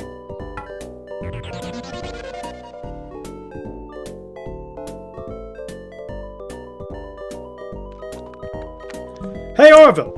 Take a look at this. Maybe this kid can help us after all. He put those scrambled flyer plans back together. It's worth a try. What can I do to help out? If you can solve our 3 problems, we may be able to get the flyer off the ground. If you can't, maybe you can come with us to France to invent the food processor. Maybe I better get started before you decide to go to Italy and invent the flying pasta machine. Kid, I don't really know what you were going for there, but go to the other rooms in the workshop. You'll see what has to be done in each room. We will give you any information we have to help out.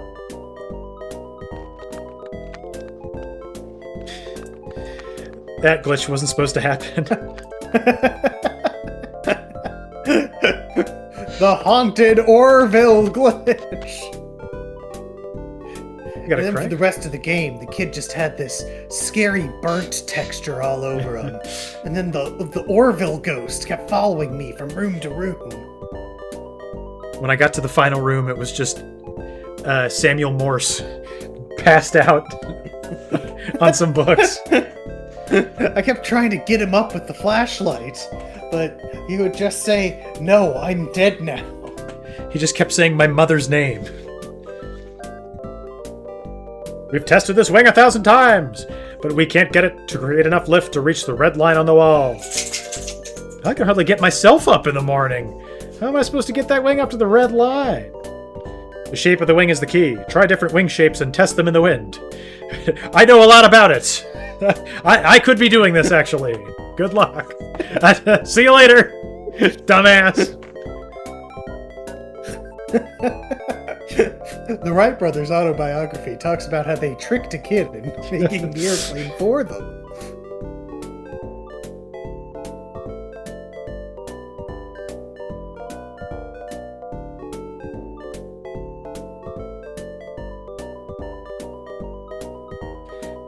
There is some horrendous three-dimensional like drawing that is attempting to take place here.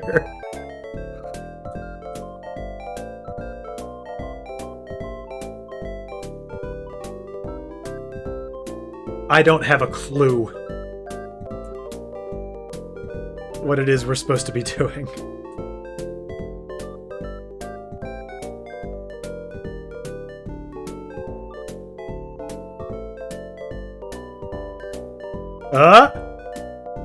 You're so close. No.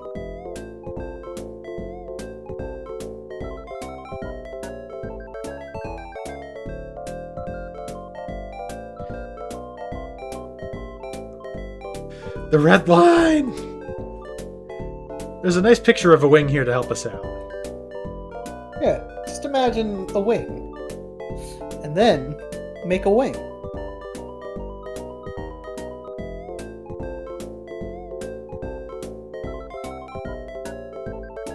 C wing, do wing. B wing, through wing. Streamer X, any helpful input here? Ah, Jesus. What? No, not like that. I mean, like, you know, personally. Honestly, no. I would be doing what you're doing. I would just keep clicking around until something did something. Maybe open the windows. Who knows? Nope. I can go to another room, but I don't think I'm supposed to.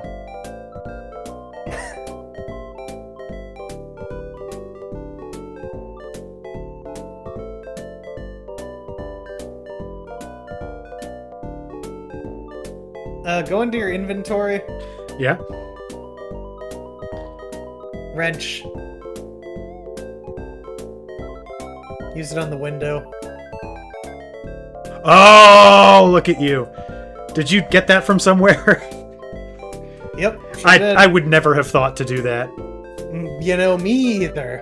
Especially not the wrench. Like, why can't this child open a window without a wrench? Kitty Hawk must be the windiest place on Earth. The beach is so close. I should have brought my windsurfer. Now that's flying.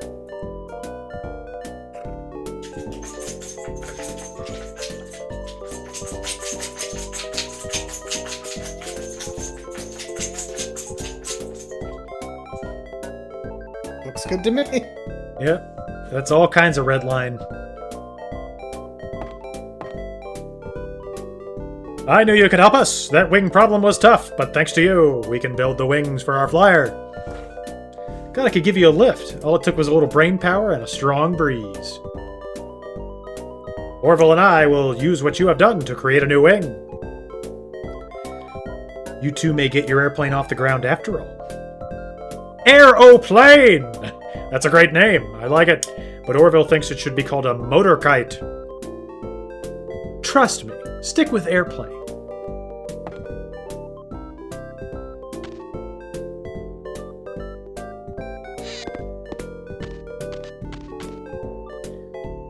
A gas can, American flag. You ever been to Kitty Hawk?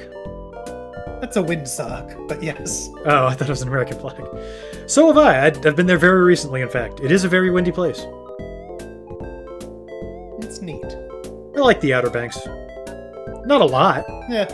but enough to visit there every so Yeah. often. I'll be going there this year again. Oh yeah? Yeah, it's my father's favorite place.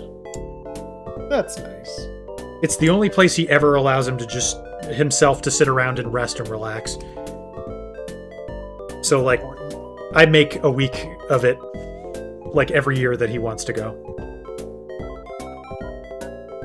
Good. Anyhow, Orville, go ahead. I haven't figured out how to get the engine to push the flyer forward fast enough to take off. We built a new engine part. Can't make the engine work. No problem. I once disassembled my dad's car and got most of it back together before he got home. There's another problem. We know we need a propeller to push the engine, but we can't figure out which one to use. See if you can make a propeller that'll blow the wind gauge straight out. That should be enough thrust. Sounds simple enough. So why do I think this isn't going to be as easy as it sounds? I don't know. Can you just imagine, like, literally two guys set off for North Carolina and they said, we're going to be the first people to ever fly in the air. We're just going to go there and just build some shit and it's going to happen. And then it did. Is that not the craziest shit? Yeah? Like, literally, the Wright brothers are America. Like, they are completely evocative of the American spirit. Absolutely. They just went out and did it. It is one of the coolest stories in history. This looks tough. Wonder where I should start. Guess I should just put the pieces together. I'm sure they all fit. At least I hope so. Bum. Okay, well, the good news is there's a big white outline.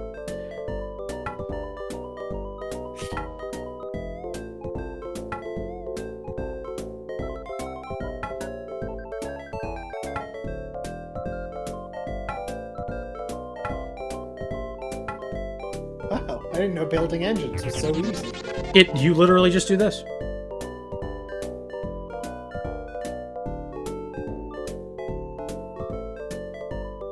But the propeller design? Oh boy. Which one will be best? I think we ought to mix and match. That's probably the best way to go. Yeah, definitely. Put that sucker on! Come on, let's go.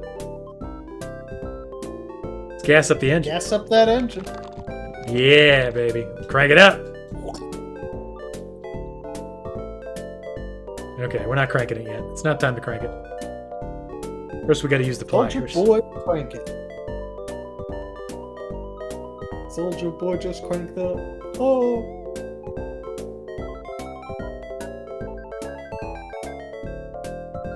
As light as you can. That's the way you want to go. In the middle of everything. That's the way you want to go.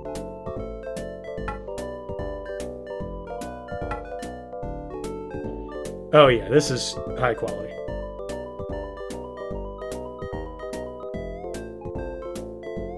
Now Start we up crank that it engine. up. Crank.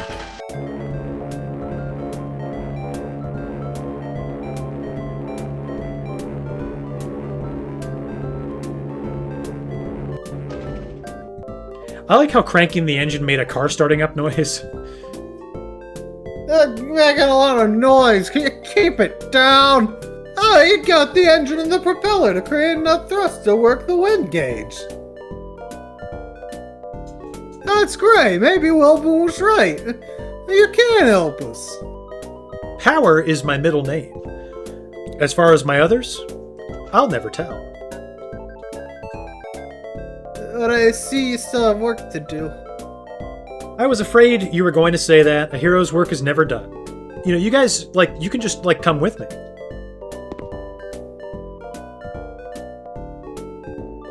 Just keep building our plane, kid.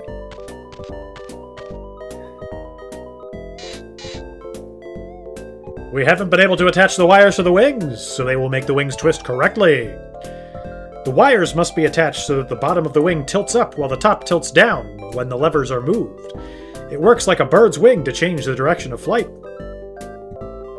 How will I know if I put the wires in the right places?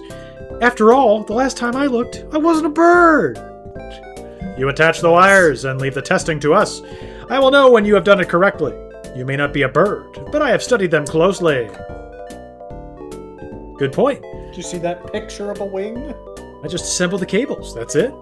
That's all you have to do. Good luck. I'm out of here.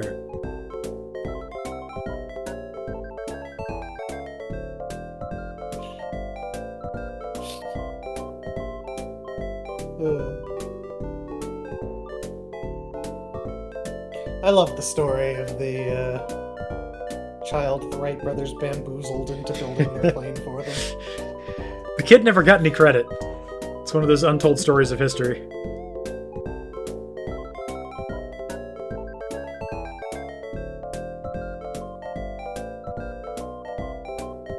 All I have to do is connect the wires, huh? It's really that easy? You won't even let me put them on. Let's plier the wires. Oh, yeah. Piece of wire. Now we got Yeah, pieces baby. of wire.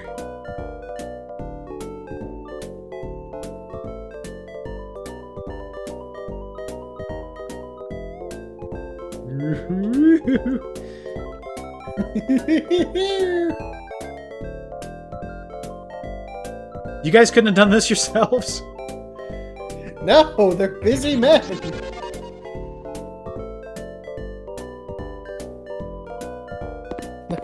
They're goddamn American heroes. You've done it! You said it yourself. We have the solution to all three problems: lift, thrust, and control.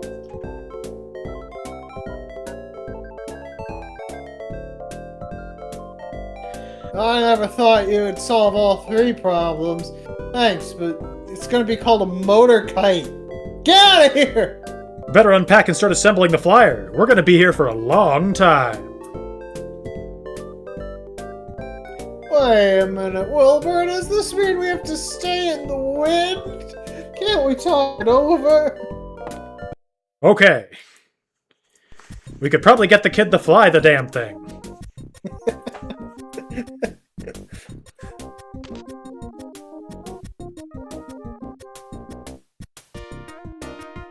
Just like that. 2 out of 5 wings are sorted out. Who's ready to learn about the Transcontinental Railroad? Yeah, I guess we did do a beginning segment. In 1860, something happened.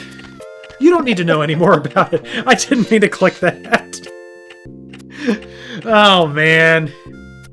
The Central Pacific Railroad Company began work on... The States was covered with railroads.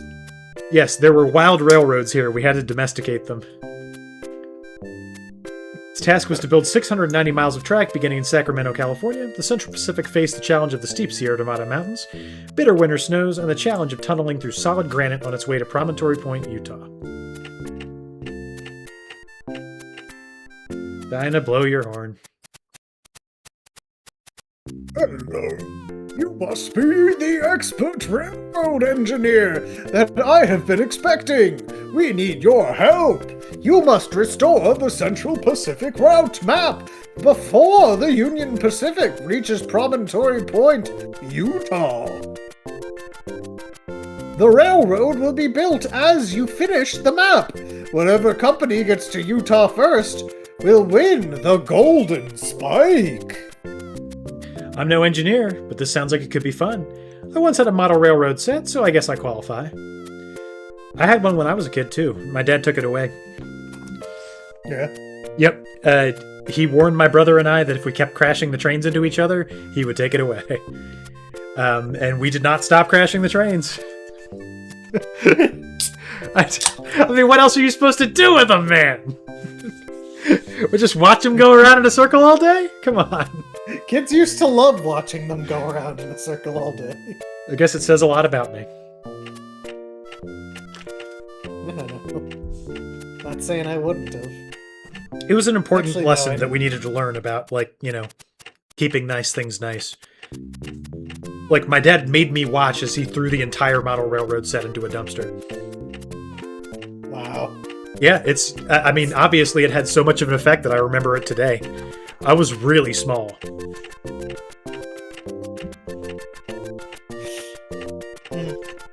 I know, I mean, I don't know. I played very gently with the model railroad set, but it belonged to my grandfather. And you know, it wasn't mine. My grandfather was mean. I knew he would be really pissed off if I, like, affected it in any way. Nowadays, model railroads for kids are amazing. Like, Yeah? all you do is put a AA battery into the train. It powers itself. And you can just build the tracks miles long and pick them back up and do it again. The one we had, it was built onto a plywood board. Like just a big sheet of plywood. The tracks were all screwed down because they had to be plugged into the wall and electrified so the train could go around. To my father's credit, he later got us slot cars, which we crashed all the time, and they were supposed to. And that was a bunch of fun. So, he's not a villain in this story. I had a slot car. Slot cars were so cool. Yeah, slot cars were awesome. Anyhow, the Central Pacific Railroad must increase efforts to reach Promontory Point. Stop. Essential that both Union Pacific and CP arrive no later than May 10th, 1869. Stop. First company to arrive will be awarded the Golden Spike. Stop. But if they want you to go, why do they keep telling you to stop?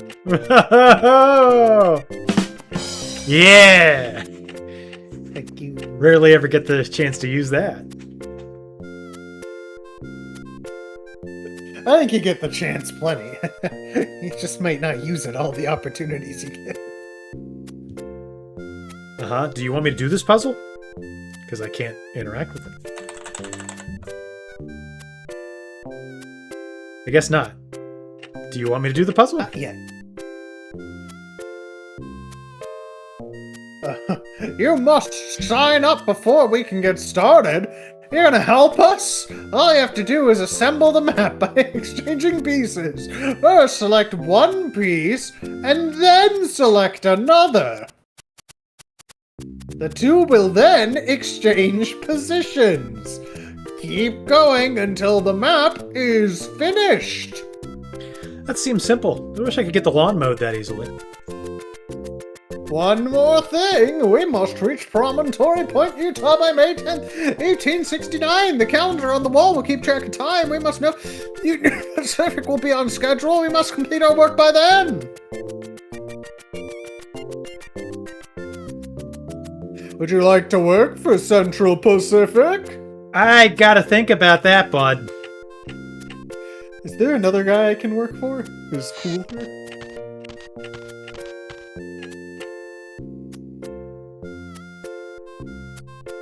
Union Pacific Railroad must increase efforts to reach Promontory Point. Stop.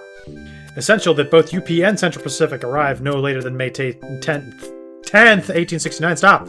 First company to arrive will be awarded the Golden Spike. Stop.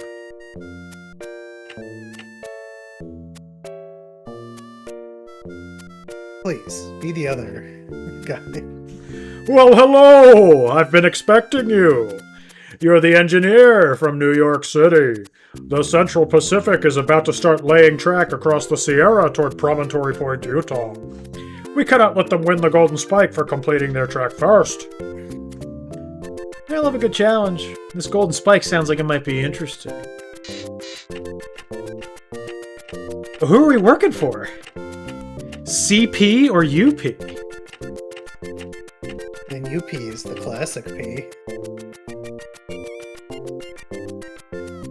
I'd like to work for the Union. Get a good union job? Are you going to help us? Just reassemble the map on the wall, and the Union Pacific crew will build the railroad as you complete it. Your job is simple. First select one map piece, then select another. The two will exchange positions. Keep exchanging pieces until the map is finished. Sounds pretty easy. There must be a catch. Yeah, let me guess. The time limit is May 10th, 1869. Very good. Okay. Let's start laying tracks. There is no time to lose. You must start assembling the map right away. Yeah, I'm all set. Been doing this for a while now.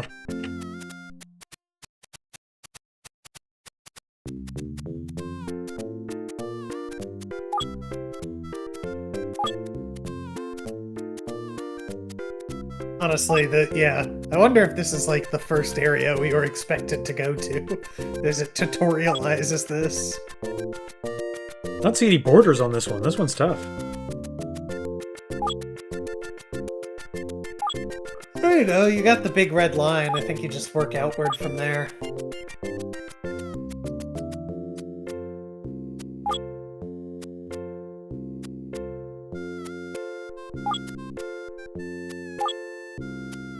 Oh, we're not doing so good at laying the tracks. Ah! News from the railhead. It's about the other crew. Mudslides wipe out 10 miles of track. It will take 2 months to repair damage.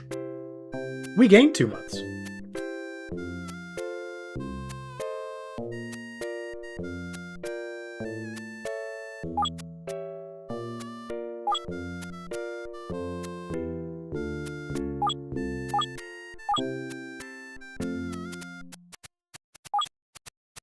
Okay, I think that's all in the right place.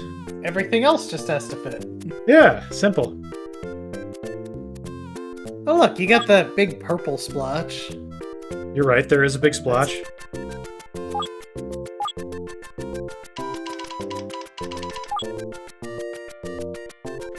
This news is important. It's about our crew. Lack of game animals causes food shortage. Crew working at slow pace. 1 month delay. That cost us 1 month.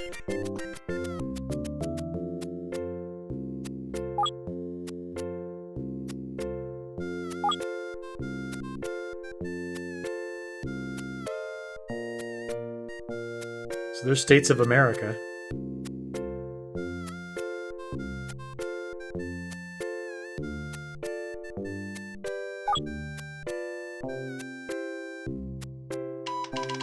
Got any tips, Streamer X?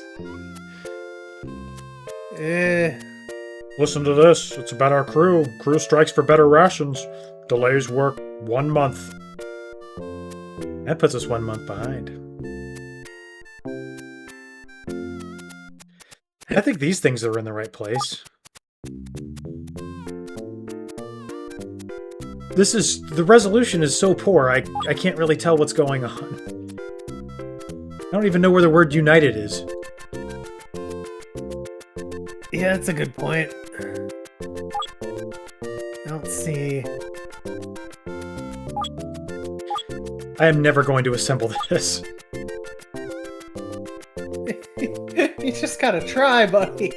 I want to. I don't know if you do. Those two go there, okay. I'll read this telegram. It's about the other crew. Downhill stretch allows us to gain 1 month on schedule. That puts us 1 month behind.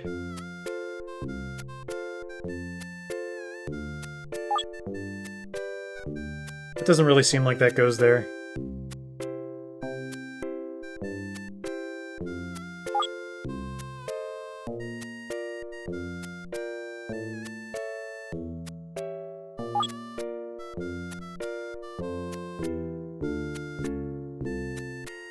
These splotches are tough, man.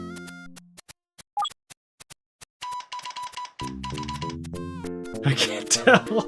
News from the railhead. It's about our crew. Payroll arrived late. Crews halt work for 1 month. We lose 1 month.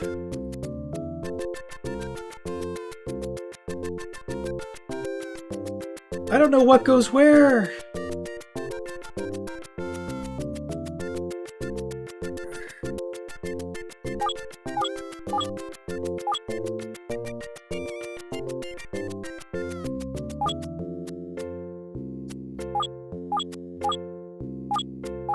I've got the big red line pieces, that's about it. I think these are in the right place.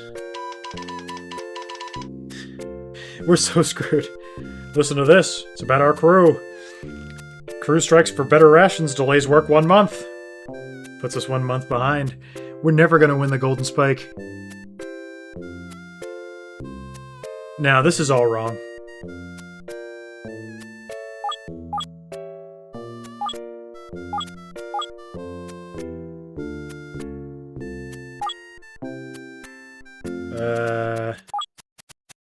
Maybe that's correct. Yeah. That's wrong. It's even wronger.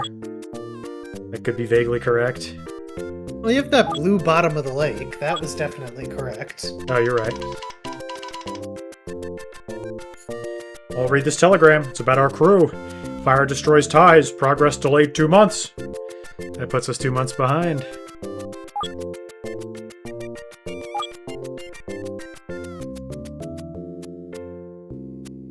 Where does this go?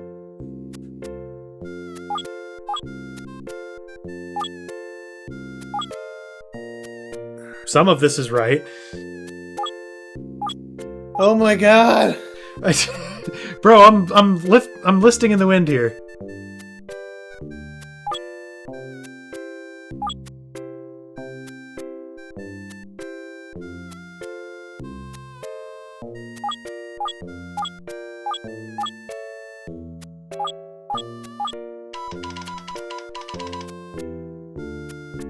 Telegram just arrived. It's about our crew.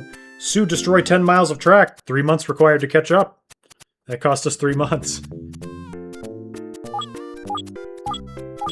Are we gonna lose? Yes, obviously. Oh no! The Central Pacific laid the last piece of track to reach Promontory Point. I guess this means no golden spike. Is there a silver spike for second place? There's no silver spike. It's a winner-take-all race. Well, I guess I'll have to try to fix this exhibit another time. Wonder if I should work for the other side next time. I mean, honestly, this side seemed to experience a lot of delays.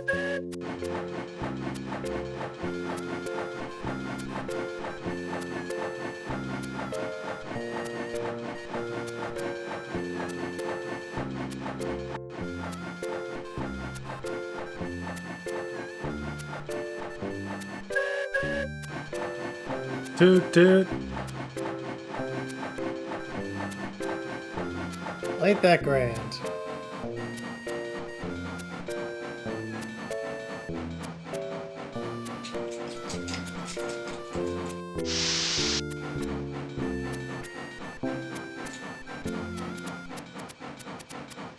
Uh-oh. This is the same scene, but the direction is reversed. I have a telegram from President Grant!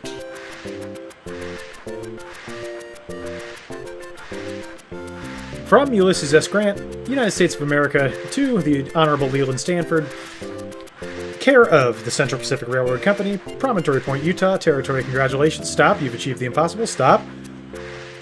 This great nation is now truly united from sea to shining sea. Stop. Give my compliments to your brave crew and that of your worthy opponent. Stop. The golden spike is yours. Stop. Historically accurate spelling mistake. The honor is yours! Whose? I mean, it was the other guy who said that.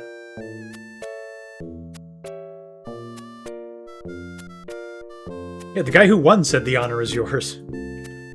Yeah, I know.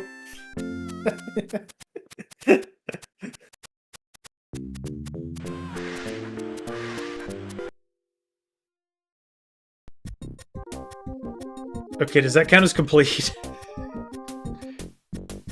I don't know, he did say next time. We have to look and see if that's done. Absolutely not. Alright, let's try the first map. I think we can get that one. Okay. Having that gigantic portion of ocean makes it a ton easier.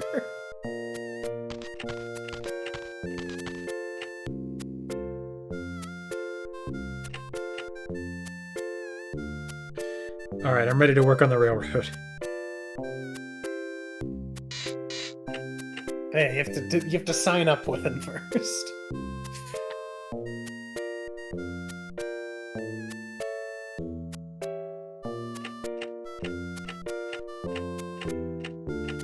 Alright, let's go!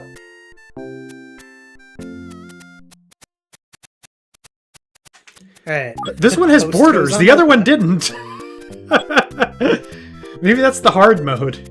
Working for Union Pacific. Union Pacific also had infinite delays. Maybe Union Pacific also had borders they were just impossible to see.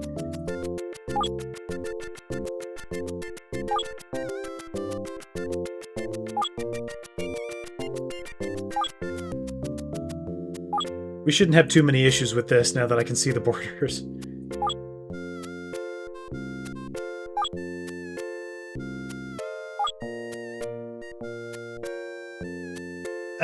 That lake goes one up.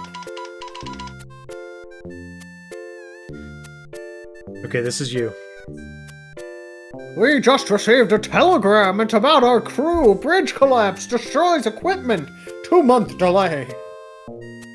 We lose 2 months. Okay, so what'd you say? The lake. The what? The lake. This lake? Yeah, switch them. There you go. Okay. You're done. Kind of. We don't really know.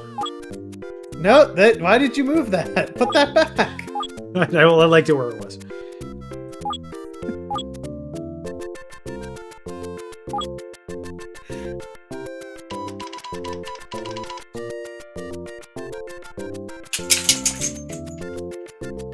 We just received a telegram. It's about our crew. Bridge collapses, destroying equipment. 2-month delay. We lose 2 months. Alright. Yeah, now just finish the red line.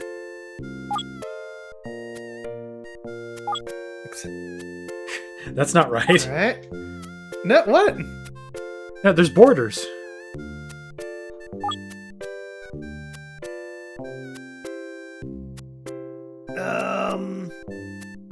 Yeah, you appear to have misdirected the red line a bit. I think so, yeah.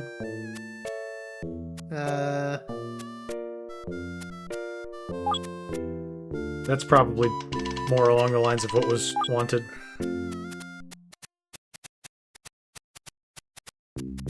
I'll read this telegram. It's about our crew. Downhill stretch gains 1 month. That puts us 1 month ahead. So...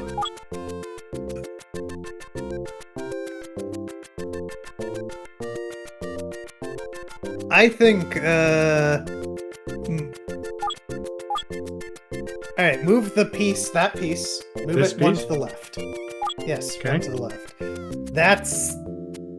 I'm fairly certain correct. Okay, I like it. Oh, that looks right. Yeah, that is the red line. Alright. The rest of our problems are non-red line problems, I think.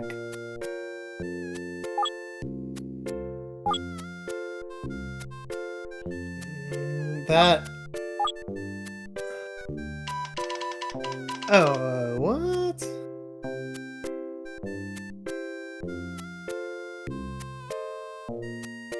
We just received a telegram. Extra money doubles size. We gain 3 months. We gained 3 months. No, this doesn't belong purple here. piece. Which one? Up in that one. Yeah? Nope, to the right. One to the right. It has some red line on it. Yeah? Move it diagonally down left. Because look, it has coast on it. You're done.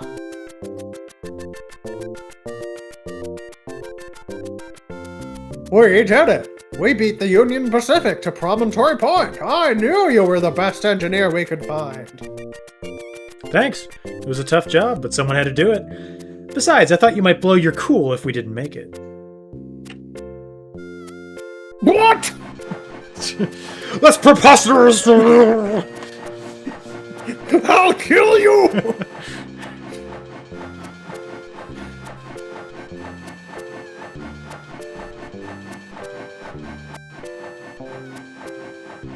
Now we have to watch all this shit again.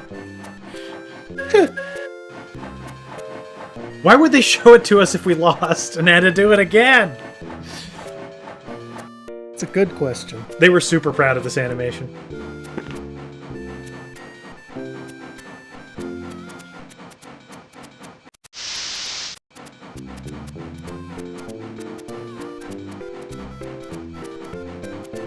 I like how they stop working to watch the train come in.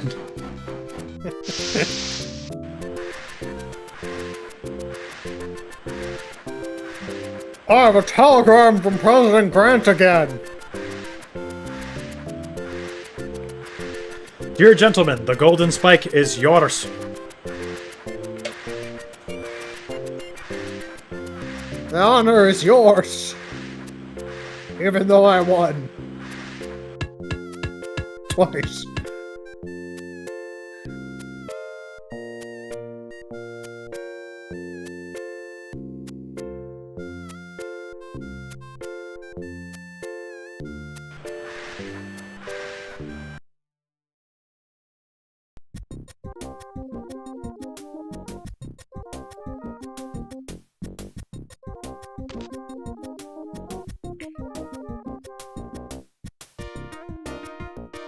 Well, I guess it was just as simple as that. Last section of the night. The Salem Witch Trials. Oh, God. Salem Village, Massachusetts Bay Colony. Circa 1960. Salem Village was a community of about 500 Puritans. The Puritans started coming to America in the 1620s. Their religion stressed hard work and simple dress, and did not tolerate frivolous behavior. Salem Village became the setting for one of the most unfortunate episodes in early American history. In 1692, several young girls began acting strangely. They screamed for no reason, threw themselves on the floor, and claimed that they saw visions or specters. The people of Salem became convinced that the girls were victims of witches. Several people were brought to trial and punished based solely on the girls' testimony that they saw specters. Wonder if we get to crush Cyborg John Giles Corey. What are these things called? They're called Cybergs. Cymen. What are they called? Oh, yeah. Cyreps? Cyreps. Yeah, you're right. Replicoids. Well, who do we talk to first? I'm too upset to talk now. Speak to the other girls first. Then I can tell you my side of the story. Okay. I want to talk to the government men.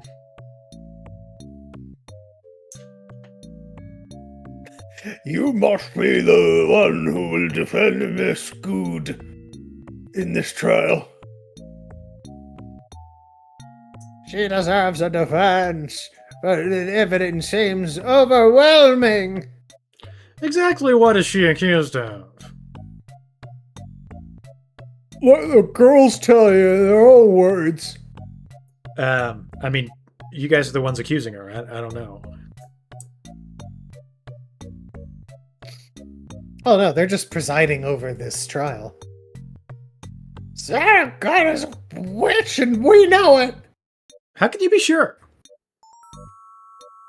She summoned specters to appear before her eyes, not once, but thrice. That seems pretty compelling. I think that she is guilty. I'm leaving. First, she made ferocious animals appear in the hillside on a moonlit night. We were all afraid. Say no more.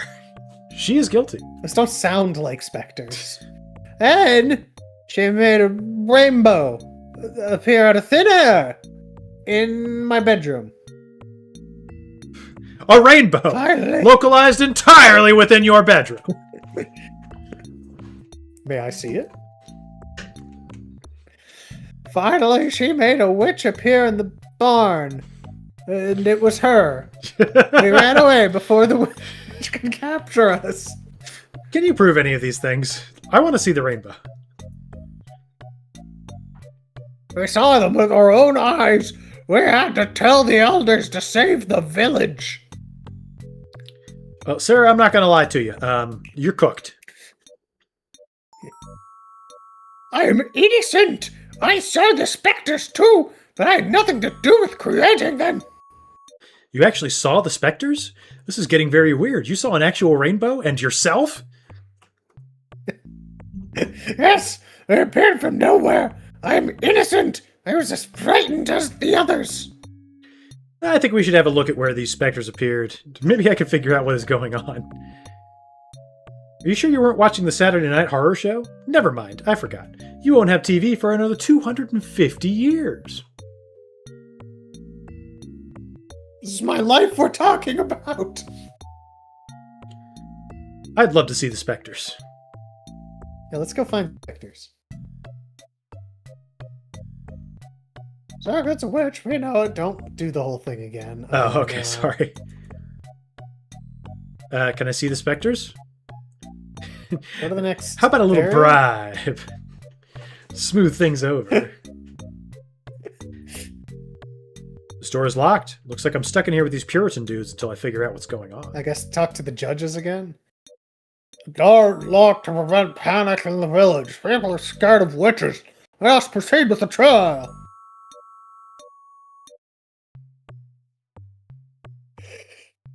Perhaps we should go to the 3 locations and unlock the doors. I will unlock them.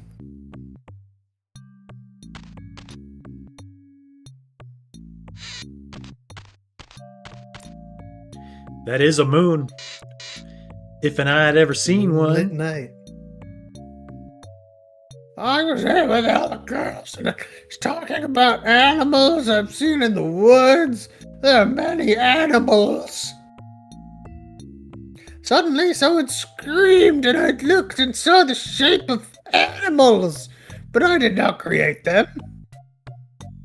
You must believe me, the other girls ran away, hid in the barn. Did you hide in the barn?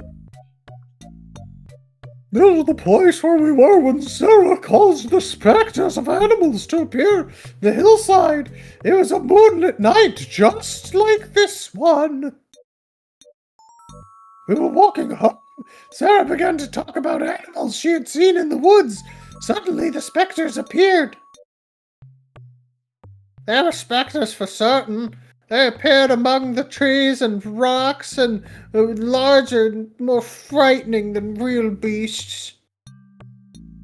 We were all frightened and screamed. The shapes of ferocious animals were clearly outlined in the hillside. Sarah must have caused them to appear. How else could animals be on a hill? I've heard enough.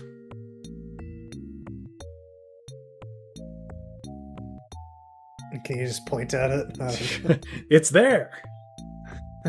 In there. Look at all these shapes. This is a strange lamp you possess. I have not seen anything like it before. You will in about 250 years, at the same time as TV. Flashlights were invented at the same time. It casts light over a distance. Nobody would think it was witchcraft. Those things are evil. It does not work as you say. We may try. You as well as Sarah. The flashlight is not witchcraft. It's just craftsmanship and science. Maybe I could throw some light on this subject and prove that all this Spectre stuff is just speculation.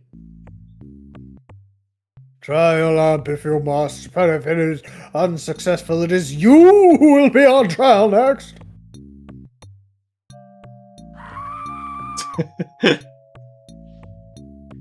There it is, just as I thought. The animals in the hillside are just shadows caused by the trees and rocks. It's not a trick played by the light. No, it is a trick played by the light. Okay, it's definitely not a specter. You're correct, but what about the other images on the hillside? They could be specters. Did you guys, take a torch over there, maybe? Lantern? There's another one. It's not a specter. The lamp you possess is marvelous, and you are very brave for owning a lamp. If you'd seen The Revenge of the Zombies 13 times like I did, you wouldn't be afraid of a few shadows in the dark either. Why don't we move on and take care of the third specter? To the very left, yeah. The Triceratops. I think that takes care of all the so-called specters. Hope you won't jump to conclusions next time. Correct. The specters are just outlines and trees and rocks. The girls were mistaken about the specters here. They could not have been wrong about all 3 occurrences. That's correct. This does not explain the other specters. Shall we proceed to those locations? I'm game. Let's get the show on the road. And so it was that a child appeared with a magic lamp and a man made of metal.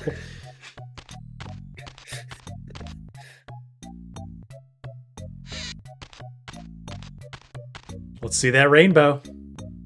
Alright, it's obviously the bottle. Be careful with that, it's my mother's crystal vase. It's a prism. She keeps it on the dresser. Crash! Then we open the window. To the wall. Or maybe we just use the lamp again. Obviously this didn't make a rainbow, but it was worth a try. Maybe something else will work. Yes, it did.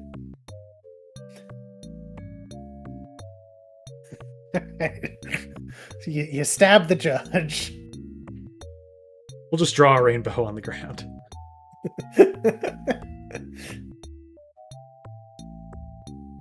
Like for the sunlight to come in there.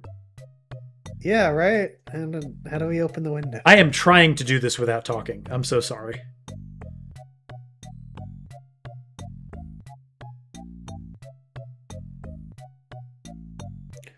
We're talking about colors. Suddenly a rainbow appeared inside the room on the wall. I don't know how it got there. Just appeared. You know, just talking to your friends about colors. Like one does. You guys want to talk about colors?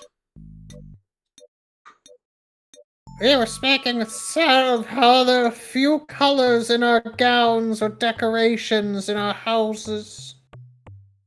Puritan tradition demands we dress simply. Colorful garments and decorations are frivolous. I'll tell it happened. Sarah said she liked colors and wished for more colorful things. That moment, a rainbow appeared on the wall. Sarah must have caused it. How else could it have happened? These seem to be stuck. Maybe I can jimmy them open.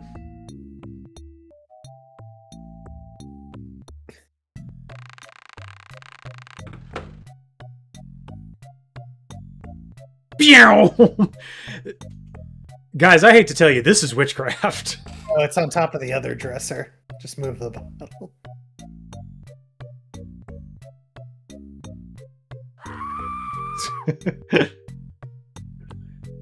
Look, there's the specter. I told you Sarah made it. I love how, like, half the sound effects in this are XCOM sound effects. You know, the computer beep, the woman screaming, and I'm fairly certain I heard the brrrr of the electronic doors opening as well. I think you're right. She's a witch! Hold your hats! I made the rainbow appear. It was me who did it. I'm the witch again. It's not a specter, but it is a spectrum. The light from the window bounces off the mirror and passes through the vase. The light is broken into the colors of the rainbow. It happens whenever light passes through certain types of crystal. Anyone can make it happen, even you. Would you all like to learn about witchcraft? That seems evil and awful. Of earth that shall not cause this rainbow, that the rainbow is no spectre. The rainbow is no evidence that shows a witch. Great! I'm on a roll! This is all about me.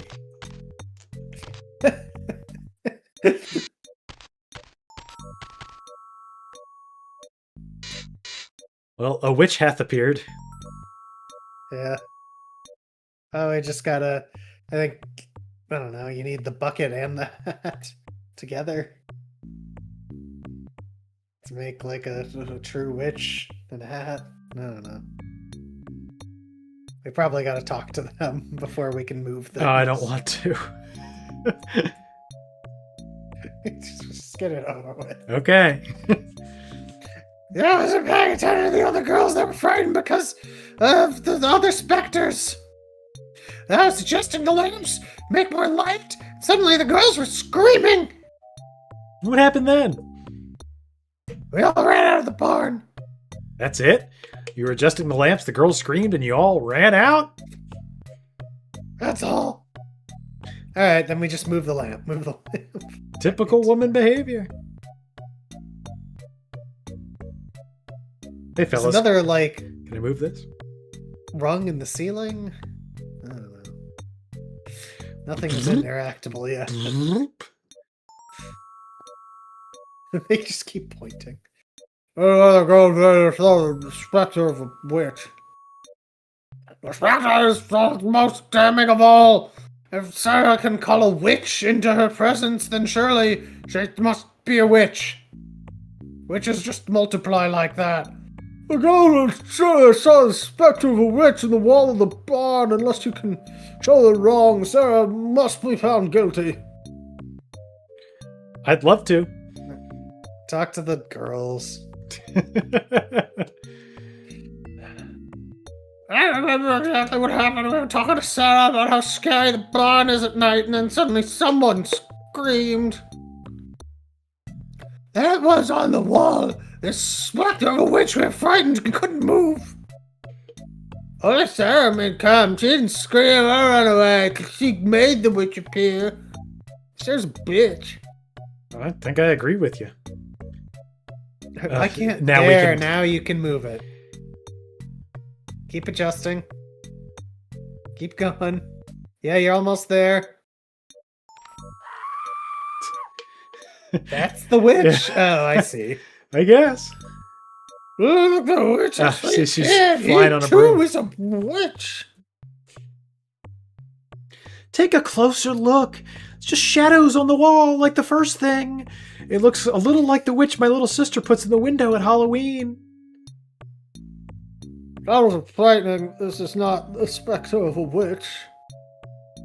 This shows what can happen when we let our fears take a common sense. This was clearly not a specter, and Sarah should be convicted because of it. But just, it's too coincidental. What is this Halloween of which you speak? You know, it's a pagan holiday where people who sacrifice animals and, worship many different, horrific gods. Hey, wait a minute. I better quit while I'm ahead. On second thought, it's nothing. Forget I said anything. That's free to go. Sorry we accused you, sir. Girls were frightened. I think they meant no harm. But you, child, you will Yes. be killed by a cyborg. We will throw you in the stocks immediately. I understand. I hope we all learned a valuable lesson about trusting me. Boy, I know I did. Never mess with scared folks. They jumped to too many conclusions. Mick, I think it's time we headed back to the main hall for some R&R. Hope there's a vending machine in there. I'd like to conjure up the specter of a little snack.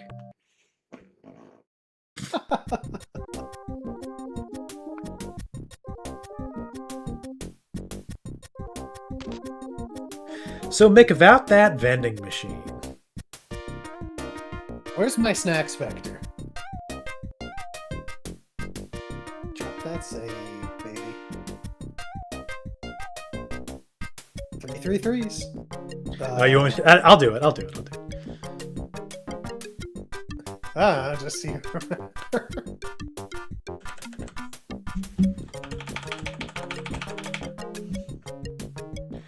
So, Museum Madness. We're positively mad. But just look at all of the exhibits we finally set right. I'm glad.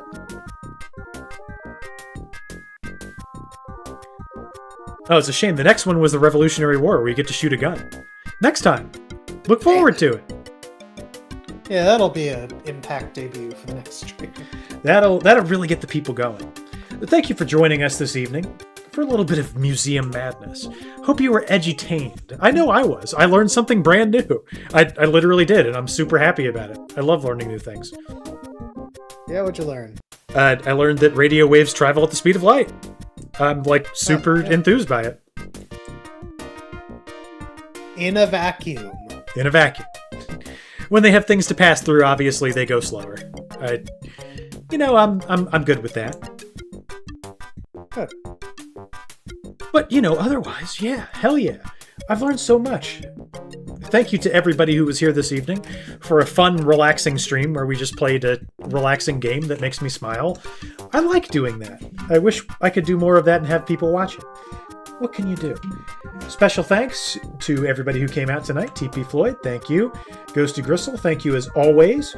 Kayla Rishatal, appreciate you, buddy. Room Temp Ramen, glad you were switching between 2 streams. Probably stuck on another one if you're not sleeping, which most people are doing. Thank you, Califated, who's definitely sleeping. Our stream comes on at like 3 o'clock his time, a.m. Thanks to Chuck Thunder, who was here for a couple minutes. Thank you to my wife, Shercock. Thanks to Bendy Plush, who was here and I didn't acknowledge. I'm so sorry. That was really mean of me. Thank you, 99 Ways to Dry as well, and Incoherently Awake. I hope that you ate a bean. Just like 99 Ways to Dry said that you should. We'll be rolling on with the normal stream schedule, Tuesday, Thursday, Saturday. And I guess we'll probably see you next Tuesday. But for now, we're done for the evening. So may the force be